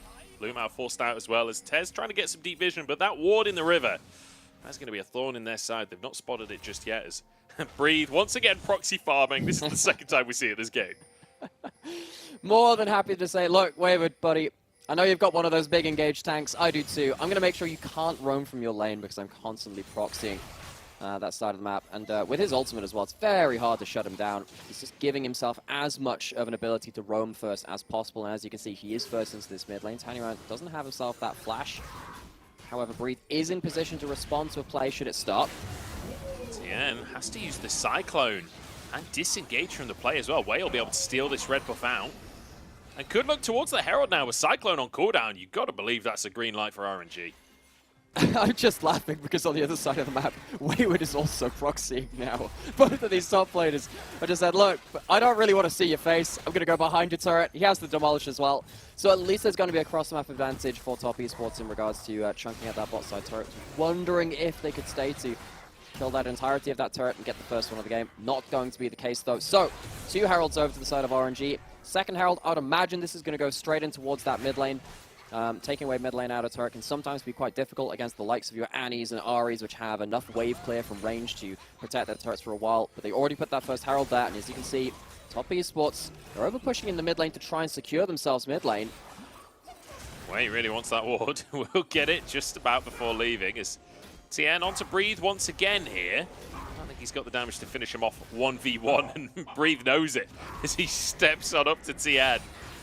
Come at me, bro, says Breathe. Here we go, Herald down in the mid lane, and that will be the first tower of the game taken. RNG doing a really good job around these objectives so far in the game, and we'll even get a second charge down as well. So, halfway down on the mid tower. Wayward TP to the mid lane as well as Drake has spawned. Rookie and TN on a mission. Lumao was just checking to see if anyone hopped over the back of that pit to see if they'd start a dragon, I think. Gets the heal from the queue as well. Breathe is here, ready to respond to a fight, but Rookie is behind enemy lines. He's on Fog of War. So while you do have a lot of vision control and push in this mid lane, Rookie does have an angle for now. This could be huge for top esports if Rookie can make the play. We'll be talking about the mid laners being the ones to make plays, and it's the mid laner that's found Tangyuan. Caught out of position by Rookie. The perfect flank, but now answered by Wei, but no, Spirit Rush gets him out. And in the meantime, LP went down. Now Breathe finds himself alone. Flash available for him, so should get out with his life. But actually, Willie, he's got knocked up. He's got charmed as well, and he's taken down. Breathe denied on this one. He greets the flash, thinks he can get out. CC chained into death. Maybe thought he could last out long enough. That was a huge test for top esports. You just lost your mid lane out of turret. You were just losing vision into your enemy jungle. But it is Rookie who finds the magical angle on the Fox in the mid lane. Really good play around Fog of War. Make sure that Tang Yuan on his big ult in that second rank of that Tibbers was not going to turn that play. And now suddenly top esports get themselves another dragon and get themselves a good foothold in this game where it looked like RNG were ready to start locking up a lot of this map. This is where it starts. This is a while into where top had kind of found themselves into the enemy jungle. Gets the vision control, gets out the empowered heal from the Ari healing after getting that kill and the assist. Doing work. Just rookie things there, honestly. The fact that he can get out as well is a testament to Wayward. Wayward with a knock-up to start the play and then ulting Way so that Rookie didn't end up going down. Really, really nice play from the top esports solo lanes. Both of them stepping up in that moment. And now top esports find themselves with a bit of a gold lead. It's not that dramatic just yet. And Way, he saw what Rookie did and he wants to replicate it on the other side of the map. Whether or not anyone face checks into him is a different question. But Tien moving over with Mark. They need to be cautious about that isolation damage. Absolutely do. Second item coming in from Way's Kha'Zix. Way, we can't really sing his praises enough. Again, he's been the real general for RNG and the most consistent member of RNG too. Imagine saying that a year or two ago. It really felt like he was Feast or Famine for a little while, and then suddenly Xiaohu kind of molded him into someone that could play around mid-jungle primarily. He's been doing mid-jungle again, but he's been the one leading that now. He needs to find a little bit more leadership for his team, and now they're down into that disadvantage. It's funny to think, isn't it? Because it's not that long ago that Way was the new guy on this team, and like you say, Xiaohu molding him. Now he's the one molding others. He's the one molding Tang Yuan, LP. I mean, Lu Mao is a veteran. Let's be honest, he doesn't need much molding. To be honest, I feel like you would struggle to mold Lu Mao. Yeah, he is his own man, Munch. Yeah, he's kind of set in his ways. But we'll see how this RNG roster continues to develop, because I feel like this is a roster that, hang on. Tang Yuan, oh, you're in trouble, mate. There's a TP coming in as well. If he wasn't in trouble before, he sure is now. Rookie grabs the kill. Wayward with the assist as well. That was a lot committed to the bottom lane to make that play. I don't know whether that's entirely worth it either. You blow the ultimate from Tang Yuan and you get a little bit of gold, but that's it. It's not like you're farming up something like, I don't know, Dark Harvest stacks or Dark Seal stacks even. You don't have any of them available. So all it is continuing to secure push towards this bot side of the map. And that's kind of it. A kill's a kill. It's a bit of gold for top esports. Without any objectives on the map, although Baron now just currently spawning, but Tang Yuan will be up in 4 seconds, has TP available. Shouldn't be the end of the world for them. Rookie's TP not as valuable as the top lane TP, generally speaking at least. But we'll see. I mean, I don't think RNG are really in a position to try and threaten anything on the Baron to try and force that teleport for the time being anyway. That's a lot of so gold. Jaculov's got a bit of gold. Yeah, 2,000 gold ahead of LP right now. That is monstrous. He's getting close to his third item. A veritable Fort Knox, locking up all of that gold in his own inventory. Rookie. Did you see that hit? That I think that was a crit. I thought that must have been a Kraken Slayer crit. Yeah, that was so much damage. Yeah. Especially, and the thing is that when you have that Calibrum too, if you get a lucky crit like that, you get 2 of them in a row, you can look to pile in your Q and your ult. And suddenly someone goes from 100 to 0 real quick. Rookie as well, adding on extra damage if he's there for the play. He was the second most gold in the game. He's heading towards a bit more flat magic pen as well. He's not at the play though, he doesn't have that teleport, and Top is starting to engage. Jacula feeling it. The Moonlight Vigil Gale Force trying to get the Q off as well with the Infernum, but Featherstorm going to be popped out. It will diffuse the play in the end. So Rookie trading tier 1s across the map with Tang Yuan as actually tanks the tower a little bit there, and Breed will be able to defend it. So minor advantage for RNG, but realistically I think top esports will be able to finish that top tier 1 tower off on the next wave anyway. Although, so we're past 20 minutes now as well, which is of course very important to note. So next time we kind of see these plays happen, you can go towards these opportunistic plays as long as there's no real threat of you dying, because if you get 1 kill, there's a chance that it unlocks the Baron. Baron feels like, particularly with the junglers in meta and the AD carries in meta, goes down very quickly. Ever since the durability patch, champions got harder to kill. Baron didn't really, so you can tank it for a lot longer. And Baron, around 20 minutes, has been one of the calling cards of LPL in Summer 23. Now with the Hex Gates, top esports looking to maybe control one of these areas of Fog of War and RNG's jungle. Oh, Lu Mao does get a ward down. Last time it was Rookie there, this time it's Tien, but RNG, they're wise to your tricks, Top Esports. Breathe, the one to step forward, has to be the one to face check. This would be 3 Drakes for Top Esports, and that's not something RNG want to let happen, but it might already be happening. I don't think they're going to have a chance to get into this pit. The Dragon's taken. They're too late on the play, and now knock up for Wayward as well. Wait, the target is Breathe trying to buy space for his jungler. Top Esports grouped up, and that's exactly what Tangyuan wanted. Mark goes down. Can they find more as well? Lumao with the quickness for Breathe in the middle of everyone, and just abandoned by his team. RNG call off the engage and go 1-for-1. Rookie's got 2 charges of the Spirit Rush left. Might be able to find an angle. Hunting for it, but doesn't quite find his mark. But again, 4 kills now on Jaculov. It's just more gold into the pocket of Top Esports carry. And 7-2 with 3 Drakes as well. Even though the gold is basically dead even, it's where that gold is and how everyone's performing. There's a stunt coming out. I was thinking maybe Way was with them. He wasn't. He's on the bottom side. Okay, right. Let's reset from that because Dragon's down. That's important. Soul point over to Top Esports, and it has been this kind of ebb and flow in this game. Periods of slow, controlling play into one of these bursty team fights. Rookie couldn't find his mark later into that fight, but Tangyuan found Top Esports' mark pretty quick into that one. Gets the 2-person play, and if you take out the Enchanter, it stops your ability to run forward in the fight with the move speed and the extra shields, which meant that Top Esports couldn't run over the fight. However, Breathe was sadly caught out at the kind of in the middle of Top Esports, couldn't walk away with that own kind of successful play. So as it stands, RNG, they had those grid objective plays earlier into the game. Now it feels like they're starting to fail in their setups. Top Esports choking them out of areas of the map. Yeah, feels like Way is struggling to get involved in these fights as well, which, Karzik's not exactly known as a great team fighter. Does want to find those isolated targets. Rookie finishes that tower from earlier. Does he get out with his life? As 4 members of RNG in the Baron area here, but 5 from Top Esports. As Wayward comes in to contest. And they will chase RNG away. Won't lead to anything as Breathe stays on the bottom side of the map. TP available for him. But now Jaculov charging down the mid lane.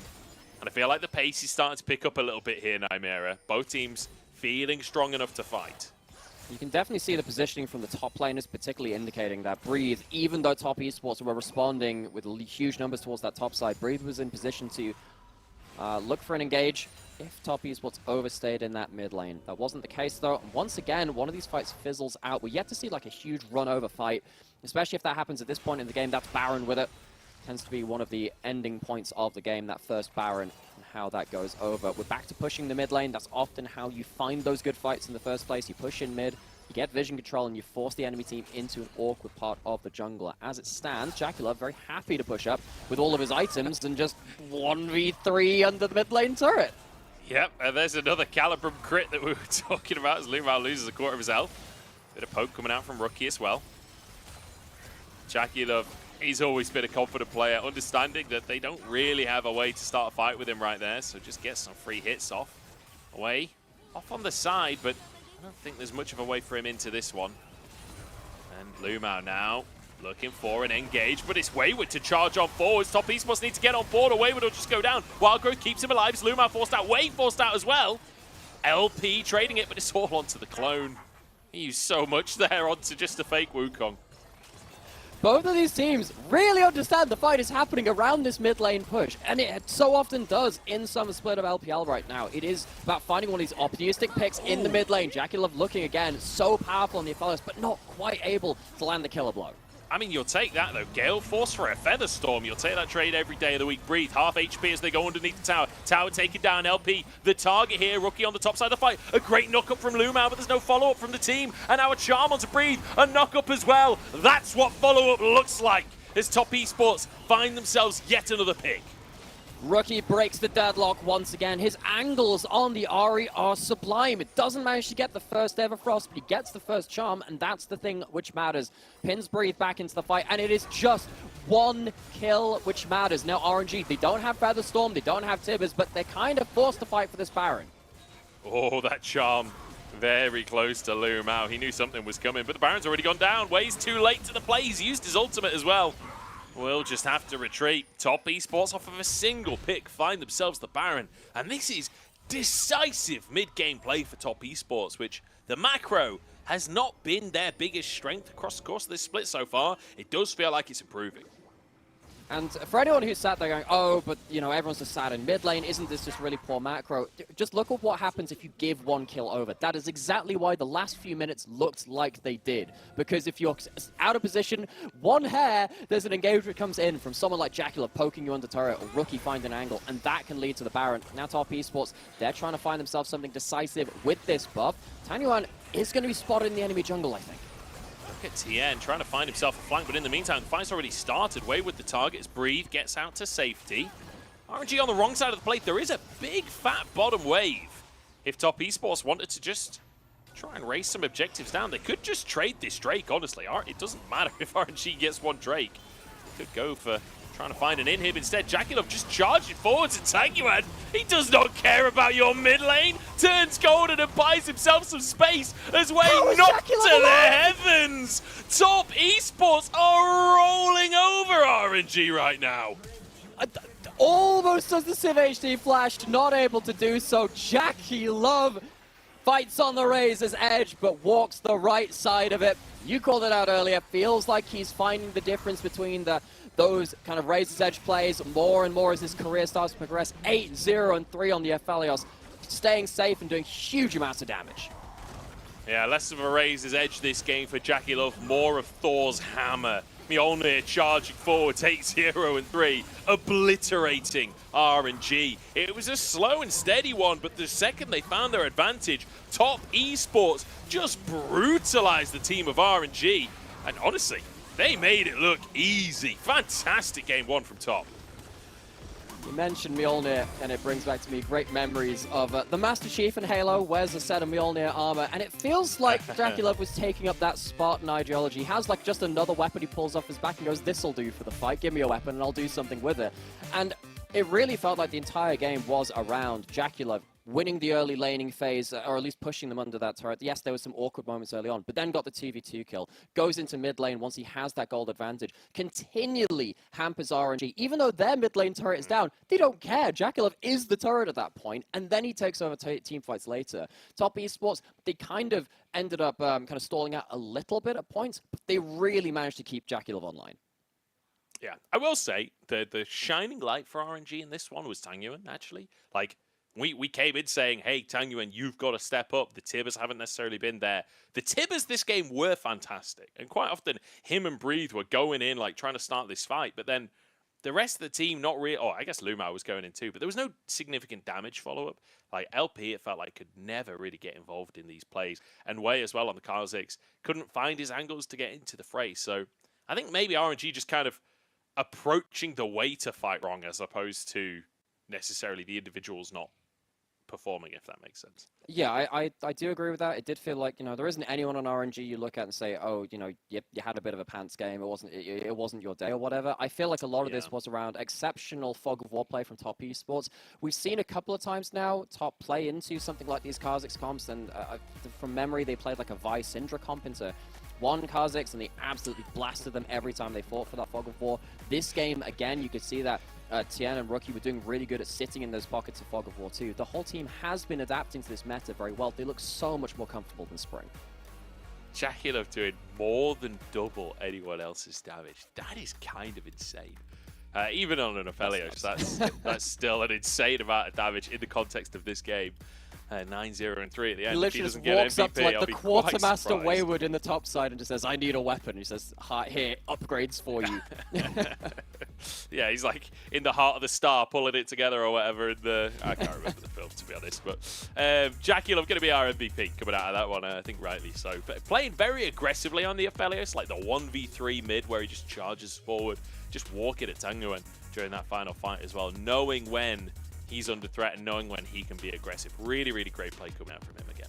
And in this split, above all others as well, when you've got players like Uzi coming back and actually having a pretty good time with things as well, his Aphelios has looked fairly clean, even though EDG has had its own issues. You've, of course, got Ruler, you have Elk, you have so many strong AD carries.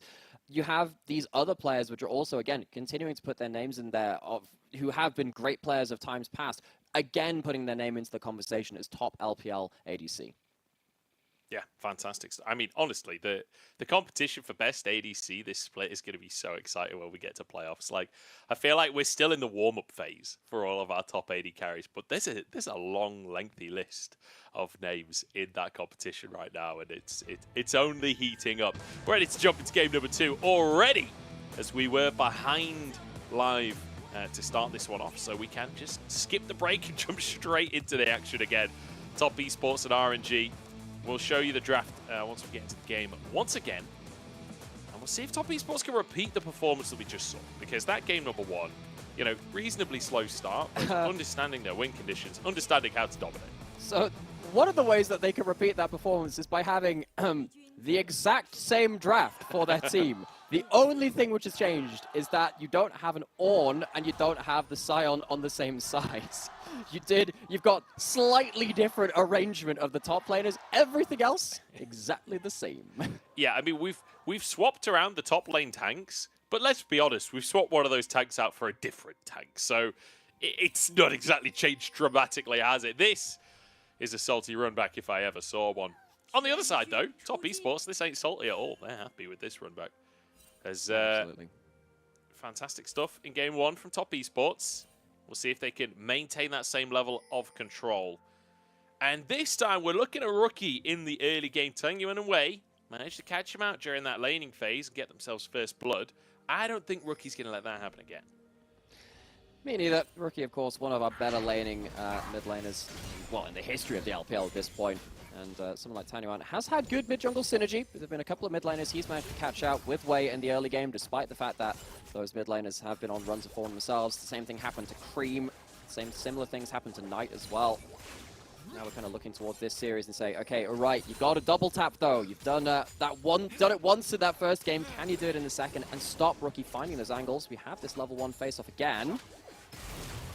Once again, they find Jackalope early on. This time they do big damage. 3 summoners burn on the side of Top Esports, turning it back around onto Lumao to at least answer some of it. Luckily for Jackalope, that sever him in place, so we'll have a bit of sustain. Very similar to the first game as well. It was just the cleanse blown in game 1 though. So LP Lumao getting a little bit more from the W start level 1 than in game 1.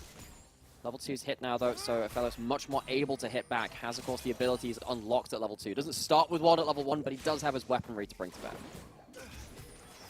Certainly does. So LP stepping up very confidently, and rightly so. Especially after how this lane is going even better than it did in game number 1. Those summoners on cooldown for Jackalope. He's got to be cautious because Lumao would be more than happy to pull the trigger on an all-in.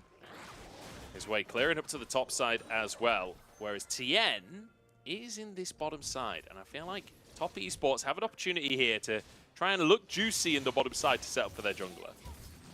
Potentially both junglers on opposing sides. We're heading towards his top side this time. Don't really think there are options besides top side invades for second clear of camps. Not really sure you're going to get too much happening with this top lane attempt. It is tank versus tank, as we have highlighted already. So, for anyone that missed game number 1, I know that our comps are essentially the same as the first game of the series. I feel like we should reiterate win conditions coming into this one. How the two teams should have to play things out. Because what we saw in game number 1 was Top Esports just team fighting is the way. But a lot of that comes from kind of playing in a similar way to how RNG's comp wants to play, which is you make Fog of War, you sit in Fog of War, you engage out of Fog of War, and you help that with the likes of something like the Kha'Zix with that Umbral Blade. But Top Esports outfought that, even without those same tools to bring to bear, particularly Rookie and Tien. Great job with that, and the reason that they could do so is because Jackalope was so far ahead and so strong. Looking to maybe put him ahead again. Tien's heading towards bot side. This is the chance. LP going to be slowed down here. Does have the flash and will be forced out by Tien here. Feathers come back. It's only onto the clone. Tien will walk out with his life. And hey, you get a flash out of it. That's a reasonable gank. It is. Wei's heading down towards the bot side to shield his bot lane if they want to try and reset that wave. It's going to be 3v3. Mark flashes forward, Infernum there onto LP as well. LP in so much trouble here, taken down. Tien looking for more as Lumao flashes under the tower. We're in a 2v1 right now because Lumao can't get back into the play. Tien into the minion wave. Wei sacrifices himself for the double kill, but Jackie gets 2 as well. That is a big old chunk of gold onto 2 different carries and 2 different roles. Luckily, LP will get most of this wave under turret because of that cannon hitting tower. You're going to lose probably your melees, but that's still a good amount of minions saved. It would have been absolute disaster if that wave had been hitting tower just a little bit earlier. Would have been also a disaster as well if Wei had arrived any later. Manages to burst out one of the targets first off at early levels. Auto attacks from any champion, support, AD carry, jungler, mean an awful lot. Killing someone early helps in that regard. Luckily on the other side, Jaculov gets some very clutch edge of the dusk waves, hits his skill shots where needed, and gets just enough damage to carry the fight. Just enough. 2 kills for him. And I mean, Lumao getting out with the skin of his teeth. That was almost a triple kill for Jaculov. And honestly, I feel like both compositions are getting the gold exactly where they want it early on, right? Like, if you're RNG with a Kha'Zix, you kind of want the Kha'Zix to be the one that's popping off, that's getting a huge chunk of gold. Obviously, it's good on LP as well, don't get me wrong, but you're happy to have it in the pocket away. Same goes for top esports, where Jaculov really is the one that they need to be getting ahead. Rookie in trouble, no, Taguan! Oh, Shantan turret. It's a disaster, and then he doesn't follow up on Lumao. Oh, no.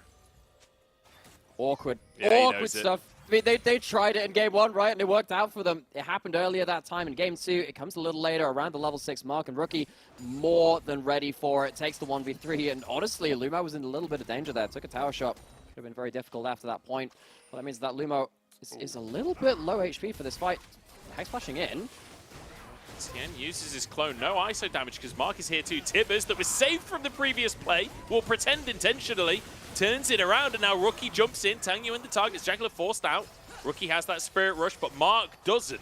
He's in trouble right now as he gets rooted by the feathers, but the slow from the Glitter Lance, and here comes Rookie behind the enemy team. Lumao jumps in, though, knocks him up and takes him down. Rookie oversteps his mark.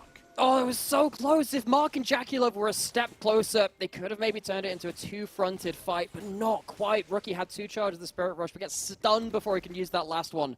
Over-aggressing slightly, and immediately buys some Merc Tread, so the next time that happens, at least we'll have some tenacity to maybe outplay the situation.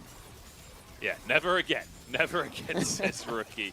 Does manage to get 1 in the overall scrap, but this game, much messier than the first one. A killer minute so far between the 2 teams. And I like that RNG are being proactive once again to try and find these opportunities. Hex Splash to start it off.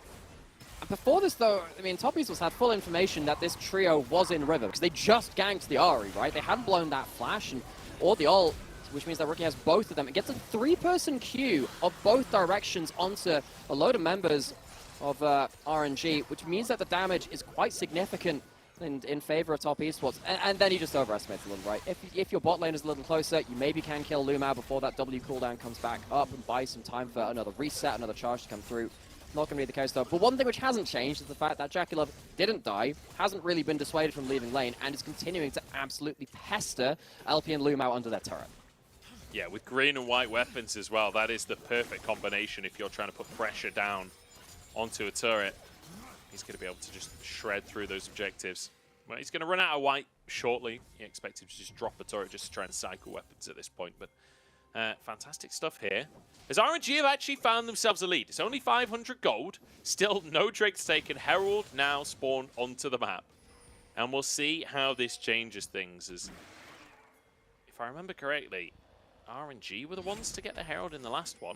Just about. Tanyuan had a 2-person ult when there was a bit of a flubbed ult ult, if I remember correctly, where we're not quite landing that one. Yeah. But as it stands, Tanyuan doesn't have flash for this fight. You have Lumao roaming up, and LP is as well. What this means is that Jaculov is going to be left alone on this bot side turret if Herald is started up in earnest, or contested in earnest, which isn't right now. Wei is on Dragon.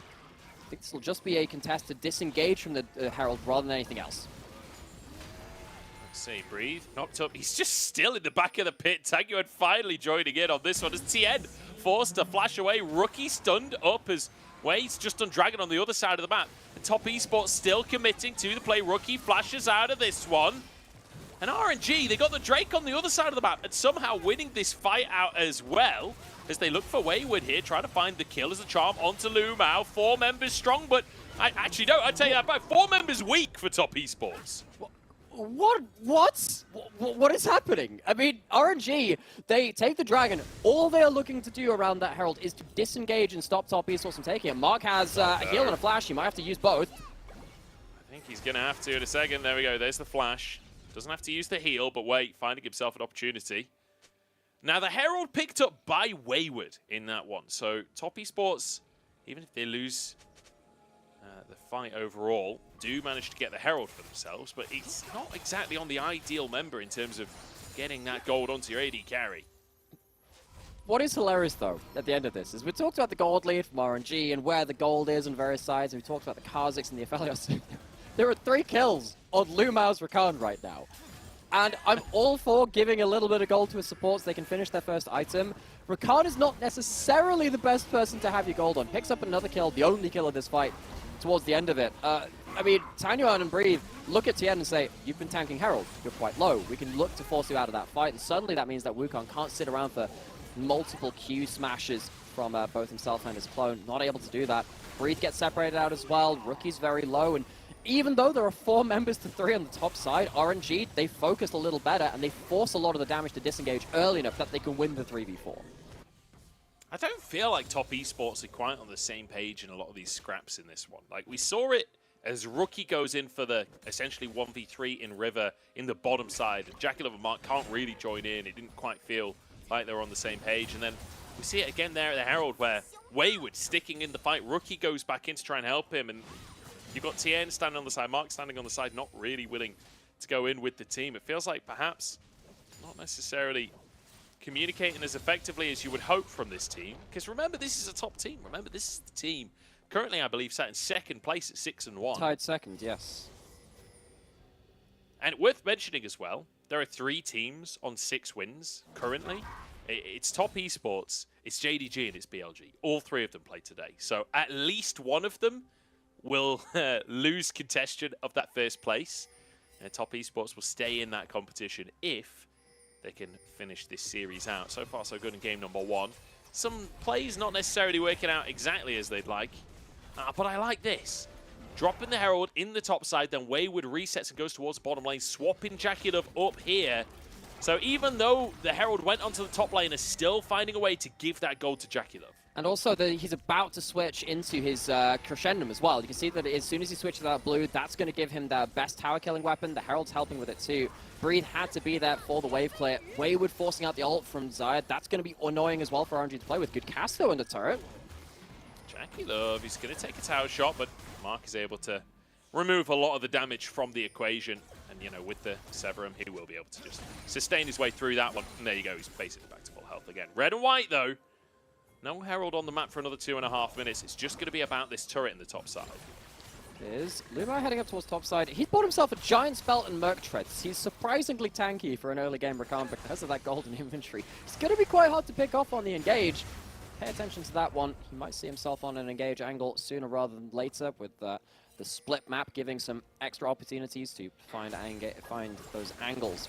As it stands, though, it does seem like both these AD carries are going to soon change back into the same lane. LP actually just cancelled his back. Was wondering if he was going to go towards matching Jackie Love again in one of these lanes. Not going to be the case, though, and that's going to be Jackie Love and Mark after that Herald the top side, resetting and probably heading back towards bot. Yeah, Tango just going to slam the Tibbers down in the mid lane. It's a play we're used to at this point. The Spirit Rush coming out from Rookie gets into the wave, but it doesn't matter. Wave flashes onto him and finds himself a little bit of a kill. Rookie caught out in the lane. He faced 1 and 2 this game. Having a bit of a hard time on the Ahri. Seems like every couple of minutes there's just a 3-person attempt onto the Ahri. Get rid of that ultimate, get rid of that flash if at all possible. They can't get rid of the flash this time. Tanyuan, level up. Because of course that wave was just coming into Rookie's side. Good trade to bring him down below half HP despite the Merc Treads and the Magic Resist. Can't clear out the wave in time. Which means that the fed members of RNG, which are of course the jungle and support, because why not with the support be fed, end up taking down the star mid lane at Top Esports. Yeah. So Rookie, I mean, there's only so much you can do in a situation like that. 3 people sent to take him out. Feels like a John Wick film. Except he died, so yeah, maybe it's I'm not. thinking I'm back. But unfortunately, not able to do John Wick things, not able to win out the fight in the end. Does go down. But Drake come up on the map. Drake come up on the map. Why use many words when few do true? RNG got the first Drake of the game. RNG got the first Drake. Just going to plow on as Top Esports try to contest this one. It's a double Cyclone. Lumao actually has a bounty on him. If they can find a pick onto the Ricard, it would be valuable. So, setup for this Dragon is going to be a little bit different now because that Cyclone's gone and the Grand Entrance alongside that quickness we're used to escape. So, RNG, you don't have one of your big engage combos, and Rookie is playing Fog of War Mind Tricks again. But this works for him. He has himself his first item for the Everfrost engage. If you can get a flank and get multiple people slowed or rooted, it has huge value, but he's been spotted. Way's going to head towards him. Top Esports, you got to find an engage to save your mid laner. Wayward goes in, spy space here. Way looking for Rookie in the meantime, and he will find him. Look at that, half his health gone already, but he Spirit Rushes over the wall and finds a Charm onto Lumao instead. Everfrost 2, as he can jump into the Dragon Pit. Rookie's got away with it and bought space for Top Esports. Can they burn through this Drake in time? TN is there with the smite as Way comes around the backside of the pit. Dragon will be taken. Can Top Esports get out with their lives? The cask is there. TN surely will fall. Wayward gets a knock of his LP with a Featherstorm, finds Jackie, roots him up. Mark has to save his AD carry. Breathe is in. Can they finish the kills though? Breathe is the one to go down as Wayward still tanking beyond the grave. It's a 2-for-1 with Top Esports getting Drake. And the Dragon is a big factor of this. It's not like you're going to be able to force an early soul from RNG. They had the better hand of objectives in game 1, but they couldn't force Top Esports into the fights in time. Jacula started taking over the game. They were the ones to take the mid lane out of turret in game 1 as well. They're not going to be able to take it at this Dragon. So Top Esports, they walk away losing the fight 2-for-1. But considering how this started, we're going to see that in this well, we're not even going to see the start of it. It started with Rookie having to blow everything to escape the enemy jungle after one of his vision tricks went awry. Clutch flash project on the Charm onto Tanyuan to stop him getting a full combo onto someone. Flashes away from the Tibbers mean that the Annie is not the real deciding factor of this fight. The real deciding factor is probably Jacula at the end of it, doing huge damage once again. Yeah, Breathe perhaps overstepping his mark there, underestimating how much Wayward would be able to buy space on the back end of that fight and stop his team following up. He saw the potential pick there onto Jacula after the feathers, but wasn't able to finish the job off. Tangyuan, he's been the one picking off Rookie this game, but with Tien in the area, could be in trouble, but no. He'll back away. Way and Lumao starting to herald off. This feels tense though. This doesn't feel like either team has a massive one-sided fight necessarily. That said though, RNG are a bit ahead in Golden Way. He's massive if he can find an isolated target.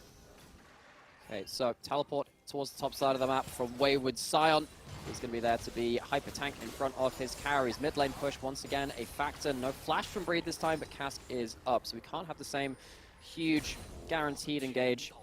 Once again, we're back towards this mid lane because we know how powerful it is getting one of these picks when one of these objectives is up around the mid lane. It's not the Baron just yet. Rookie is once again in the enemy jungle, sleuthing around. Metal Gear Solid sees Tangyuan. They have information on this. Rookie can find the angle, and he has flash. I love how this didn't work out in the previous play, and he's like, yeah, but I'm still going to do it. It worked out game number 1. It's worked out in many, many scrims, I'm sure. As Breathe will face check in here, and Rookie, oh no, he's in an awkward spot here, isn't he? Spirit Rush, flash, Spirit Rush. Way's chasing though. The W for a bit of movement speed, and the Charm will deny Way's chase down. Quickness going to be used by Lumao here. Rookie's out of resources, he's out of dashes, he's out of ways out. And he's out of life as well. Way grabs the kill. Herald opened up for RNG. You think you can play this style of game? RNG did this for years when they had Xiaohu on the roster, and Wei is no stranger to it, alongside Breathe as well. These players that they played against those players with and against them for so many years, and Rookie found a lot of success with this in game 1. Can't make it happen again. It feels like Top Esports, they needed to be looking for a clutch engage in that mid lane while Rookie was on that angle. They don't manage the second part of that. It means that Rookie goes down to his 3rd death of the game. I like the angles, that's not the problem. It's just doing it in coordination with the team, which has been a miss in this second game. Yeah, it has been. I feel like the engages that they've been looking for have been like last-ditch efforts to try and save Rookie as opposed to proactive plays to set up the flank. Tien and Rookie, the pair of them, having a bit of a tougher one here in game number 2. And that was one of the things we called into question coming into this series, right? Top Esports, yes, they're 6-1. Yes, they're on a 6-win streak. Yes, game number 1 looked fantastic. But this is a team that have not consistently looked fantastic. This is not a team that have just been dominating every single game that they play. They've definitely left something to be desired. I wonder, especially after such a rough spring split. This has felt like a bit of a redemption split for them, but they do need to make sure that they are improving game by game, series by series. Tangyuan just jumps straight into the enemy lines and obliterates Mark. Jaculov almost going down as well. Blink and you miss it. Tangyuan once again finds a huge multi-person ultimate. He's been asked to step up today by us and probably by himself. Let's be honest, he's been having a rough summer the split. coaching staff, I would Coaching assume. staff, definitely. But that's a huge play. Opens up an angle for Herald into mid. Fantastic stuff from Tangyuan. Again, to the point where maybe you don't let this Annie over, because this feels like absolutely the linchpin of the way RNG are playing out game number 2. Tangyuan, the driving force behind so many successful plays for RNG here. We'll see if he can keep this kind of performance up, and we'll see if Top Esports will acknowledge the danger that they're up against, because they don't seem to be so far. Jaculov trying to follow up as Wayward engages onto LP, but Way with the threat on the backside means they really can't leave. One of the other big factors of this game too is the fact that you don't have the Ornn for guaranteed engages from a distance as opposed to throwing your bodies into the fray, and also not giving the extra stats to someone like Jaculov by upgrading his mythic item. You got that Typhoon in game 1, and it was a huge point of power for the team of Top Esports. RNG, they have been so much more controlling this game. They kind of let that slip partway through game 1. Top Esports won the vision game, they won the engages. But Top Esports now, they're the ones which are getting caught off. They're the ones stood on walls, and they're the ones getting absolutely blown to smithereens by these engage angles. Great combo coming out of RNG around this mid lane. These were the fights they were losing last game. Yeah, absolutely fantastic stuff. And Lumao on it to follow up as well. We said that they weren't necessarily on the same page in game number 1 with some of these engages. This time around, it feels like they really are working together. Tien forced out of the Baron pit as the knockup will go wide. There's a Graviton, but a cast sets up Jaculov. He flashes back to the rest of his team. Infernum only onto one, though. It means RNG walk away. Top Esports walk away. It's just a sparring match. It's a hell of a lot of damage for a sparring match. Wayward's going to be walking away with a broken ankle or two, a cracked rib, and one of the big reasons for that is the AD carry difference is not in favor of the Top Esports. Big trades coming back again. God, it's so tense, isn't it? As Top Esports kind of bullied out at the top side. RNG, they know that they're strong and they are starting to flex that fact. 2 items on either AD carries. That massive gold lead we saw earlier on in the game for Jaculov, it has been diminished at this point. LP's caught up to him. It's Top Esports. They're not going to let this Baron go down without a fight. That said, it might go down before they even get into the pit. Wayward is here. Tien over the wall, jumps into the pit. Can he find the smite? No! Taken out before it happens. And Rookie 2 Spirit rushes down. Jaculov, Gale Force, but caught. The feathers are there, and Tibbers to finish the job. RNG are back, and they mean business. It's smelling a little bit like a game 3, Munch. RNG, they've been winning all of the fights they were losing the first time around, and where there is a way, there is a dead Top Esports member. I'm pretty sure that's how the saying goes. This Karzik seriously paying dividends for them on the second time of picking it. Way going full Joker there. He's like, I'm going to show you a magic trick. I'm going to make this rookie disappear. And smashes his head into the floor. It's going to be a tower taken in the mid lane as well. A tower taken in the top side. Inhib tower not quite finished off here. I think Tien will be able to defend this one. But close enough. And hey, look at the gold difference. It's 9,000 in favor of RNG. Before this fight happened in the first game, which we have to mention, because again, these are very similar drafts, folks. Turns out there's a lot of points of comparison you make between them. Last game, we would have had 2.5 items on Jaculov to 2 items onto LP. That's not the case. It's 2 to 2, and that is a huge difference in the way that you can play towards these big damage fights. You suddenly don't have a fellow who's blowing up all of your team if you leave him alone. Heck, he's not even being able to be left alone at that point. Rookie, not for the first time this summer split as well, has had one game where it's been absolutely fantastic and one game where he's found a little bit more suspect. He's been lacking some of the consistency which Top Esports know that their mid laner can absolutely have. It's really rough. And it has to be said, like, Rookie has been such a consistent player over the course of his career. It's not often that you see him have a bad game. Like you say, this split, it's not the first time. That said, the good games are incredible. I feel like Rookie is is kind of gone into a mental state of like, look, rewind I half am an hour, going go to game one. Yeah, I'm going to be a massive factor in these games. You can see the way that he's playing this Ari. It's very different to the way most players in the LPL are playing Ari right now. He is trying to be a big difference maker, to make game-winning plays. But it's kind of like the Jackie Love effect, right? Where that could also turn into a game-losing play. The line between genius and insanity is, as always, very thin. These players in top esports, they know that. Jaculov maybe rubbing off a little bit on Rookie on that one. He's done it from the AD carry role. But Rookie really needs to find some way to impact this game himself. He's a big part of the setup for his team. The engages have not been clean from top esports. They've been the ones getting caught out. It's been Tanyuan who's been more consistently landing the plays. 10-stack Dark Seal for him. He hasn't died this game. The opposing mid laner really being a thorn in top esports side in game 2. RNG with a mid-in here. Looking for a bottom one as well. Still 12 seconds on the Baron. This is the last wave that they'll get underneath this tower. I feel like they could maybe just brute force this, to be quite honest. They are feeling real strong with a 10,000 gold lead. This way, threatening on the side. Top esports retreat. They know that there's no wave for just a second or two. And now with no Baron, they should be able to clear these waves. But that said, it's hard to step Rookie. up. Rookie flashes Everfrost there. Tango knocked up. Will survive, though. And burns through the monkey. The cask is gorgeous from Breathe. Both carries knocked straight into the fray. Rookie with another charm, but it's just not enough. They can't even get a single kill as RNG blow this game wide open. Reeks a little bit of desperation. Last-ditch effort from top esports does not work out. They just don't have the damage. Now both solo laners teleporting into the base. Where's your wave clear? Where's your damage? Top esports, this is the end of the line. Certainly is, unless they can get some kind of miracle, but the charm goes wide from Rookie.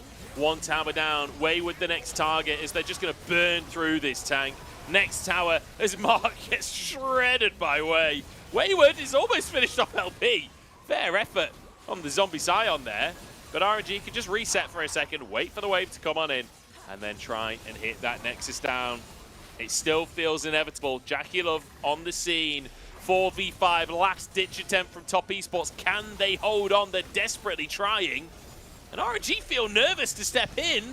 LP is so low on HP. Rookie, Spirit Rush available, could assassinate the AD carry. Here they go, charging forwards. Charm doesn't land. Nexus on a third of his HP. The cask is enough. Surely if they just hit the Nexus, they'll take the game. It's dicey, but it's a win.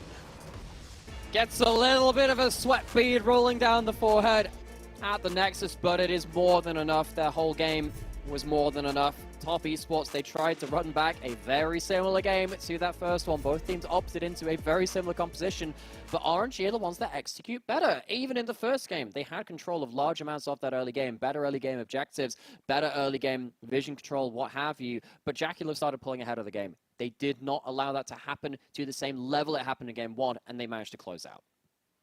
Yeah, absolutely. I mean, the thing is, like, Jackie did get ahead somewhat, like you say, but it wasn't to the same extent. It didn't snowball through the mid-game. During that mid-game, it felt like the fights were so RNG favored that, I mean, even the one where it was 4v3 around the Herald, RNG winning that fight out was, I don't really know what happened with top esports in that one. Me neither. The fact that TN was forced out, and then it was kind of actually a 3v3.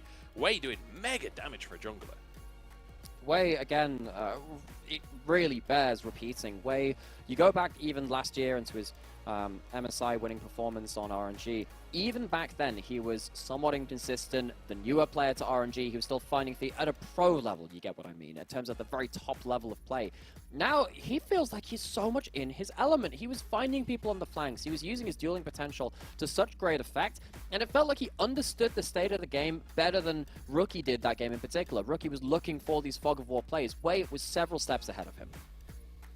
He certainly was.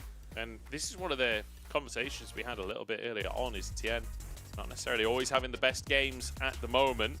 His splitters look good, but Spring really, really rough. Whereas Way, he's firing on all cylinders. And this game specifically, it definitely felt that way in terms of the jungle. Tanguyen gets himself an MVP, and what a step up from this player. We said coming in, like, we want to see more from Tanguyen. Did have one of those awkward Tibbers moments, but it led to a one fight later on anyway. He was just saving the Tibbers for the future play, that's all.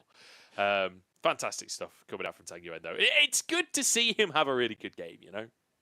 Yeah, I completely agree because, you know, this is a player that between him and Angel, RNG really struggled to find who they wanted for their team, what kind of player they wanted in that mid lane, and we're going straight into game 3. There are no breaks.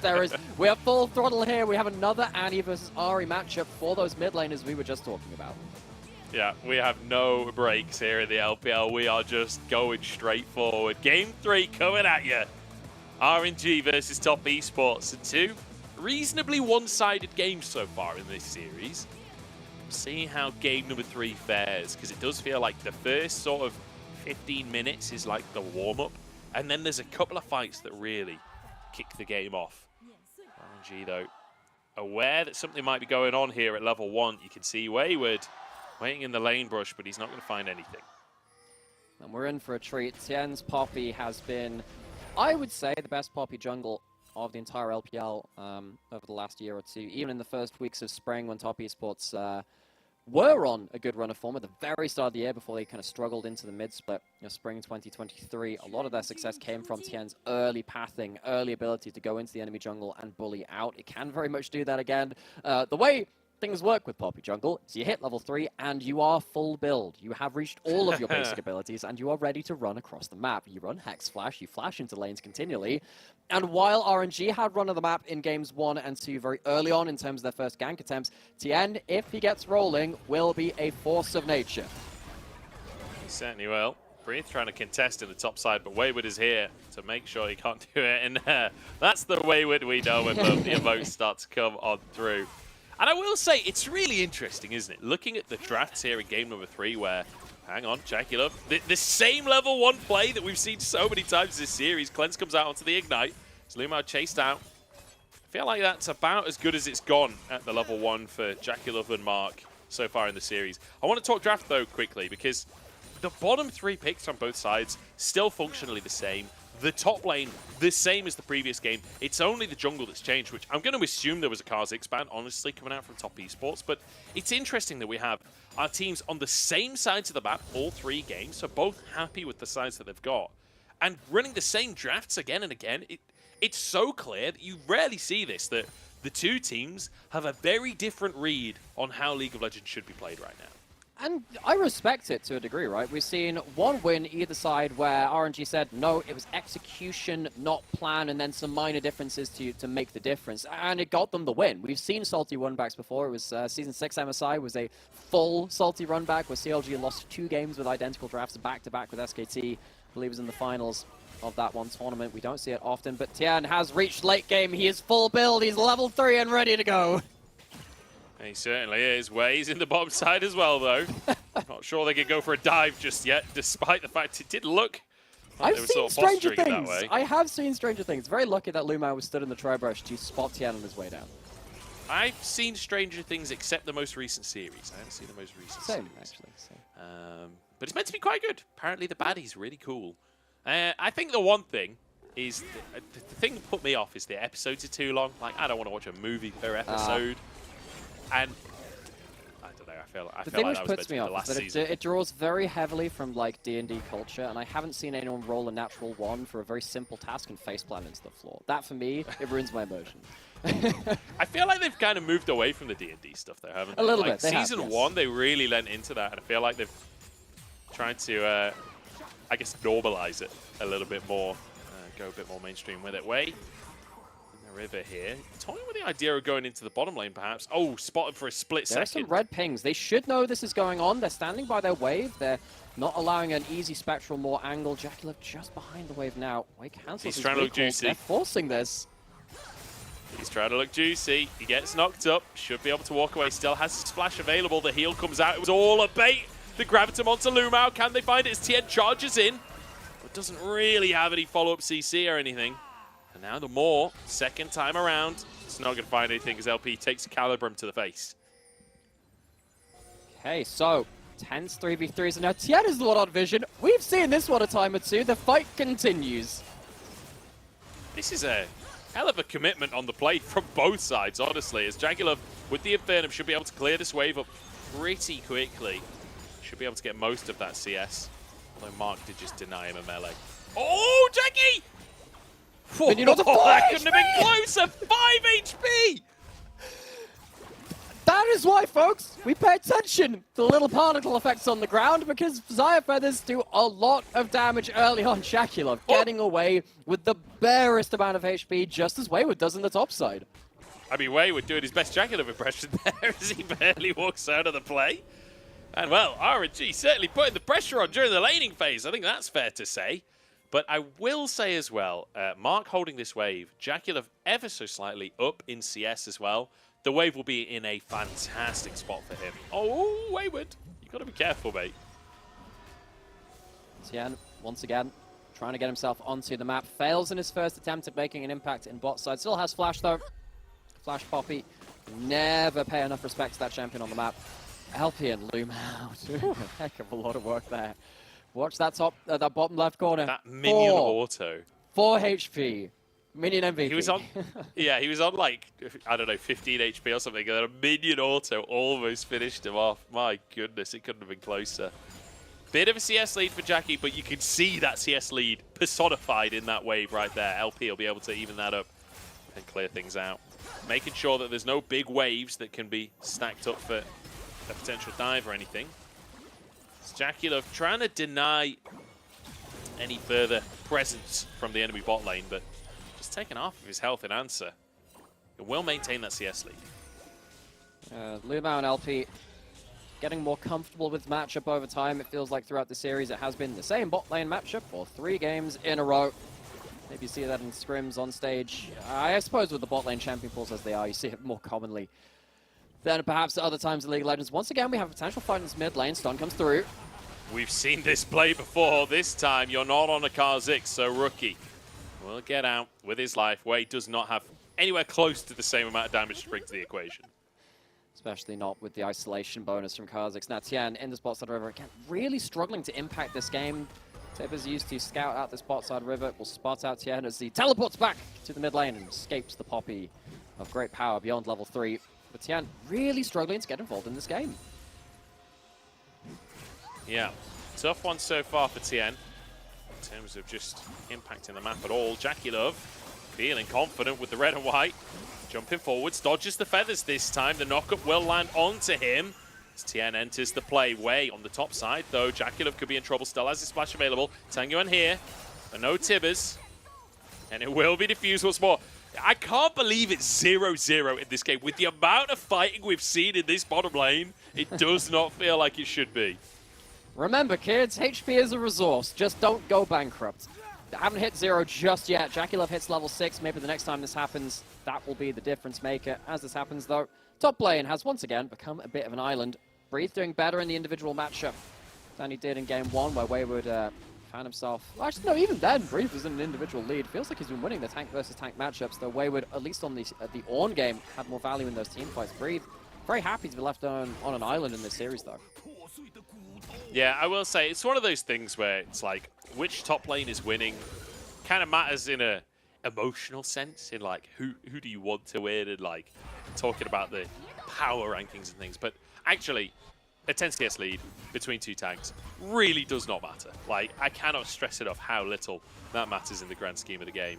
Aside from like very small windows where maybe Breed gets an XP advantage and gets an extra level on his ult or something, but even then, you're not exactly going to find kill threat. Unless you're literally demolishing every wave, it really doesn't matter, folks. And this is a big point for RNG in their own way, because in spring, a lot of the ways that RNG were failing was Breathe was still trying to play his carries in the way that Bin and so many other players have done in the LPL. Beyond that point, there have been a kind of select few which tried to play carries, but Breathe was not successful on them. In fact, it got to the point where RNG had to put Breathe on Sion duty, and they went something like 9-1 on him throughout regular split before it came into the playoffs. And it feels like Breathe has now kind of taken up his role as the tank weak side player, turning up to team fights and making as much impact as possible. Popul getting charged up. Gonna put it on cooldown, put it on the lowered cooldown, and I mean, this is the one time where Herald has gone over without a fight this series. Yeah. Finally, Top Esports seeing a fight opportunity and not actually going for it. I'm not sure I've ever seen that before.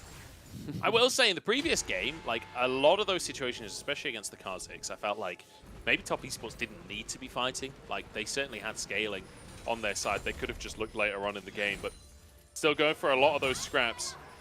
This time around, playing it a little safer. Not just brute forcing for the sake of it. Actually trying to clear vision. Drake not up for another 3 minutes, but we're really keen on fighting for this jungle as Tangyuan loses half of his HP from a charm there. Uses the vision control well enough. Rookie has been hemmed into lane a fair amount by TES in the early games. Breathe, ulting the wave once more, stopping the Demolish coming down on tower, and that opens up the gates for a bot lane fight. Oh, Jackalope flashes away from the route. Here comes Tien, though, later on into the play as LP the target, and will get hit by the Featherstorm. Double flash from the bottom lane, and here's Rookie to turn the play around, and finally, first blood comes through. Rookie with redemption from game number 2. LP solo on HP and will be finished off for the double kill. Rookie giveth and Rookie taketh, and this time it's all give. It's Christmas for Top Esports as the triple comes through. Rookie has been hemmed into lane the entire series, but when it matters, gets a triple kill. Darksail in inventory, 6 stacks. That is an extra huge amount of AP coming through, 24 AP just off stacks alone. Rookie is starting to snowball. He just throws himself underneath the tower. Fantastic fight coming out from Rookie, though. And we talked about the difference maker between Knight and Tangyuan. It's not necessarily the lane, it's getting out of that lane. And once again, we see a post-level 6 fight trying to be attempted in the 2v2, where Jackalope just turns around with a huge ultimate, trades ult for ult, and comes out better for a double flash away from the Moonlight Vigil. The Mega Infernum Bomb not landing in that case. Rookie gives himself so much space. If he doesn't turn up to this play, you don't get to make this kind of snowball. And for the first time, it feels like TES has been kind of caught sleeping a little bit in regards to the map play between the 2 mid lanes. Phenomenal stuff coming out from Rookie. And TES managed to push in that wave, got a reasonable amount of CS there, and off the back of a Herald as well, we'll be able to take 3 plates in the mid lane. So it's not nothing for TES, but it ain't the triple kill that Rookie got either. 6 stacks of the Dark Seal now as well. Rookie is, he's in a position where if he gets one of those flanks again, this time it's going to go different. I think a lot of people overlook the amount of power that stacking a Dark Seal gives you. One, I've been a big proponent of it on Ahri anyway, because you can protect those stacks very well because you're very safe. But every stack is 4 AP. And you think, hey, this is a 350 gold item. When it gets up to max 10 stacks, I mean, you've effectively got a needlessly large rod, which is 1250 gold for, what, like a quarter of the price pretty much. So it gets you really ahead of the game, especially when you're a playmaking mid laner the way that Rookie is. Having that extra damage under your belt can be the difference between assassinating one of these squishier bot side members or getting caught out in the enemy jungle and not being able to do anything. So 3-0 for Top Esports. And every single egg, all 3 of them, in the Rookie basket right now. 2,000 gold lead. You turn up to the shop and I'll have 3 eggs. Is that what you ask for? I don't think they'd sell them in packs of 3s. It's a half dozen. That's what it also is. known as a quarter. No, it's a half. Trust me on this. Lovely. Let's see how this one's going to go down. Top Esports confidently starting it. They opted out of the most recent Herald. I don't know if RNG are really willing to fight this. To be honest, if I'm RNG, I'm not willing to fight this. Rookie is scary right now. Mark dodging away from the stun. Drops a thumbs up as well. His LP on the bottom side of the play. Drake taken. Man has to get out of there. Just trying to stick around enough to somewhat contest, but won't be able to find anything. Jackalope wants a 1v1 on the enemy AD carry. The cleanse comes out. Another auto would have finished the job there, but didn't have flash available. My goodness, this Aphelios is online. He's almost on a 40 CS lead. Has that Kraken Slayer finished off. Here's the tower Deep flank TP, teleport. though. There are 4 players here from Top Esports, and Answer, as Breathe immediately has to scoot away to the rest of his team. And here comes Wayward with an engage. LP caught out of position here. Denied on the knock-up, though. Cask back in as Rookie finds an Everfrost. The Orb of Deception. He's taken bound by Tien. Top Esports finding yet another play. Huge Poppy ult to disengage the Annie once again. TES, despite having 2 fairly decent games on the Annie in games 1 and 2, not being able to impact the 3rd game because Top Esports have been roaming away from him, disengaging him from the fight, and now big advantages starting to come through the bot lane, which is a real danger point in this meta. Jackalope starting to really flex his muscles. He certainly is. And I mean, he's not even the star of the comp right now, based on the kills at least, but he's got almost a 50 CS lead with how this game has gone. That is something else. As the TPs came in, I think Breathe instantly deciding he did not want that.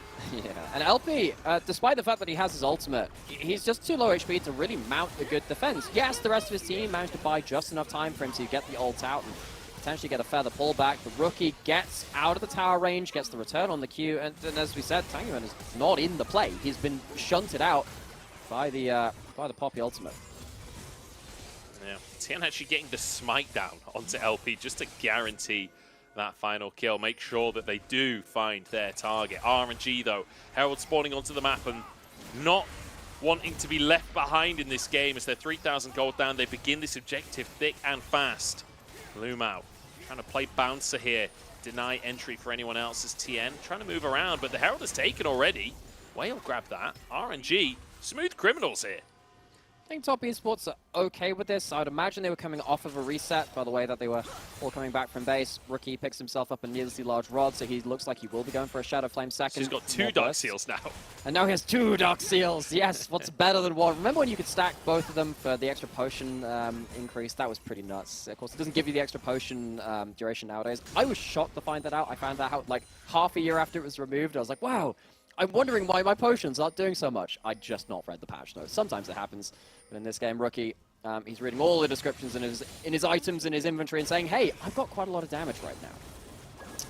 Yeah, they all just say lots of AP currently, so that's going to be. And I'm going to be honest, I don't think that the rod is needlessly large. I think it's just the right size. It's appropriately sized. I feel like Rookie's on the same page. He's got one ready and standing by. Tien looking for Tangyuan here. Tangyuan with the fire shield will keep himself safe. Oh, Tien could be in trouble, but the steadfast presence means actually he's never in trouble when it's Rakan trying to engage on him. Back out onto the map. So Top Esports, they're ending up pushing in multiple waves. It allows JackeyLove to once again push up deep into this mid lane. You can overpush. Tien's getting engaged onto. Breathe doesn't have flash if he wants to make a big play. And Top Esports, they're doing really well defending this push.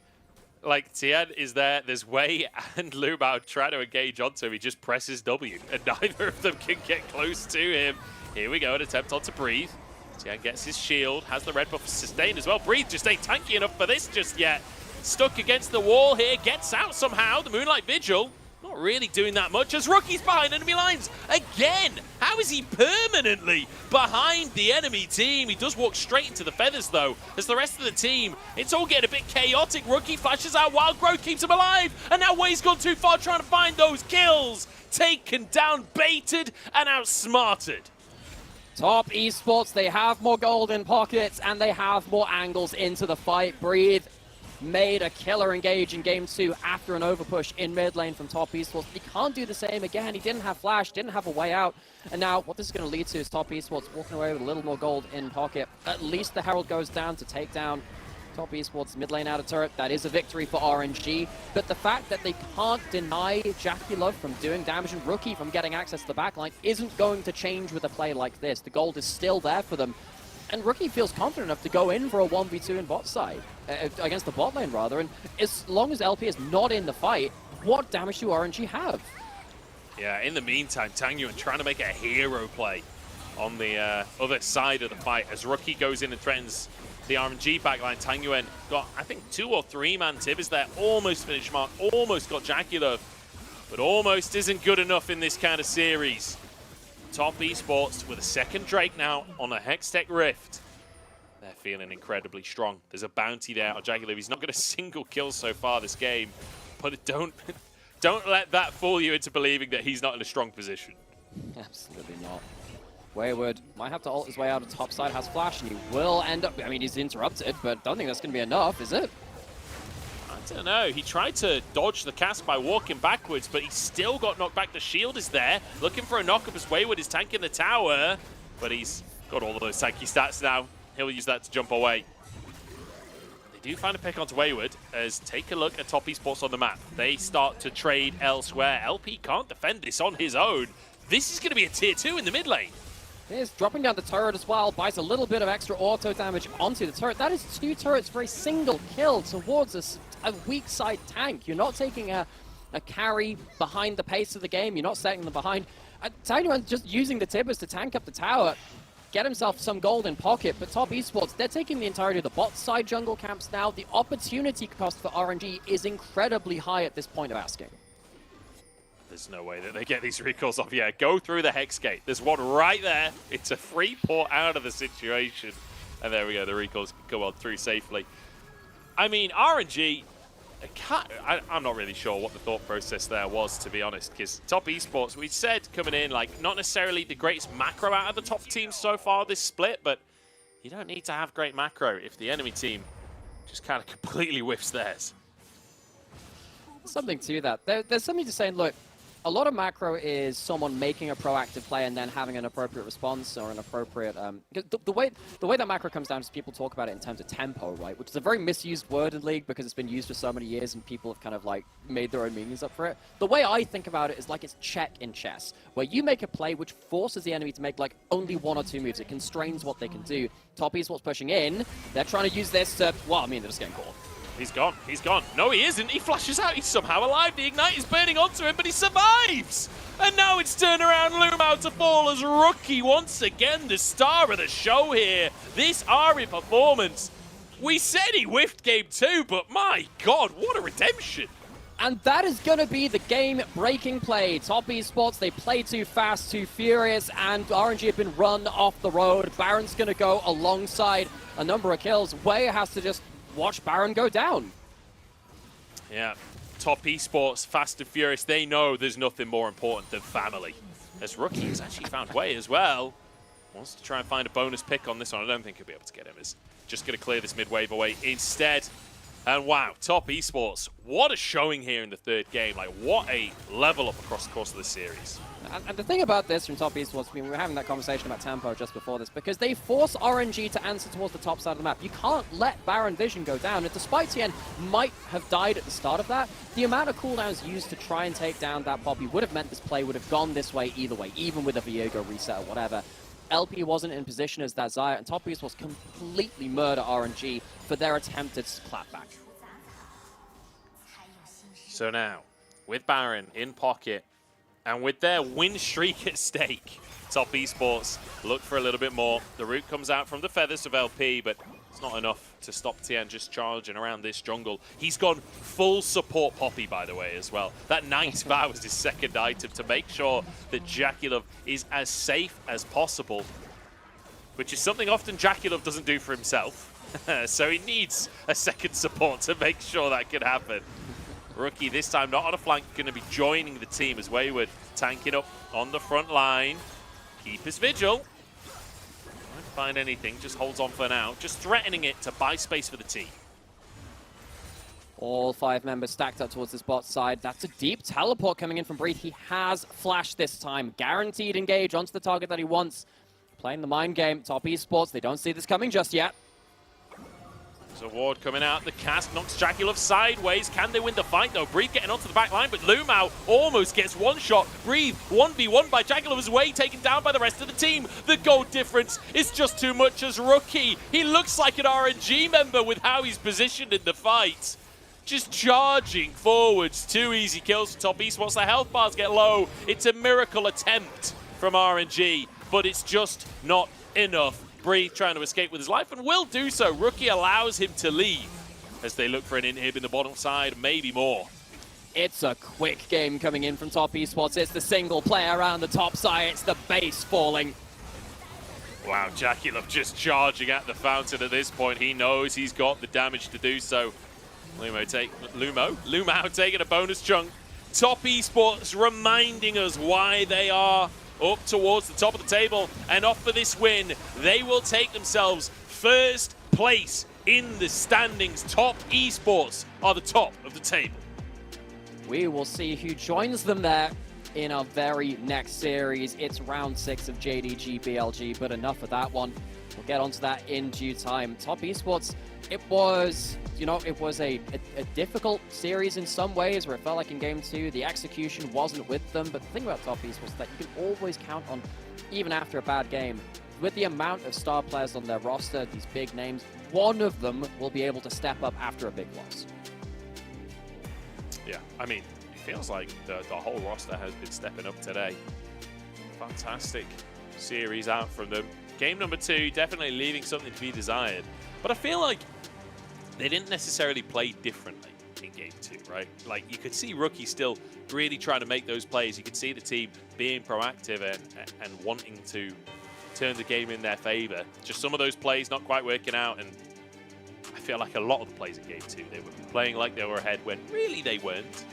So Top Esports kind of sticking with that same old mantra of feeling like they're the better team, feeling like they will win no matter what. And, you know, today that has been true. 7 series in a row that has been true. There's a 7-win streak now, 7-1 in the standings, and first place for Top Esports. This series against RNG reminded me a little bit of RNG series versus OMG. It was quite a similar story in regards to, okay, they had one of those games. For them, it was game 1 versus OMG, but they managed to stop the mid laner from being able to do too much and roll over. However, they kind of just couldn't adapt through the rest of the series. Yeah, tough one for RNG, but we're going to go and chat to one of our tank players. It's Wayward standing by alongside Christina.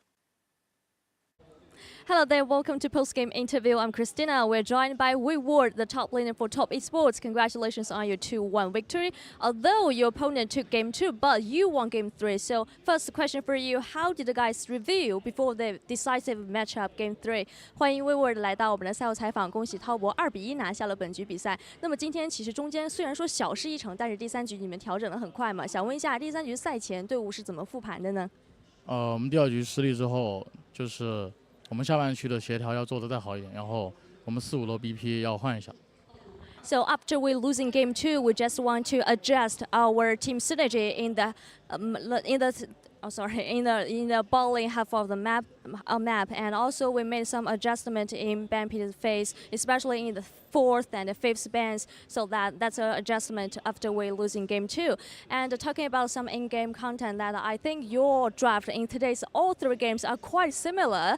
A tank top and a Phidius, Lulu, and Ari mid. So do you think this draft suits your playstyle very well? And how would you evaluate your playstyle because you are on a 7-winning streak? 那么其实我们聊到一些游戏中的内容，虽然说中间可能BP 的顺序4、5班可能有所调整，但整体看下来，今天的3局滔博几乎都选择了一个比较相似的阵容嘛。上单文肉，然后下路的菲罗斯大河，然后 Rookie 选手的阿狸。你会觉得这样一套风格是比较适合队伍的吗？或者说现在你们的状态非常非常好，滔博还是一支可以玩各种各样风格的队伍？我觉得现在这个风格的话，就更加适合版本吧，然后就更好赢一些。I do think this playstyle suits to this meta very well, and maybe we can win easily with this playstyle. And a final question for you, you are going to play against the JDG next. You are on a winning streak, and they also a very strong team. What's your expectations? 最后一个问题，现在滔博的状态非常火热，势不可挡。当然，下一局要面对到的京东也是一支非常强壮的队伍。对于下一局比赛，有没有什么期待吗？因为京东在春季赛的成绩就是很好嘛，然后表现出来的统治力也非常强势。我很期待跟他们来一场精彩的对决。I do wish a very excellent matchup between us and JDG because as you can see, they performed very well and they got great result in spring. So I'm looking forward to the next matchup against JDG. Thank you so much for joining us. Back to you guys. Thanks very much, Christina and Wayward. Always good to hear from Wayward. Such a cheeky chappy. I feel like he's one of the happiest players in the LPL. He's always gritted on stage. Always feels like he's got a bit of personality extra to give. A fantastic win from Top Esports in the end. And I mean, what can you say? Top Esports really, really looking like a top team right now. The question remains, can they maintain this form? I think there are some things which are really working in their favor. I think their read on the meta right now is very good. I think that Rookie's champion pool is a big part of that. I think that when you see the Kha'Zix being played, Top Esports have had one of the best answers into that style of play against kind of the fighting over Fog of War and playing around duelist junglers, which I've seen from anyone in the LPL so far. So I think that Top Esports, with that in mind, they have, as long as they can keep on to that meta, I think that works well for them. The question is, can they do that with a step forward, which inevitably comes throughout a split like the LPL summer? Well, that'll be the question, and how they perform against some of the other top teams will be another one of those big questions. As Jackal, a fantastic series coming out from him, but I feel like the whole team so willing to just go forwards in this one. This felt like professional Fortnite, where they're just willing to press W, charge on in. Granted, pressing W does a very different thing in League of Legends, but actually for Poppy, Pressing W in Fortnite, pressing W for Poppy, not that makes you dissimilar. go forwards. And there is something to that, you know, just the ability to just take skill checks and look for the right skirmishes is an important skill in itself. And the person who did that more than anyone else was Rookie, who is going to pick up our player of the game as well. I was very happy with his Ahri performance as an Ahri player. There are a couple of players across the world who I give tentatively a pass to go towards the Everfrost and say, all right, okay, you are actually making good use of it, getting multi-man routes, starting the fights off on the right kind of foot as well. And he did that very well in Game 3. Yeah, he certainly did. 4-0 and 5, setting up so many of those plays. I mean, that initial triple kill on the bottom side that got everything rolling for Top Esports, that was all down to Rookie. That was all down to him setting the game up and just dominating, basically. Fantastic stuff coming out from him. And that wraps up our second series, Nightmare, which means it's time to move towards our match of the weekend. Boy, is this a good one, because not only is it the match of the week, it's also a rematch from MSI Finals. It's BLG up against JDG. And Nymera, you tweeted it out earlier today. JDG have won this matchup a lot. They have won the last, 5-6 times the two teams met? In 2023, they have faced off in regular split spring, in playoffs twice in spring, in MSI twice, including finals of both spring and MSI. This is the 6th time of facing each other this year. BLG looking to upset the trend. See if they can as we head straight into game. No breaks today. We are full steam ahead on the accelerator as it's BLG and JDG. And I will say, the difference between here and MSI Finals, I feel like going into MSI Finals, most people were believing that JDG would be a heavy favorite. I was fully drinking the Kool-Aid for BLG going into the series, but I think JDG were understandably the favorite in that one and have been every time these guys have met. However, JDG so far this split, they've not necessarily been playing that same like perfect League of Legends that we saw during MSI, and I feel like this is my speculation here, but I feel like JDG have come back from MSI and said, look, take it easy for the first couple of weeks. You've got a big grind ahead of you. We've got to get through playoffs. We've got to get through Worlds as well. There's a lot of months of League of Legends ahead. I feel like perhaps having a slow start maybe is the way forward for JDG in terms of the bigger picture of the year. I completely agree. I think this is probably the one time we have seen BLG come into this series not as heavy underdogs. They are currently undefeated. Tabe was speaking in one of their very first series of summer as well, and really praising his players, saying, look, we chose not to take a break after MSI, get to grips with the new meta, start practicing hard. The summer split, because of the Asian games, is going to be slightly more condensed, very more condensed, let's be honest, and they've done very well with it. Got the same level 1 in bot side as in the last series, though. Yeah. Almost the same as on. Going to be on the Thresh this time, so that will change the matchup up slightly. Does mean that you have a little bit more protection for the Aphelios, but equally less significant engage. That said, On disagrees with me there. I feel like On always has very significant engage, trying to get the hook onto missing there, but the emotes come out on both sides. I feel like these two are probably the bot lane that have played against each other professionally the most out of anyone in the world. In terms of like professional games, it can't even be close, right? Particularly for this year as well. They have played against each other so much.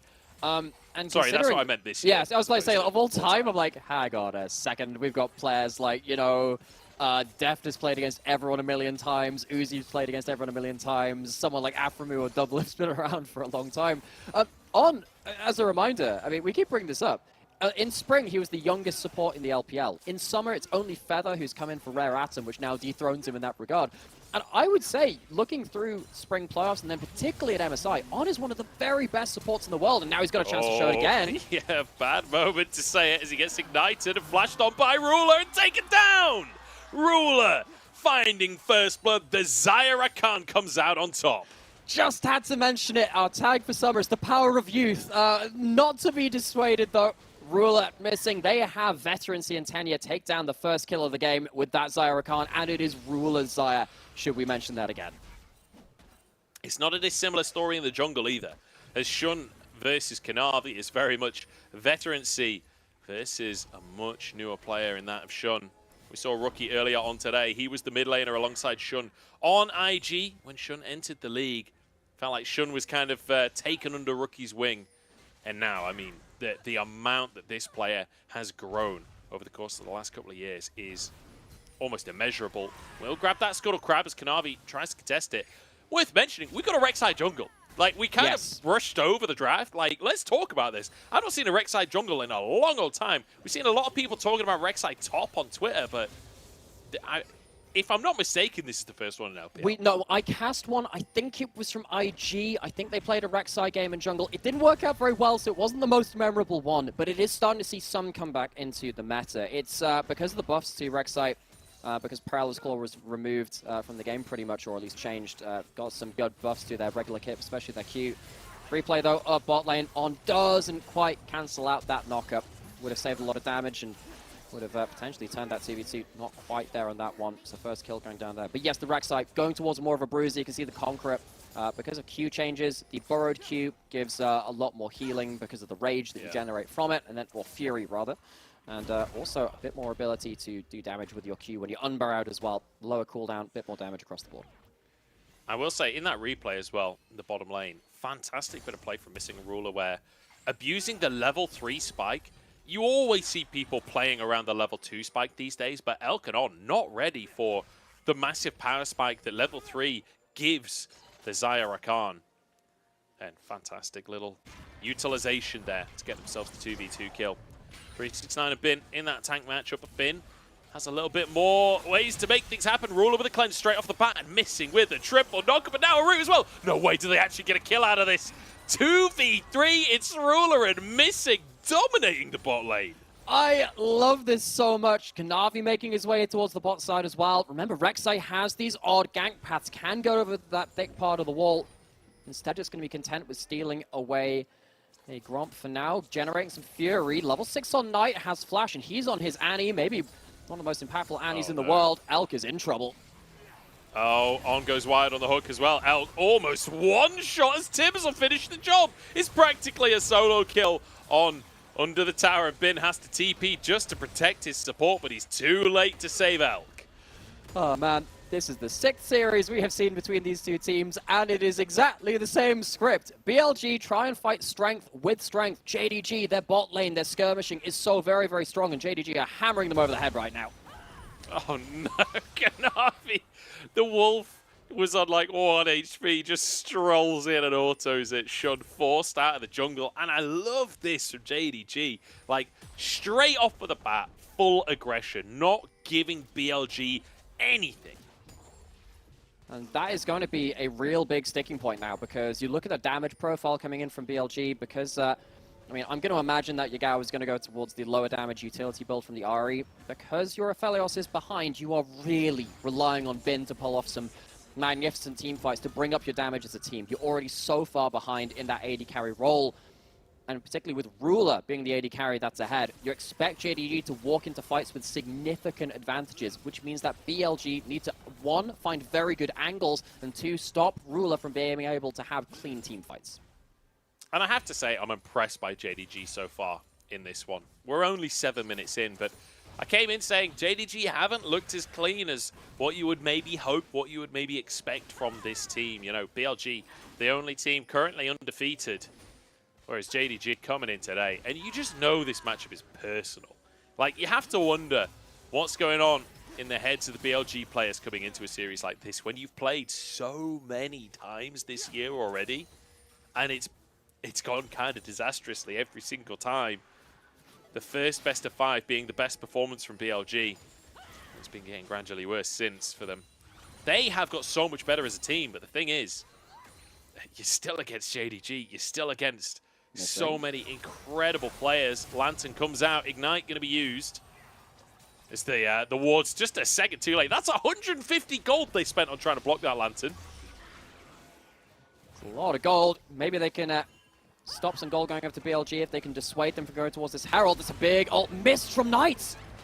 Yeah, Tibbs goes wide, and Shun still going to be taken down here. The shield buys a second, but not enough. Yagao flashing away from the play has been all out. Rek'Sai goes underneath the ground, though, and pops out elsewhere in the fight. Knight still winning this one out. Has been stuck in a corner with Tibbers. And that ain't a cage match that you win. In the meantime, I believe there was a dive that happened onto Elk as well. On now in trouble as the Feathers come back. The Feathers storm to finish the job, missing or fall. But it just doesn't matter. Look at the CS that's dying to the tower. This is every AD carry's worst nightmare. And it looks like the ward trick might have worked out this time. There's a couple randomly thrown under the turret. I'm going to imagine there wasn't the most successful Lantern underneath that tower. Ruler 3-0. He just doesn't miss a beat. Was one of our most impressive players in LPL Spring. Was one of the most impressive players at MSI. Hasn't missed a beat. What are we going to see? We're going to see the top side Herald. I hope we get to see a replay of that bot side. Knight misses out on that ultimate, but the thing when you're playing around these Heralds is that it's all about who has the best level 6 without items included. And the Ornn adds in so much value, especially when he just gets to walk down from top lane, doesn't need to be in the most perfect position. And it sets up JDG for so much success. Forces the ult early out of Bin, who can't do much. And when we go towards this bot side, this one's just straight 2v2. It's level 6 to level 5.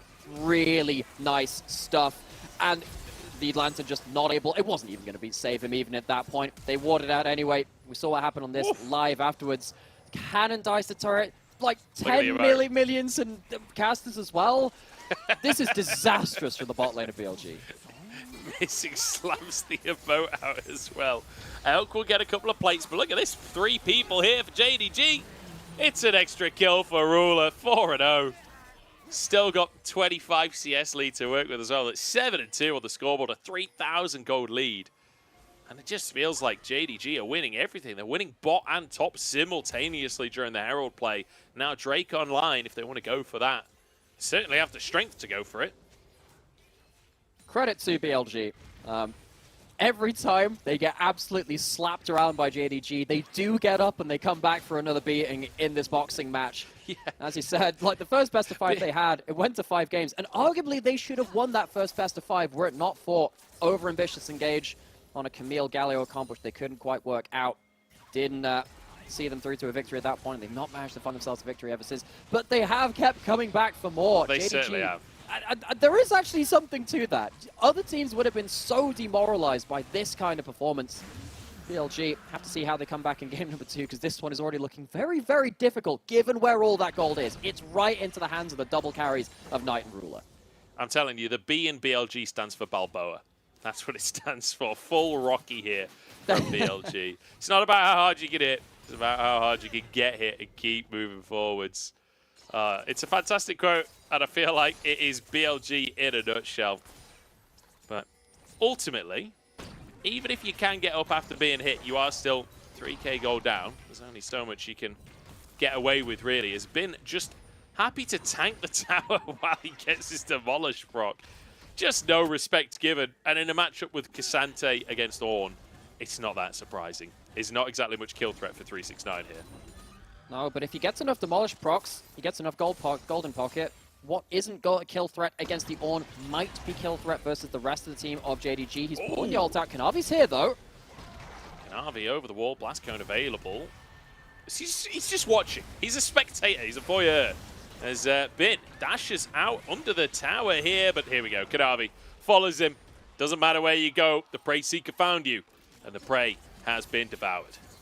So Bin, who was, let's be honest, looking like the candle kind of flickering in the wind from BLG, has died in that top side. Very importantly so for JDG. They're just shutting down any resistance left from BLG. Resistance is futile, it seems. BLG gathering up once again to try and match JDG on the map. Herald put down in this mid lane. Gold completely goes over to Kanavi, and honestly, you'd like that to go elsewhere, but at least taking a chunk out of that mid lane turret sets up maybe for a second Herald to take it down in its entirety. That will maybe force BLG to think more heavily about how easily they can give a second Herald over. This plate's going down as well as Ruler looks for a 4th. Will get it, but gets rooted by the Graviton. Missing is here behind the play as well as On tries to start the fight off. Look at this double TPs. The solo lane is making hero plays here. Ruler still surviving, somehow finally taken out. Bin gets the kill. Now the rest of JDG, can they escape or can they turn things around? Knight has Tibbers, has his stun. What can he find for himself? But he's charmed in. Has to turn golden as Ornn blows his horn and blows the game wide. Yagao burning away and will be taken down as Knight finds his kill. Elk, so many chakrams. It's 2 for 2 so far. And these two teams just will not let the bell ring. You'd think that BLG have just landed themselves a haymaker, but JDG, they just wind up their own punch right after. BLG, they commit the teleports. Again, it's before 14 minutes. Sometimes that can catch you out, but JDG, they have themselves enough items now that particularly Knight does a lot more damage than expected. That stopwatch we'll see later on, really turning the back end of this fight. I thought this hook out of the tunnel would have been the start of the fight, which really BLG needed. As a standard, though, the solo lane is not quite able to cleanly kill off Ruler, which means that they can't focus back onto Kanavi and get a clean fight afterwards. Ruler buying enough time that there is a second part to this fight. Knock-up lands from Bin, that's great, but the stopwatch, incredibly important after this point, denies the return of the Q2. Goes forward, knows he has the first item, Leandri's Spike. He goes down for the attempt, but the burn kills Yagao. Knight using the itemization he had at that moment very effectively. Fantastic from Knight to turn it around, but you know, shout out to BLG, because they are so far behind at 14 minutes. But you wouldn't believe it in that fight. They are so willing to go toe-to-toe with JDG. They don't just give up in a game. Not ever. Bin in trouble here. Is 369 threatening, and Ruler coming in on the top side of the play. All out available, and he's going to need to use it some creative way. Just jumps straight onto Ruler. Does half of Ruler's health, but Ruler does more. Cross map coming in from JDG. It's cross map of JDG against JDG. It's not even like it's BLG making a play on the top side of the map. JDG really using their wallets to their full effect. Most of the time, it's the top lane which roams into the AD carries lane. Not going to be complete opposite on that one. Hook lands. Oh. Not sure they're going to get missing. I think they can, actually. Yes, they certainly can. The CC chain is massive, and Elk gets a kill. What a play from On, who, you know, not necessarily had the greatest game in terms of his deaths, but I feel like that's more a testament to JDG than it is a criticism of him. The Thresh looking clean today. Particularly catching out a Rakan is a hard thing to do, especially when you've got the Merc Treads up as well. I was thinking that the CC wouldn't last long enough. Maybe someone could get in range for the Battle Dance to come through. Not the case, though. Knight now walking forward and looking to put out some damage onto Al. Puts down the Tibbers as well. Look at the damage they can put down. Oh, the Horn will not find his mark. And 369 actually flashes forwards for that. Elk forced to flash, will survive. Does get 50 gold. No, On steals away the Tibbers gold. He's like, look, it was my lantern that got you out of there. I get the bonus. But JDG, you can see how much damage they have between all members of their team. Knight feels like his Annie does more damage than other Annies across the board. He's found himself some pretty important plays already. Mid lane out the turret, such an important objective to take in the early game as well. JDG, 2 turrets to none as it stands. Yagao trying to push up towards that top side, and Yagao not really been able to impact the game in the way that he wants to either. Knight has been the one making the first plays, and Yagao will have to rack his brains for his own angles into fights. And when you looked at MSI, I feel like Yagao was the player on BLG that a lot of people were criticizing his performances, you know. And he was, when it came to the utility style, still able to have some impacts, but it felt like Knight really dominated this matchup across the course of spring. Yagao, though, has actually had a fantastic summer split so far, but the second that JDG enters that conversation again, suddenly he has a very quiet game for himself. Aside from the bottom lane play, I will say, trying to make things happen there, but caught out by Knight even in that one. Yeah, and it is the Pingjian mid-lane face-off friends from a young age of learning how to play League of Legends. Yagao was the player which made Knight play off-role in their team because he was the better mid-laner back then. And it did feel like in the LPL for a while, Knight was kind of choking a little bit against Yagao individually. He's shaken that curse well and truly now, though. BLG struggling to find their own results against JDG. He has gone for the Leandris, has Yagao, so a bit more damage against the front line. A Soul AP with less magic resist being built up by the enemy team means that he's going to be doing significant damage to the front line of that Rek'Sai and that Ornn, should he be able to sit and DPS them. Not sure JDG are going to let them sit and DPS them, though. That's going to be the big problem. And as you can see, JDG starting to really push in across the map, even with 369 caught under turret in his bot side. I don't think he's under any threat. He can probably just wave clear and walk away. Yeah, he'll be okay. They decide to back away from this one. As you can see, heavy BLG presence on the bottom side, but 369 will be okay. He'll be fine. The recalls are going to come on through. He's on all. He'll be all right. I will say, I want to talk about how JDG are accelerating this game. Because when you look at the composition, like, you see this composition in another region, or you see this composition for most LPL teams, and you think, okay, a lot of scaling with the Ornn. You got the Xayah, which really you want to get like 3 items before you're really popping off. Like probably a slow game. No, JDG, front foot forward, getting a lead from the word go. But the second they have that gold lead, they acknowledge that, look, BLG have scaling on their side as well. Well, we are speeding it up stronger again. Here currently, comes the flank and TP. therefore we will fight. Knight coming in on the bottom side of the play. Actually goes for the Tibbers. On to On instead, and the Featherstorm finishes it. Double kill for Kanavi. Absolutely magnificent. Knight dunks down on the player without the cleanse to bring to bear. No disengage to come through on, and Elk absolutely dunked on yet again. Yes, there's going to be an objective bounty claimed elsewhere on the board, but there's a second Herald being put down into the mid lane. It's going to be an inhibitor coming in towards 20 minutes. JDG, they are completely accelerating out of control. Are they going to end the game here? If they can find a pick, they might just do it. Herald will get charged onto a Nexus tower here. Okay, not going to commit. Shun gets the smite. I was getting a little overexcited, but it looked like they were going to try, to be honest. There's a teleport coming in towards bot side. This is just Yagao trying to claim objective bounties just before Baron comes up. You wouldn't be able to do this much later into the game because JDG, sure as heck, as soon as that objective spawns, BLG are going to have to be forced to go towards the top side of the map and make sure that Baron is not going to be taken for free. BLG, with the resets coming through from JDG, trying to get down some vision, trying to get something, but On, he's gone a little too far. Has to flash away. Ruler cleanse down is quite a big cooldown as well. You maybe take that as On. Like, Thresh, Flash, not the most impactful flash. Still good to have for the engagers, obviously, but this is a cleanse on Ruler. I think you're happy to take that trade.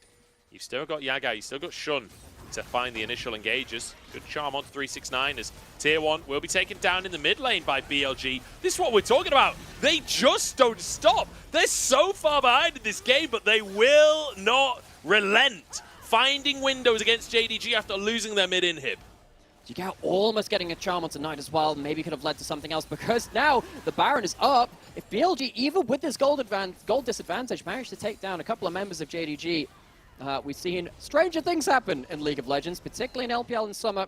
BLG, amongst other teams, even if they're behind at the 20-minute mark, can find some miracles around that Baron. We're going to go right back towards the game-changing play, towards the Barret base push. Tibbers goes down right on top of the Thresh. The burn damage burning across the both of them serves up so much damage. Kanavi finishes off the both of them. Absolutely beautiful. Like, presence of mind from Knight to go onto On instead of onto Elk. But then obviously the follow-up from Missing. Where is Elk going to go? He can either go towards Knight or towards On. And if you go towards On, you're going towards Missing. Absolutely beautiful setup there coming out from JDG. And now their third Drake has spawned onto the map. And I'm not saying the third Drake, I'm saying their third Drake, because there is no universe where BLG can contest this one. That'll be Soul Point, and an Infernal Soul Point against Annie as well. Like, that is terrifying. And look at this. They've actually upgraded Knight's items before going for Rulers. It's adding insult into injury, because if On doesn't have Flash, the person who's going to kill him is likely going to be Knight. We saw what happened in that last replay.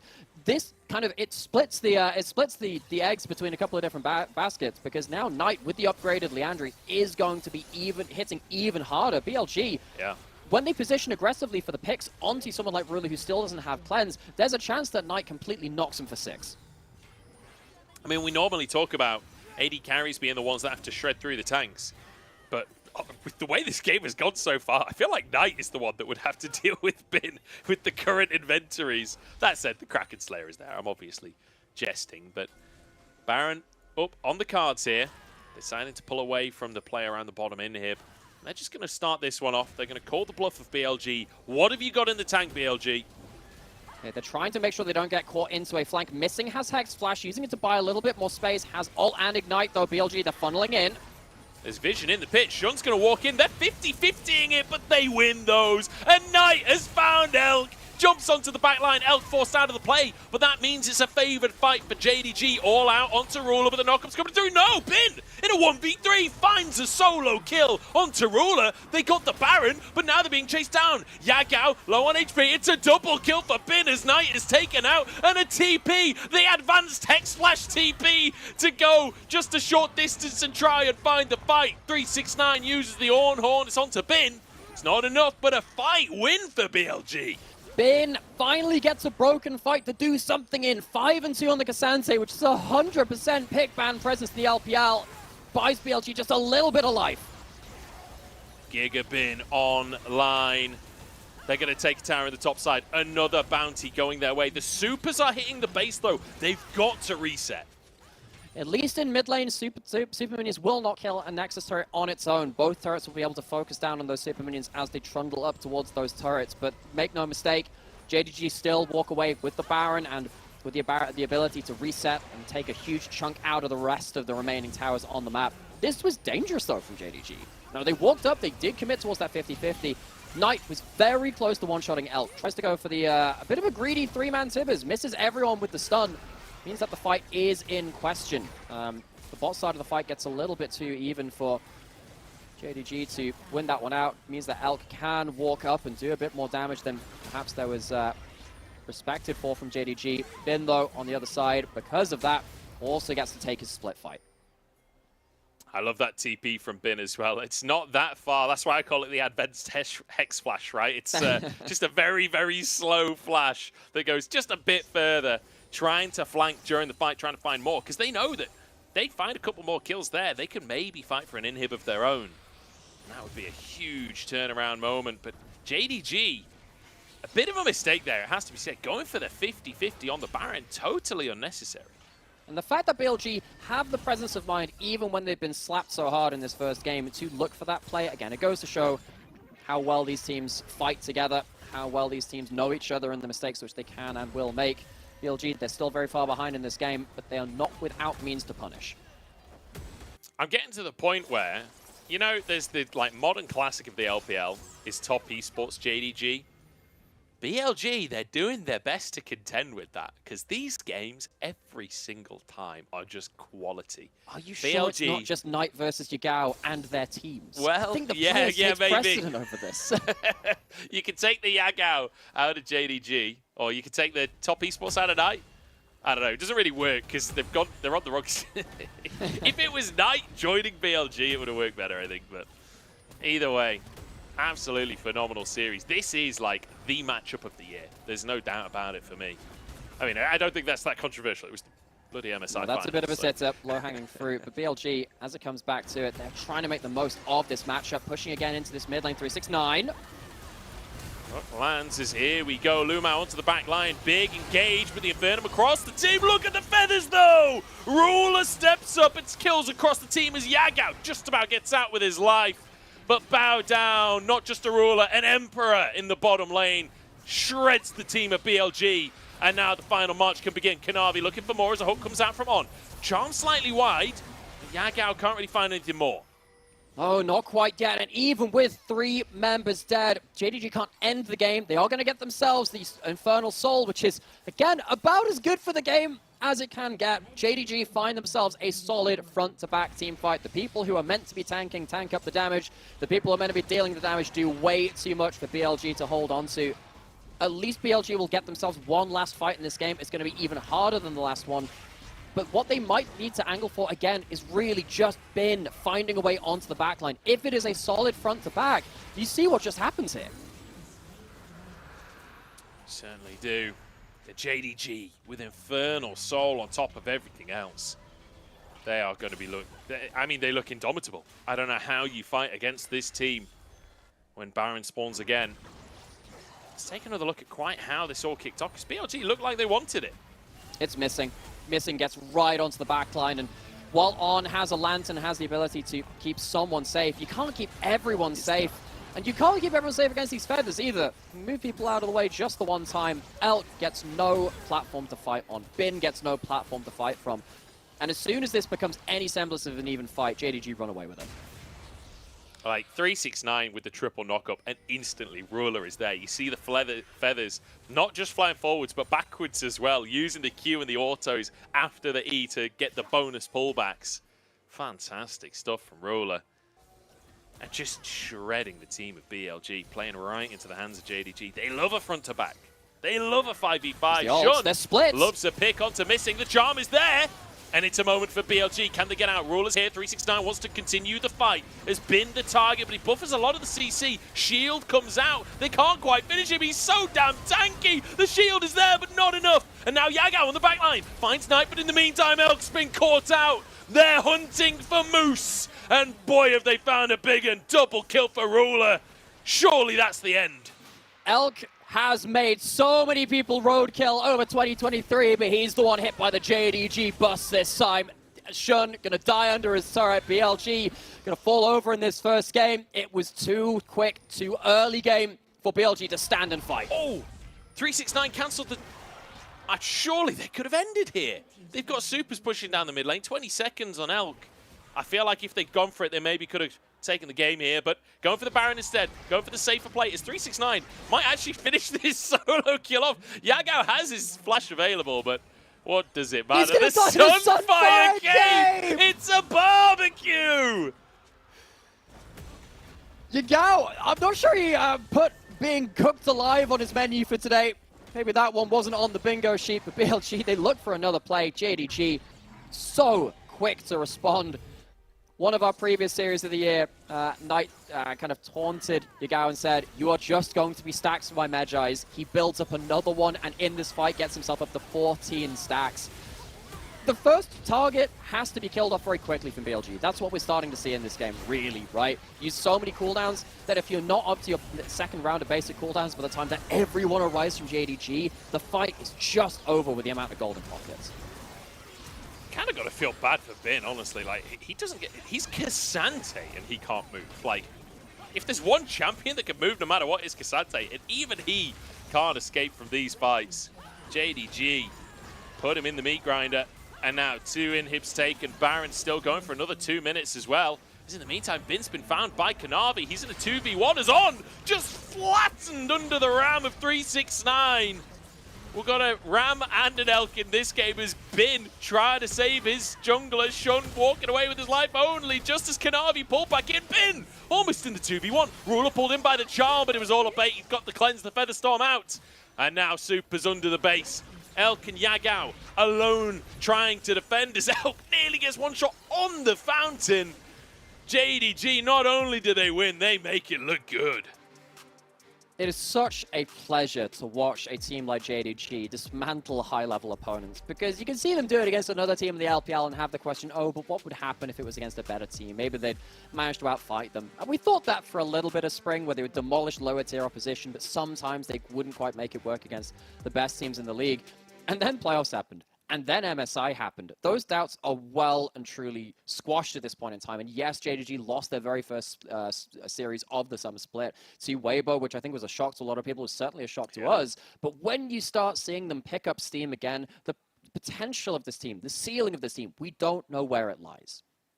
We really don't. I feel like, honestly, I don't even want to try and break down too much what happened there, because the amount of back and forth in that one, despite how far behind BLG were, like, even though JDG won this one, I'm still kind of in awe of BLG in a lot of those situations where they're like, those are good damage numbers. Those are good damage numbers. Yeah. I mean, they were just scrapping from the word go, but also, like, being so far behind, so far down in gold, and still managing to win some of those fights, still managing to find moments, still finding opportunities, like the Baron fight, for example, calling the bluff of JDG.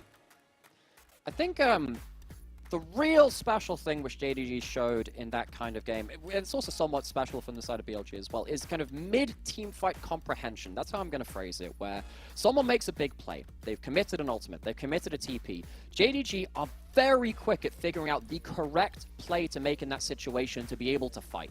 For instance, under that bot lane turret where we saw BLG make their first big play of the game, try to chase down Knight under turret. Knight says, okay, I have a stopwatch, I have Leandries, I'm going to walk forwards, I'm not going to try and save myself, and I'm going to drop my Tibbers on top of a couple of carries, and that means we can win the fight afterwards. And we saw that continually throughout the early game, and then later on as well. JDG, it feels like they are so far ahead, so many steps ahead when it comes to decision-making midway through a team fight.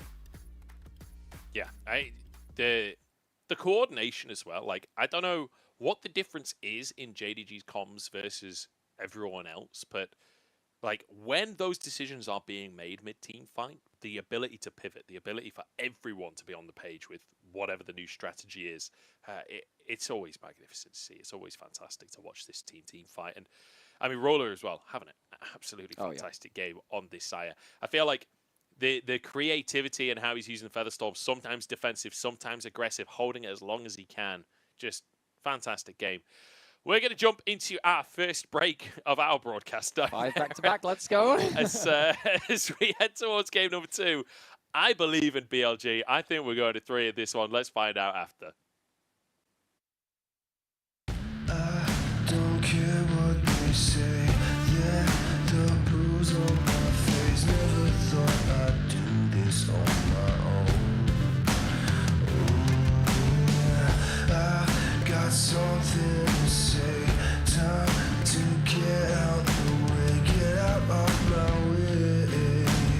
Get out of my way. Guess you got what you wanted. You sold a lie, I bought it. This time I can't ignore it. I'm gonna run toward it. No time, you get no warning. I feel my head distorted.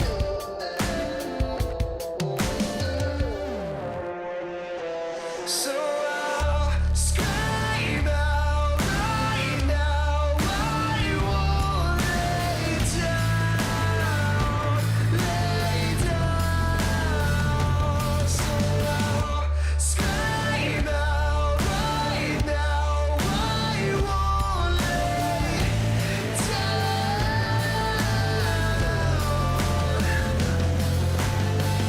I'll never forget the way you locked my soul up in chains. All my inadequacies. Now down my sleeve, no sound. So fall to your knees. You got someone to me. Whoa, I'm gonna run toward it. No time, you get no warning. I feel my head distorted.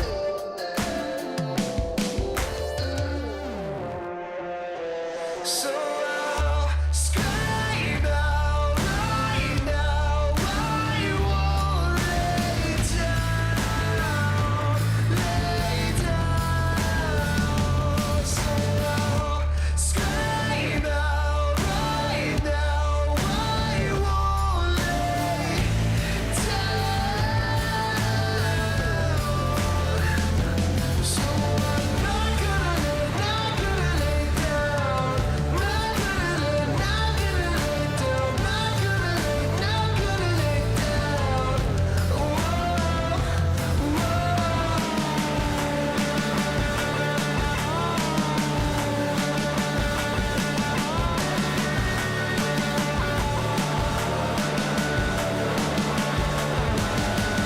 I'm gonna run toward it.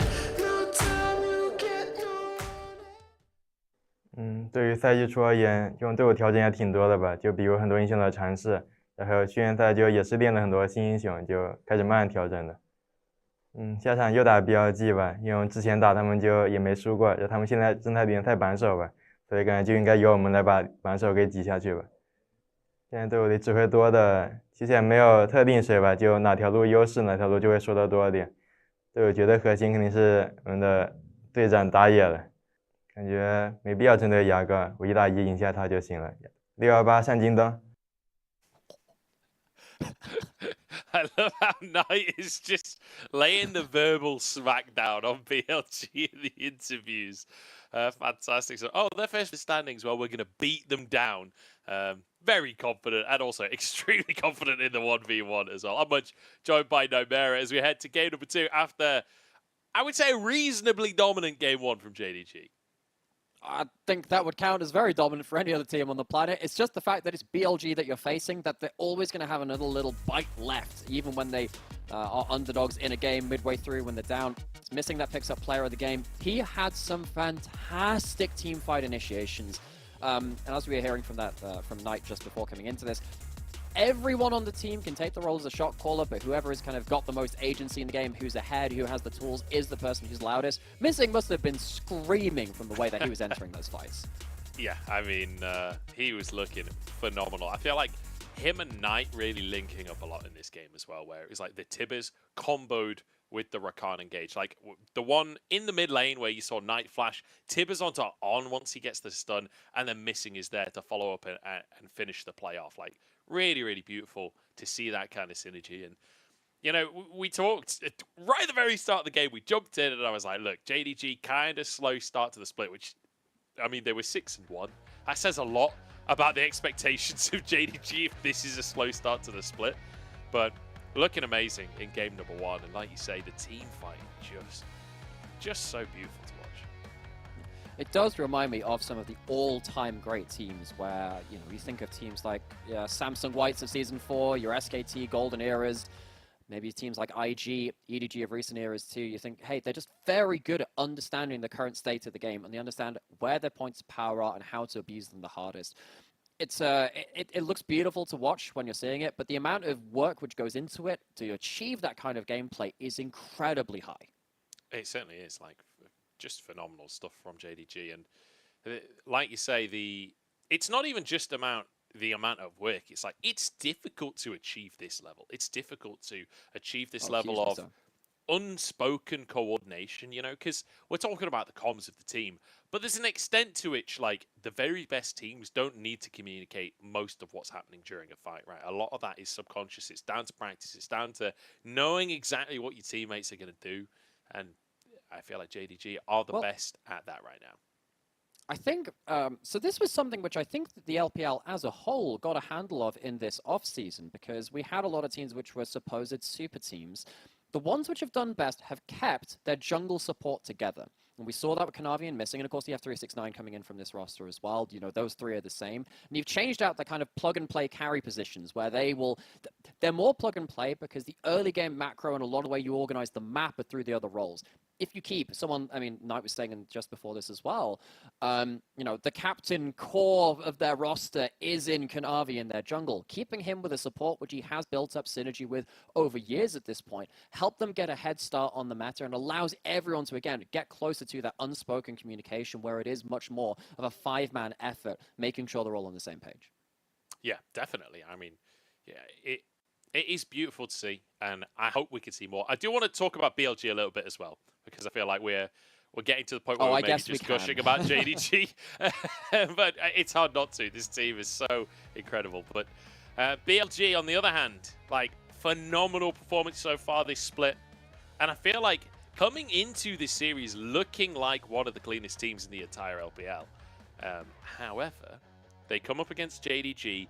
It's really the monkey on their back at this point, where they've played against each other 5 times this year already, and they've lost every single time. Now 1-0 down coming into the second game of the series. And I feel like when we think of MSI Finals, that was the most recent series, the way that BLG won the game that they did was early game dominance, right? They managed to take over fast and then snowball hard. We need to see something in the draft here from BLG that gives them that lane that they can really dominate through. That's going to be a difficult ask, because what just happened in that first game? Early game dominance from JDG. So BLG, I think a lot of it starts with making sure Kanavi is not in a position where he has pushing lanes where he can invade and push forwards with a winning jungler. That has been the calling card of a lot of the 2023 meta, especially since we got to MSI and into Summer. We have the same sides from game 1. BLG have elected to stay on this red side. We've got the bans coming through. Knight's Annie has been removed. That's very important. And I'm a little bit surprised, because we've been through the entirety of today not having a single draft on screen. We've got to get back into the swing of things. I was about to say, this is mine and your first draft of the broadcast, and we're many games in at this point as we head into game 2. JDG on the blue side, BLG on red. And that Ahri, it's been such a huge priority, and especially with the Annie band, the Nico band, you got to believe that they're going to go for that one. Knight takes that into his hands, taking it away from Yagao, who had it in the previous game. So what that means is you can't just slam in a Vi Ahri on 1-2 from BLG, one of the strongest mid jungles of the year and of last year, of course. It's been around for a little while now. So Shen going to pick up that Vi. Didn't quite find the killer engages that they wanted to in that first game. The Aphelios locked in, though, will give Alec again another run at that champion. There is something like the Aphelios Lulu on the table. Zyrakan is not. Really wondering what the bot lane priorities are coming in from both of these teams. Kanavi hovering that Wukong, best Wukong in the world. I'd definitely say that. Many others would too. He is such a teamfight menace on that. That's a very strong mid-jungle 2v2, even in the Ahri Wukong, even though it's not paired up with the Vi. Yeah, still a phenomenal duo. Still a lot of presence in the early game as well. As the Varus being hovered over, I don't think it'll be locked in. Like, we already saw the Zeri hovers. Zeri just such a strong champion currently. I feel like that has to be where you go. On the side of BLG, though, do they look to get a mid laner here before the bans come on through? Because in fact, it's actually Rakan taken. The thing is, On is a player that will play Rakan in any lane, in any given situation. He played the Thresh, of course, in game 1. I think that On, when he has an engaged champion, looks like a very different kind of player. He is one of our premier supports in the LPL. He's risen to prominence, especially over the course of this year. Thinking about other Vi combos, this is a pretty good Vi combo into the Ahri. If you do manage to get on top of them, it can be a very difficult situation. I'm expecting now Knight will have to go for the spellbook, taking a cleanser or an exhaust or something to deny the combo into the Vi and the Talia. Definitely helps you lock down that first target. Certainly does. And on top of that, it's a pick that Yagao's played a lot of over the years. Like, Yagao's certainly no stranger to the Talia. Same for Knight, honestly. I feel like both of these players have had a fair bit of that across the years. Jinx banned away. It's going to be answered with a Gwen taken out of the hands of Bin. Okay, so that means that you're likely heading towards something like a tank matchup. And look, it's 369. We're going to have a tank matchup in top side anyway. It just stops the premier anti-tank being locked in for the side of Bin. K'Sante, huge pick ban presence in the LPL, hasn't featured just yet. Wouldn't be surprising if JDG wanted to do away with that one as well. They could also ban away Nautilus if they were feeling like removing another pick which can synergize very well with the Aphelios and also the Talia in the mid lane. So they have options here with this last ban. Certainly do. Nautilus. So, hard engaged. Kind of denied from On, right? We saw him on the Thresh in the previous game. And perhaps this is how the draft went for that previous game. We didn't actually get to see it, but On was on the Thresh. It was alongside the Aphelios. That could be an option again for the side of BLG if they want to go in that direction. Oh, I'm here for it. Do you want to go for this before you even know what AD carry you're against? I guess they do, Munch. I guess they do. Locks that in. We've been seeing a lot of the Blitzcrank coming out from various LPL teams. Typically, it comes into different enchanters. The Rakan, you can 100 to 0 him if he's out of position. He's a little harder to kill than someone like a Emilio or a Yuumi out of position. But it's still value nonetheless, and especially at the level 1, it can give you early game dominant plans, which is what we need to see out of BLG. Gives them the tools to start things off well early. Phenomenal stuff. If we get to see some shenanigans. I feel like with a Vi and a Blitzcrank, like BLG, they have the tools to go real aggressive, to do some crazy stuff. Are we actually going to see the virus coming on through? I guess so. It's dangerous into Blitzcrank. It's really dangerous into Blitzcrank. That'll be a bit different. Because you are a low mobility champion. Ezreal's really good into Blitzcrank. However, true. Not many people playing Ezreal right now. Oh, the Kai'Sa! I've been asking for Kai'Sa for weeks! I keep on talking about Kai'Sa in drafts. It's usually alongside the Nautilus, but hey, with a Rakan, I'm here for it. We are in for such a treat now. And what this means is, what were we talking about at the end of game 1? JDG, awesome at reassessing a fight midway through. Kai'Sa adds so much ability to join the rest of your team across the fight. We're seeing some hybrid Kai'Sa builds coming out as well. We've seen the likes of some Static Shiv into Nash's and some various other builds. Very interested in seeing what Ruler's take on the champion is, especially because you've got to cut through this cat tank in the top side as well, and the Malphite locked in for Bin. How different has his champion pool been since coming into this championship of summer? Ruler now has to deal with that tanky front line. He certainly will. And the Kraken Slayer, I feel like, has been... The problem is, we've had 3 patches, right? 13, 10, 11, and 12. Where the AD carry items are all dramatically different. It's getting really hard to remember all of the optimum builds while the live patch is not the same as the current competitive patch. I believe on 13.11, it's like Kraken Slayer, because this is post Stormrazor nerf, right? I'm pretty sure it's Kraken Slayer first on Kai'Sa into the Gale Force, if I'm not mistaken. Well, the thing is... But we'll have to wait and see. Yeah, because a lot of the builds that we're seeing in solo queue are about static Shiv, and despite this not being the patch where it's been completely buffed, I think that's 13-12 where it comes through, you can still build it. It's still fine. We saw Humanoid play it on LeBlanc in mid lane, even before that buff, and it did so much damage in that game.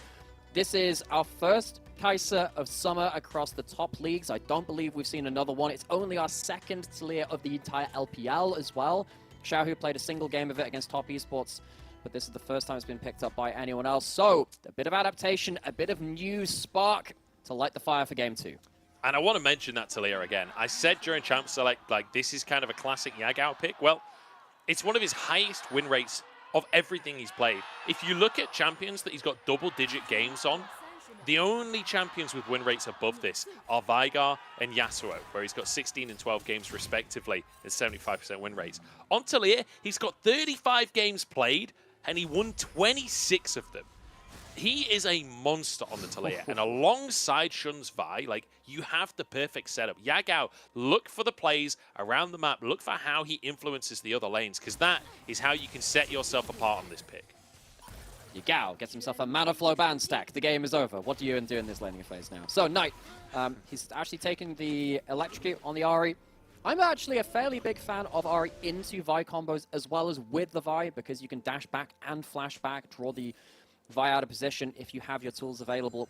However, not having the spellbook means that occasionally you can get locked up and killed 100-0 in the way that we saw Rookie, unfortunately, suffer that a little earlier into the day. We're getting our jungle starts completely unread from both of these teams. You'll know by the fact that these lanes are going to be a little slower to the punch in different ways. So junglers not going to meet each other on the first clear very early on.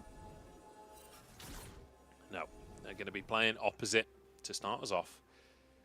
Let's talk overall game plan then for BLG, because this comp has got real wacky. After game number 1, they've gone, look, we need more rocks. Malphite in the top side, Talia in the mid lane. And, you know, they say a rolling golem gathers no rust, I guess. Maybe there's something about Moss there. Elk in trouble, ignited. I feel like every single game we see aggressive level 1s in these bottom lanes, but Elk will survive. Used his ghost there as well. Perhaps thought it was cleanse. I think he just wanted to get away from Ruler because he was very close to getting the passive proc. You get surprised by that amount of damage, and now level 2. And the damage you can get out of Kai'Sa very early is very, very high. And despite Kai'Sa being a champion that often has difficult laning phases, the fact that Ruler and Missing have managed to get the push and managed to win the early trade is very important for JDG. And now this is a very dangerous moment where Elkanon need to start weathering the storm again. Shun knows what's up. And we have a 1v1 between the junglers. Kanavi not winning this one out, though. Shun bullies him out. Yagao was moving, but spotted on a ward by Knight. Elk under the tower, but so low on HP. Still has his flash available. Look at this, though. JDG, they're like, sod the bottom lane. We're going to go kill your jungler. On force to flash.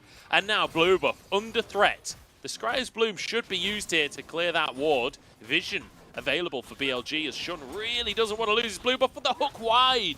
I think On was trying to pull the buff in so they could smite it, but will not happen. And JDG already 3 minutes in finding advantages. Being able to push that wave so hard under the turret, and then also Ruler. The W from Kai'Sa at rank 1 is a long cooldown. It's 20-odd seconds or something like that. Hits both of his first cooldowns of the game onto Elk. Good damage. Stops the fellas being able to go into that fight as well. Knight had shove in the mid lane. JDG, early game working out well for them, where we had asked that from BLG for their own successes. So far, so good for JDG. We'll see what BLG can bring to the table. As Shun put behind a little bit, moves up to the top side, but Kanavi's here too. Kanavi's got that top quadrant that he's yet to farm, and he's just been spotted. Did they see him is the question. Blue ping has gone towards that brush. How did the sweeper not see the ward? It was a micrometer away. 369 threatens Shun enough to send him away, send him packing. And Kanavi, what a jungle gap to start us off. Double Scuttle steals away a buff. Shun currently at half of the camps that Kanavi has taken. And that's another flash in. Flash for flash in the bottom side. Ruler doesn't even look at the play. Is missing. Pulled back in by On. The Ignite is there. It's not enough to find a kill. And ultimately, very close. I don't know, flash for flash with an ignite mixed in there. Maybe BLG win out the trade, but I don't think they can leverage that advantage. So missing getting away should mean Ruler's safe, unless... Not quite. Not quite. What it does mean is it means that Alkanon can get themselves a reset, and it means that they've survived a bit of the storm of the early game. No, they couldn't respond to the early jungle plays, and it does mean that for them losing lane, Shun is the one that's kind of bearing the brunt of that at this point. Need to see them now kind of... It's a good charm. The electrocute, is it available? It's not. It's close. Oh, the W! Not quite there. The electrocute, like you say, not available. Had it been up, that would have been a kill onto Yagao. And Knight, he said in the interview before this game, I could beat Yagao with a 1v1. It's not personal. I'll just body him. I don't think that's verbatim, but showing up in the mid lane. Priority pick, that Ari, the B1 pick for JDG, and showing why. Is Alkanon did not manage to reset after the play which just happened towards this bot side. Alk is going to be sat on the turret again. This is kind of dangerous now. On shows his face again, maybe baiting him under turret. Getting the hook under turret. Oh, they're just going to go into Elk, though. Can he survive? No, first blood taken by Ruler. On just delivered Ruler to the kill. No one had taken aggro. It's not like the minions were dead on the turret. Ruler and Missing once again winning out in the individual 2v2. We saw it with Desire Rakan versus the Aphelios Thresh. They're doing it again with the Kai'Sa and the Rakan as well. Whenever Kai'Sa wins lane, this champion changes massively. This is a champion which is not really meta because she suffers a lot in early lanes. Getting that first kill is very dangerous, and 369 going in top. Bin's having none of it. Just slides over the wall and gets out to safety. Good attempt by 369, but just ult for ult. Minute and a half until the Herald comes up. But let's take another look at this kill in the bottom lane, because it looked so good for On until he realized he had abandoned his AD carry. Dematerializer hook. It looked so beautiful, especially given the fact that Ruler didn't have mana for absolutely everything he wanted to cast. But it's just not enough. It's a misdirection and it's a miscalculation of BLG, and Elk once again going to be set behind in the laning phase. On wants to find Missing here, but Ruler's nearby. Missing can always just dash away. Rakan's so annoying to play against when you're playing a hook champion. He's so slippery, able to escape most situations. And you can see the CS lead, not that dramatic down in the bottom lane, but the kill will make all the difference. Out going for the call. Oh, and JDG want to punish that. And they're like, oh, you got a call? Well, we ain't letting you farm. Had it as a starting item. Look at him. That is not the end of him as well. Everyone's going bot side. Yagao has the Weaver's Wall. He can turn up a little closer to this play. However, Knight with that first ult of the game. Watch out for that. At minimum, they've denied a wave from Elk. Almost a second plate here for Ruler. If they can finish the job, Kanavi's here, Knight is here, Elk's in trouble. No summoners. The double knock, but he's gone. He's gone before the play even kicks off. Kanavi tanking as a charm lands onto On as well. Knight tanks the tower and somehow gets out. Corrupting. That is why you keep your pots ticking, folks. Gets the empowered heal from the Ari passive with the kills in tow. It's just enough to walk away. Walks away with 3 Dark Seal stacks, and Yagao was ready for the play. It just wasn't enough. Elk, once again, just put into such a difficult position because JDG are just more on the same page. They're more proactive, and they're punishing BLG in the early game once again. Let's take another look. Kanavi starts it all off. Perfect follow-up from Missing. And, you know, you just don't have enough defensive summoners to bring the bear. You don't have a heal, you don't have a cleanse, and the Ghost is nice when you're actually able to move. That one's not really in the same situation. Knight using, again, the HP bar as a resource, getting out alive, gets himself back onto the map with the cheaper Lost Chapter from recent buffs as well, and now Herald is the next port of call. I felt a little dicey at the end there. They didn't actually reset the tower aggro. It went straight from Kanavi to Knight. Could have been dangerous. BLG will not give up just yet, though. They found Kanavi. What a pick from On. And now looking for a second one as well. 369 flashes out. Ruler's still going in this one, and a great charm onto On there. Big damage, but Ruler's alone. He can't enter this fight for the time being. Killer Instinct is available if the rest of the team can find a way in. But it's 4v5 in favor of BLG. They're starting the Herald off.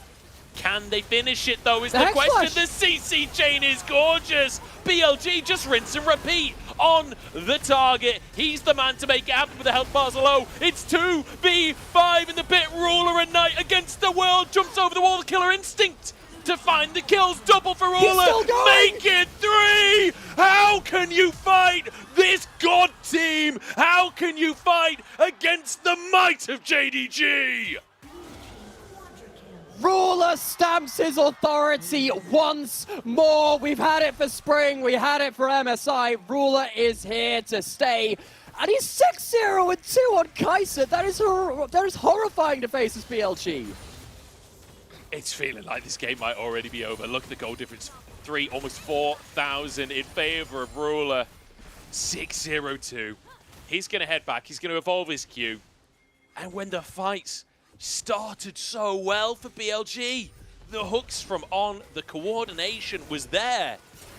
But when Knight and Ruler can 2v5, I mean, what can you do?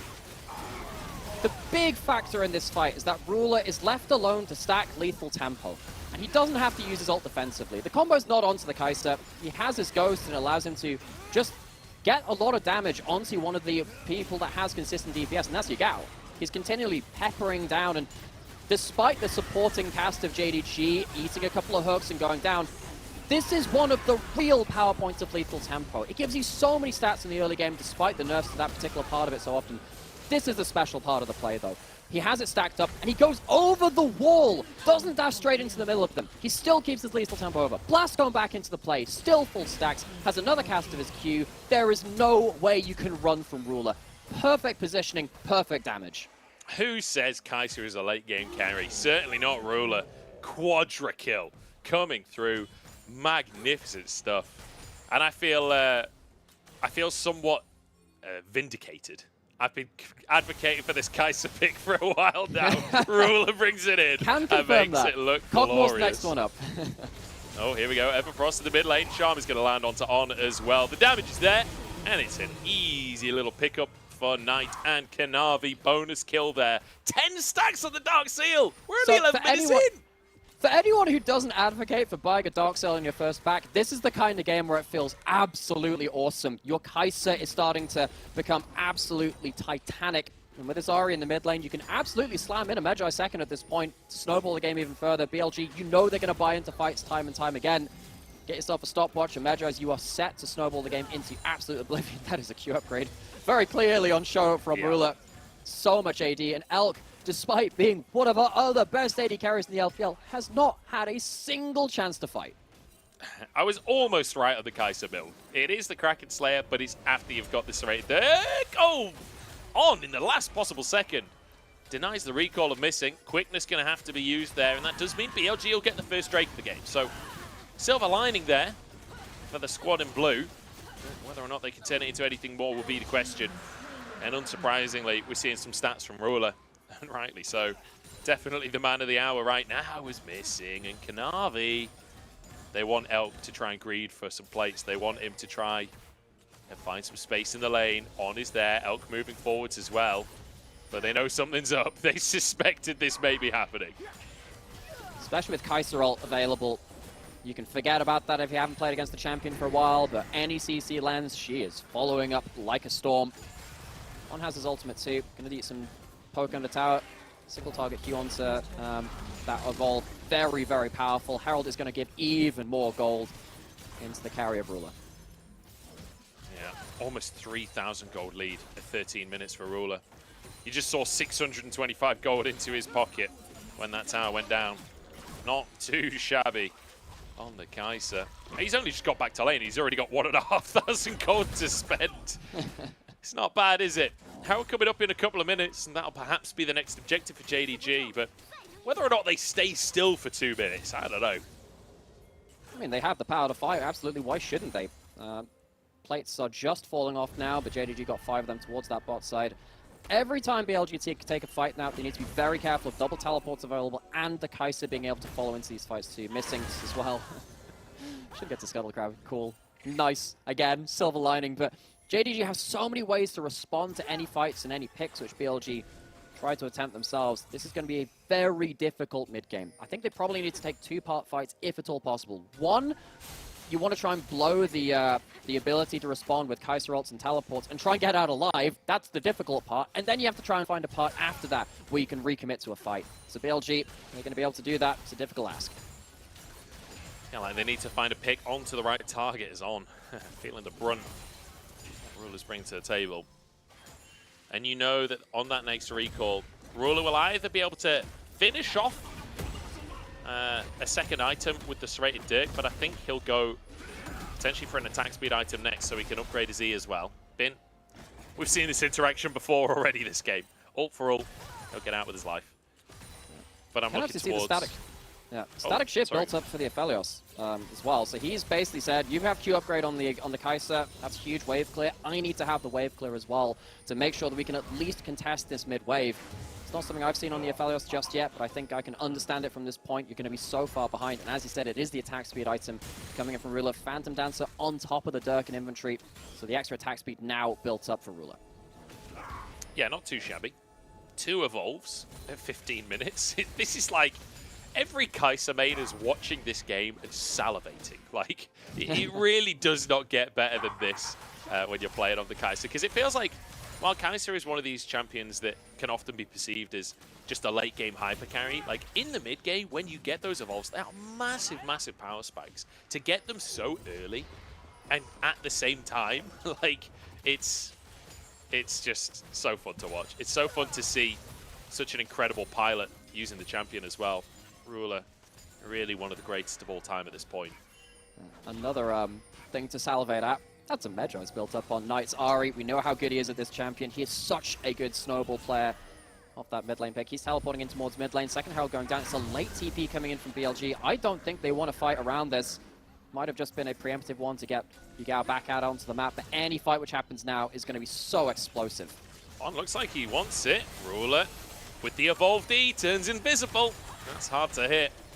As Herald immediately slammed in the mid lane. And now JDG try and find themselves some objectives. Shun is here. Yagao's TP means he's around on the play. Although I feel like he would have been there for the play had he not TP'd at this point. On really wants to find a hook, but he just doesn't have the space to work with is the problem. It's so difficult for him to find anything that's not in Fog of War because JDG just vision dominance. There was one ward very briefly in that Pixel Brush which On was trying to use, but movement speed from 10 stack Medjai's is fairly good at this point in the game. Tier 2 boots, Medjai's stacking as well. Means that Knight is not going to be easy to hit, especially once he pops that W Shun.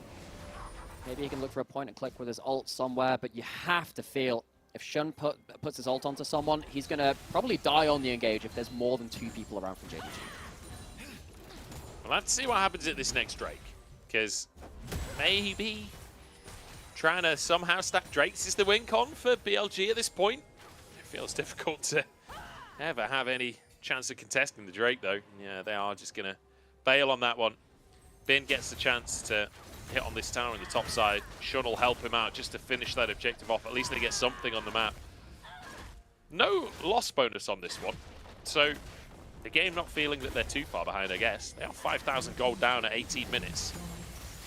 I feel like that's lost bonus territory, to be honest. Yeah, we'll see when the bounties come through, especially with towers and more dragons coming through. He can't be far off. Got them very early into the game in game 1, but BLG, the one thing which they will always have to play around is solid pick combos.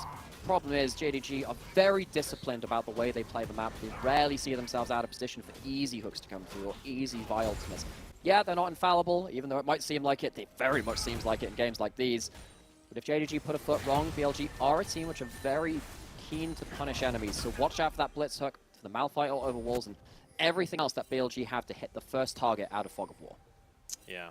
The thing is, BLG have still had moments where they look really good in this series, despite the fact that they have not been ahead in gold for a single second of this series, aside from maybe like by 20, you know, in the very first few seconds of laning phase. But it has been all about JDG. But all through game number 1, BLG looked really competitive. They were really fighting for every objective. They weren't just going to accept defeat. And with the Blitzcrank in the game, you never really can count you out. Like, if they get a big hook onto Ruler, they will one-shot him with an Aphelios. But Bin, not the champion you'd expect to be one-shot. He's going to be, though. It's the Ignite burning away. Knight can't quite finish the kill. As now the follow-up anti-engage, and Shun just taken for a ride, as so are the rest of BLG. JDG happy to go under the tower here. Look at them shred through BLG. See ya later. We're back to MSI finals again. It's domination. And Bin TP's back in just to be set up for maybe a second quadra kill. Ruler on a triple already. I think he's bought enough time. I don't think the multi-kill will be there, but it just doesn't matter because Ruler hits double digits, 10-0 at 20 minutes. He picks the first Kaiser of Summer, and he's going to give it a stunning 100% Pulls win rate a trophy out out of of a portal. Rightly so.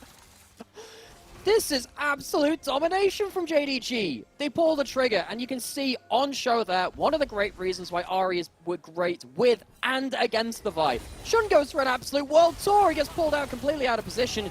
Before that, of course, you've got Bin having to ult away very close to going down and fueling Knight's Magi's once more.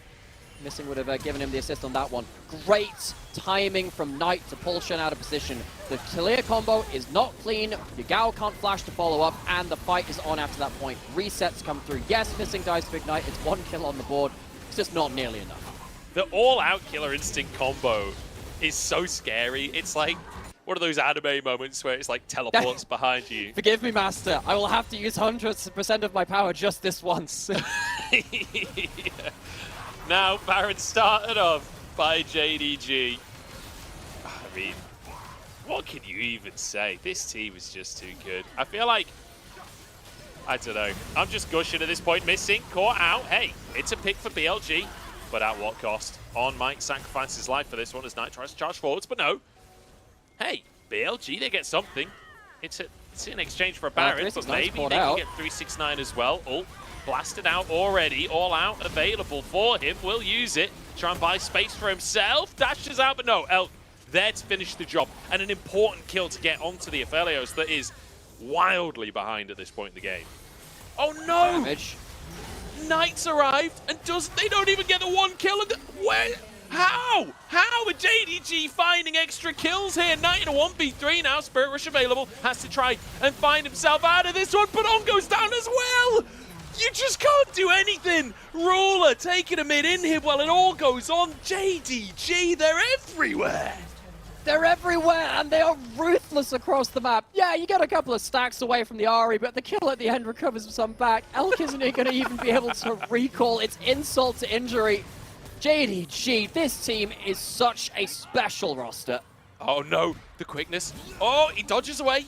If he'd managed to get CC, Ruler could Killer Instinct, but he stopped the reset anyway. Elk, where can you run to? Ruler is going to shred that health bar. He'll get an isolated Q as well in the alcove. Oh, Elk, there's just no way out of this one. Annihilated by the heavy, heavy wallet of Ruler.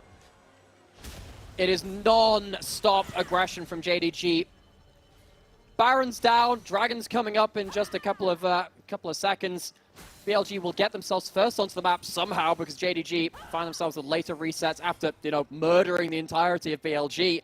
And they're coming back out onto the map with a 4-item Kaiser at 23 minutes. This is a solo Q80 carry. This is not how professional players meant to go. But Ruler doesn't make you feel the difference. Yeah. I love as well that we just saw Knight get killed at the end of the previous play. He still had 15 stacks. He lost 10 of them. He just hit max stacks in the previous play when he killed On just before going down. He's still, even after dying, got the bonus from the movement, from the 10 stacks. He's still in a phenomenal position. JDG now taking control of the entire map. 2 Drakes in their favor. Still got 30 seconds on the Baron. I've kind of forgotten that Baron even happened. Did that happen in a replay or something? Given how quickly Kaiser can kill that thing, it's your guess is as good as mine. That's a ward they're highlighting. It's been spotted out by a control ward. That might have been one of the few remaining Hail Marys BLG had. But again, the last time they tried to go for a snap engage, the follow-up was too much. They don't even get the chance this time. Blitzcrank is meant to be the one picking you, not the other way around. Knight goes over the wall, wants a charm. His 369 jumps in as well, trying to put pressure in the mid lane as the inhib is down. We saw Ruler grabbing that one. The 4 is now. Baron falls off.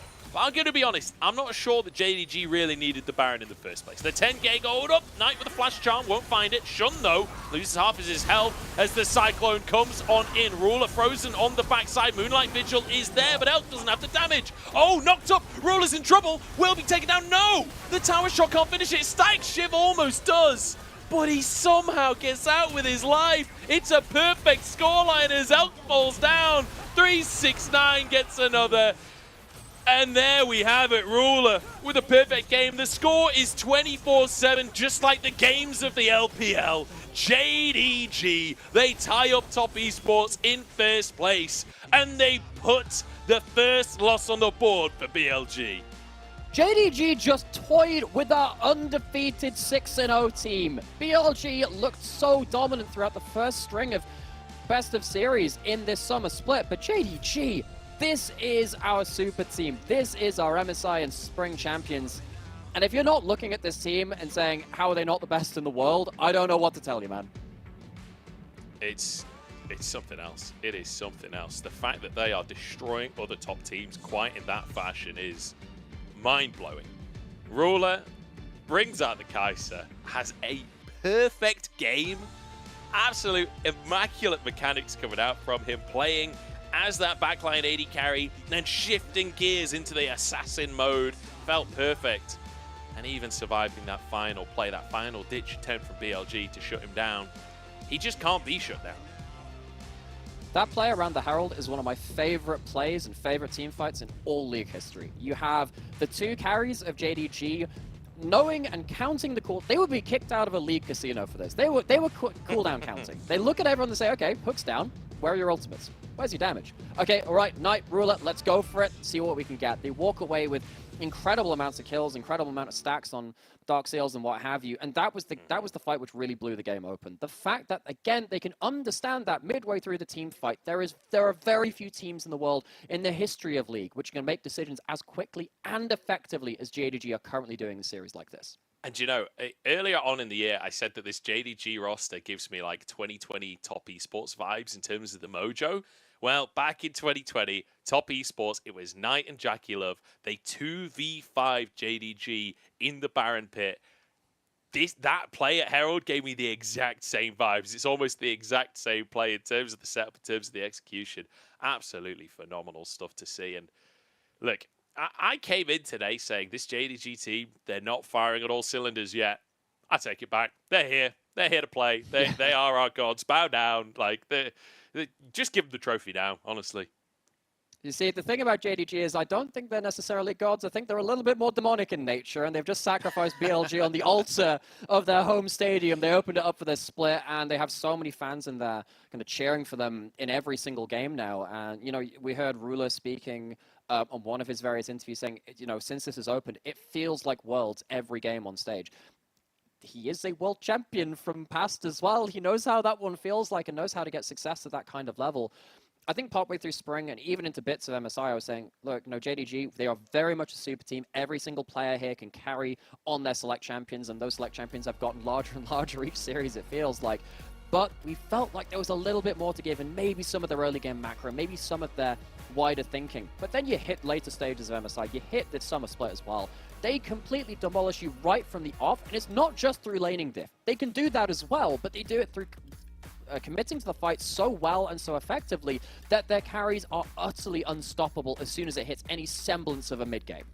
Yeah, and I will say, Ruler, picking up that Kai'Sa, I feel like we've seen a lot of Vayne hovers in the LPL since Uzi came back into the league. Kai'Sa was the other champion that Uzi was really, really known for. And Ruler, bringing it back into the LPL, I feel like he's thrown the gauntlet down for Uzi now. Like, come on then, enough with the Aphelios, let's see some flashy play. Ruler, in my mind, the best AD carry in the world right now, and to be honest, it's kind of hard to argue with. He's just insane. Looking at that damage efficiency, the damage per gold, though, you'll notice only 140%. It reminds me of this quote about Alexander the Great, after he'd gone on his conquering spree, and it was like, and Alexander wept before there were no lands left to conquer.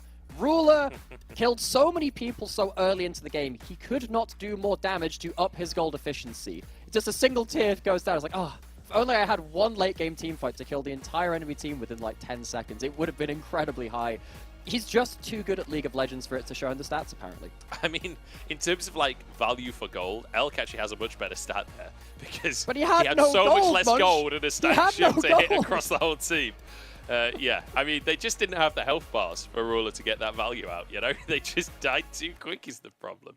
Oh, nightmare. And the crazy thing is, Knight had such a great game as well. Knight had a fantastic series, but I feel like Knight had an MVP-worthy performance there, except Ruler just had such a next-level performance that there's no way anyone else is getting that MVP. And that's why it's 369. Yeah, okay. But no, it has to be Ruler. And I mean, it's very difficult with JDG to kind of look at players of the game in some ways because you know it's a whole team performance, and the way that you can look for the killer carry plays is because everyone is setting up so well for them. I'm very glad Missing got MVP in game 1 because I think it was very much on show the work he did to allow someone like Knight, allow someone like Ruler to get the huge damage numbers.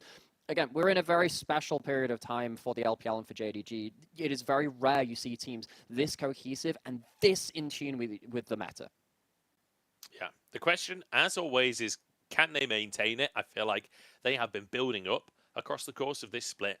This series against BLG for me was very much a meter stick moment of like, okay, what version of JDG do we have this split? Like, we've had a couple of games where they've been a bit wobbly. We've had a couple of games where they've ended up losing it. Like, they lost the game to LGD, for God's sake. Like, there have been games where... Hey, I'm not hearing you talk smack about LGD. They took a game off of BLG. Look, and I've been one of the biggest advocates for LGD. I can't believe their scoreline is as bad as it is with some of the games we've seen. Honestly, However, regardless, even if they had 2 wins on the board, they still shouldn't be taking games off of JDG. That's my point. Here today, though, like, I feel like they've finally gone, okay, we're back. We're firing on we're on form. I am actually at this point going to be surprised if they lose another series across the course of the LPL before playoffs. Because the schedule is so tight, there is a chance that you get 3 or 4 series very close back to back, and maybe a team has prepped just enough to maybe shut down someone like Ruler, the same way that LGD managed to in their games, gank them super heavy early and have some kind of a draft to punish something like a first pick Milio the way that it did. But you couldn't do that today. Ruler was way too strong. Yeah, even in that scenario, I still believe in JDG. I think they're too good.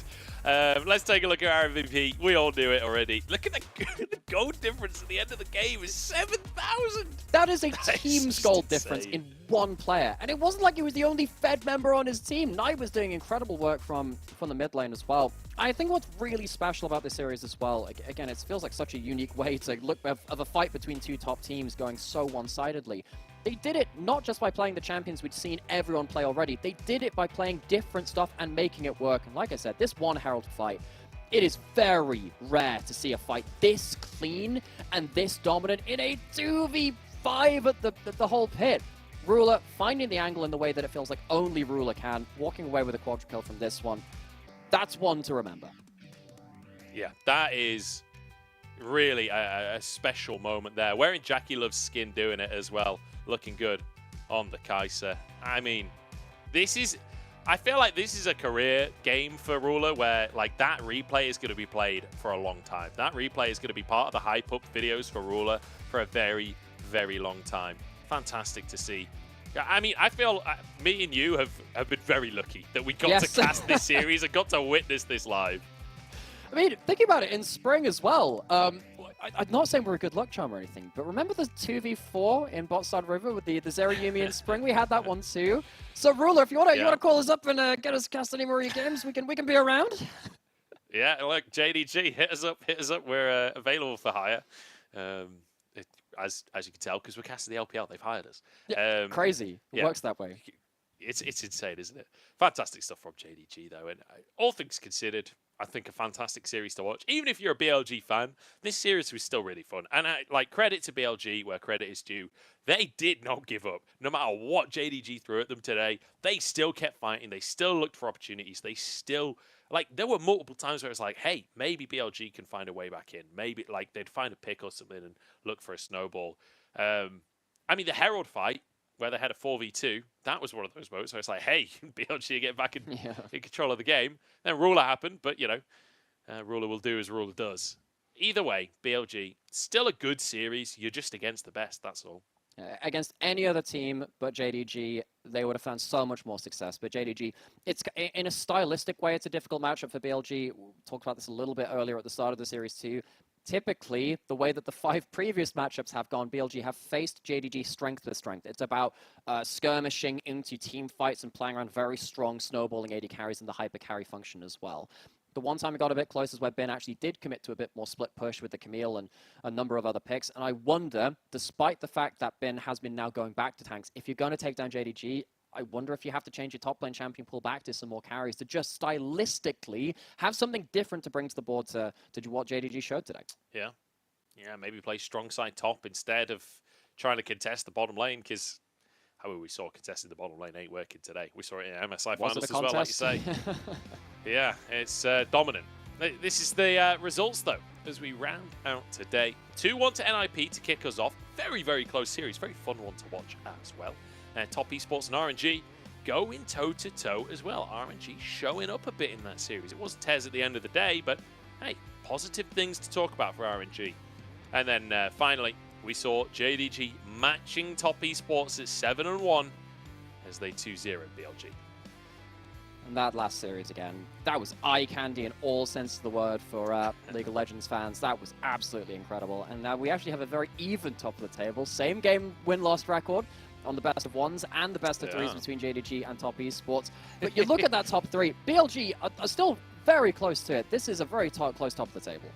I remember earlier when I said, hey, maybe BLG can replace Top Esports in the rivalry. Yeah, nah. They're still number 1 and 2. And after such a terrible spring for Top Esports, it feels good to see them fighting hard again with JDG contesting that top spot. I'm so excited to see those guys go at it. I really hope we get some TES JDG BO5 steering playoffs. That will be something special. Let's take a look at what's happening tomorrow, though, in the LPL, as like we said at the end of that game, it's 24/7 here in the LPL. WE up against Ninjas in Pajamas. They've got to play 2 days in a row. NIP going to be tested, but so will WE, because they've had an easy schedule so far and have only played 3 series. Look at that. It's 8 series. This will be NIP's 9th series. I think that's triple what WE have done. One of their last weeks, they're playing something like 4 best of 3s in 1 week, because Team WE went off to play the Road to Asian Games qualifier. They're representing their country, representing China. So they've had to miss out on a couple of weeks of LPL while they were doing that. They are going to have a rough couple of weeks in terms of schedule, but they looked pretty good at when they were playing. Even if it was the easier schedule, they're currently undefeated, and particularly with the top lane changes coming in for them, there is a lot of hope for this team, and particularly Shanks really returning to form. Yeah, there is serious potential on the WE roster, so we'll see how they're going to be able to perform. Like you say, they've been playing at Asian Games. That went well for them, won the finals of the qualifier, I believe it was. Well, that's going to be it from us. That is our day. Make sure you're tuning in tomorrow to see how WE do and if they can keep that win streak going. But until then, just go out and spread the word of our Lord and Savior, Ruler. I've been much joined by Nymera. That's it for us. We'll see you in chat tomorrow. But until then, we'll see you in Champ Select.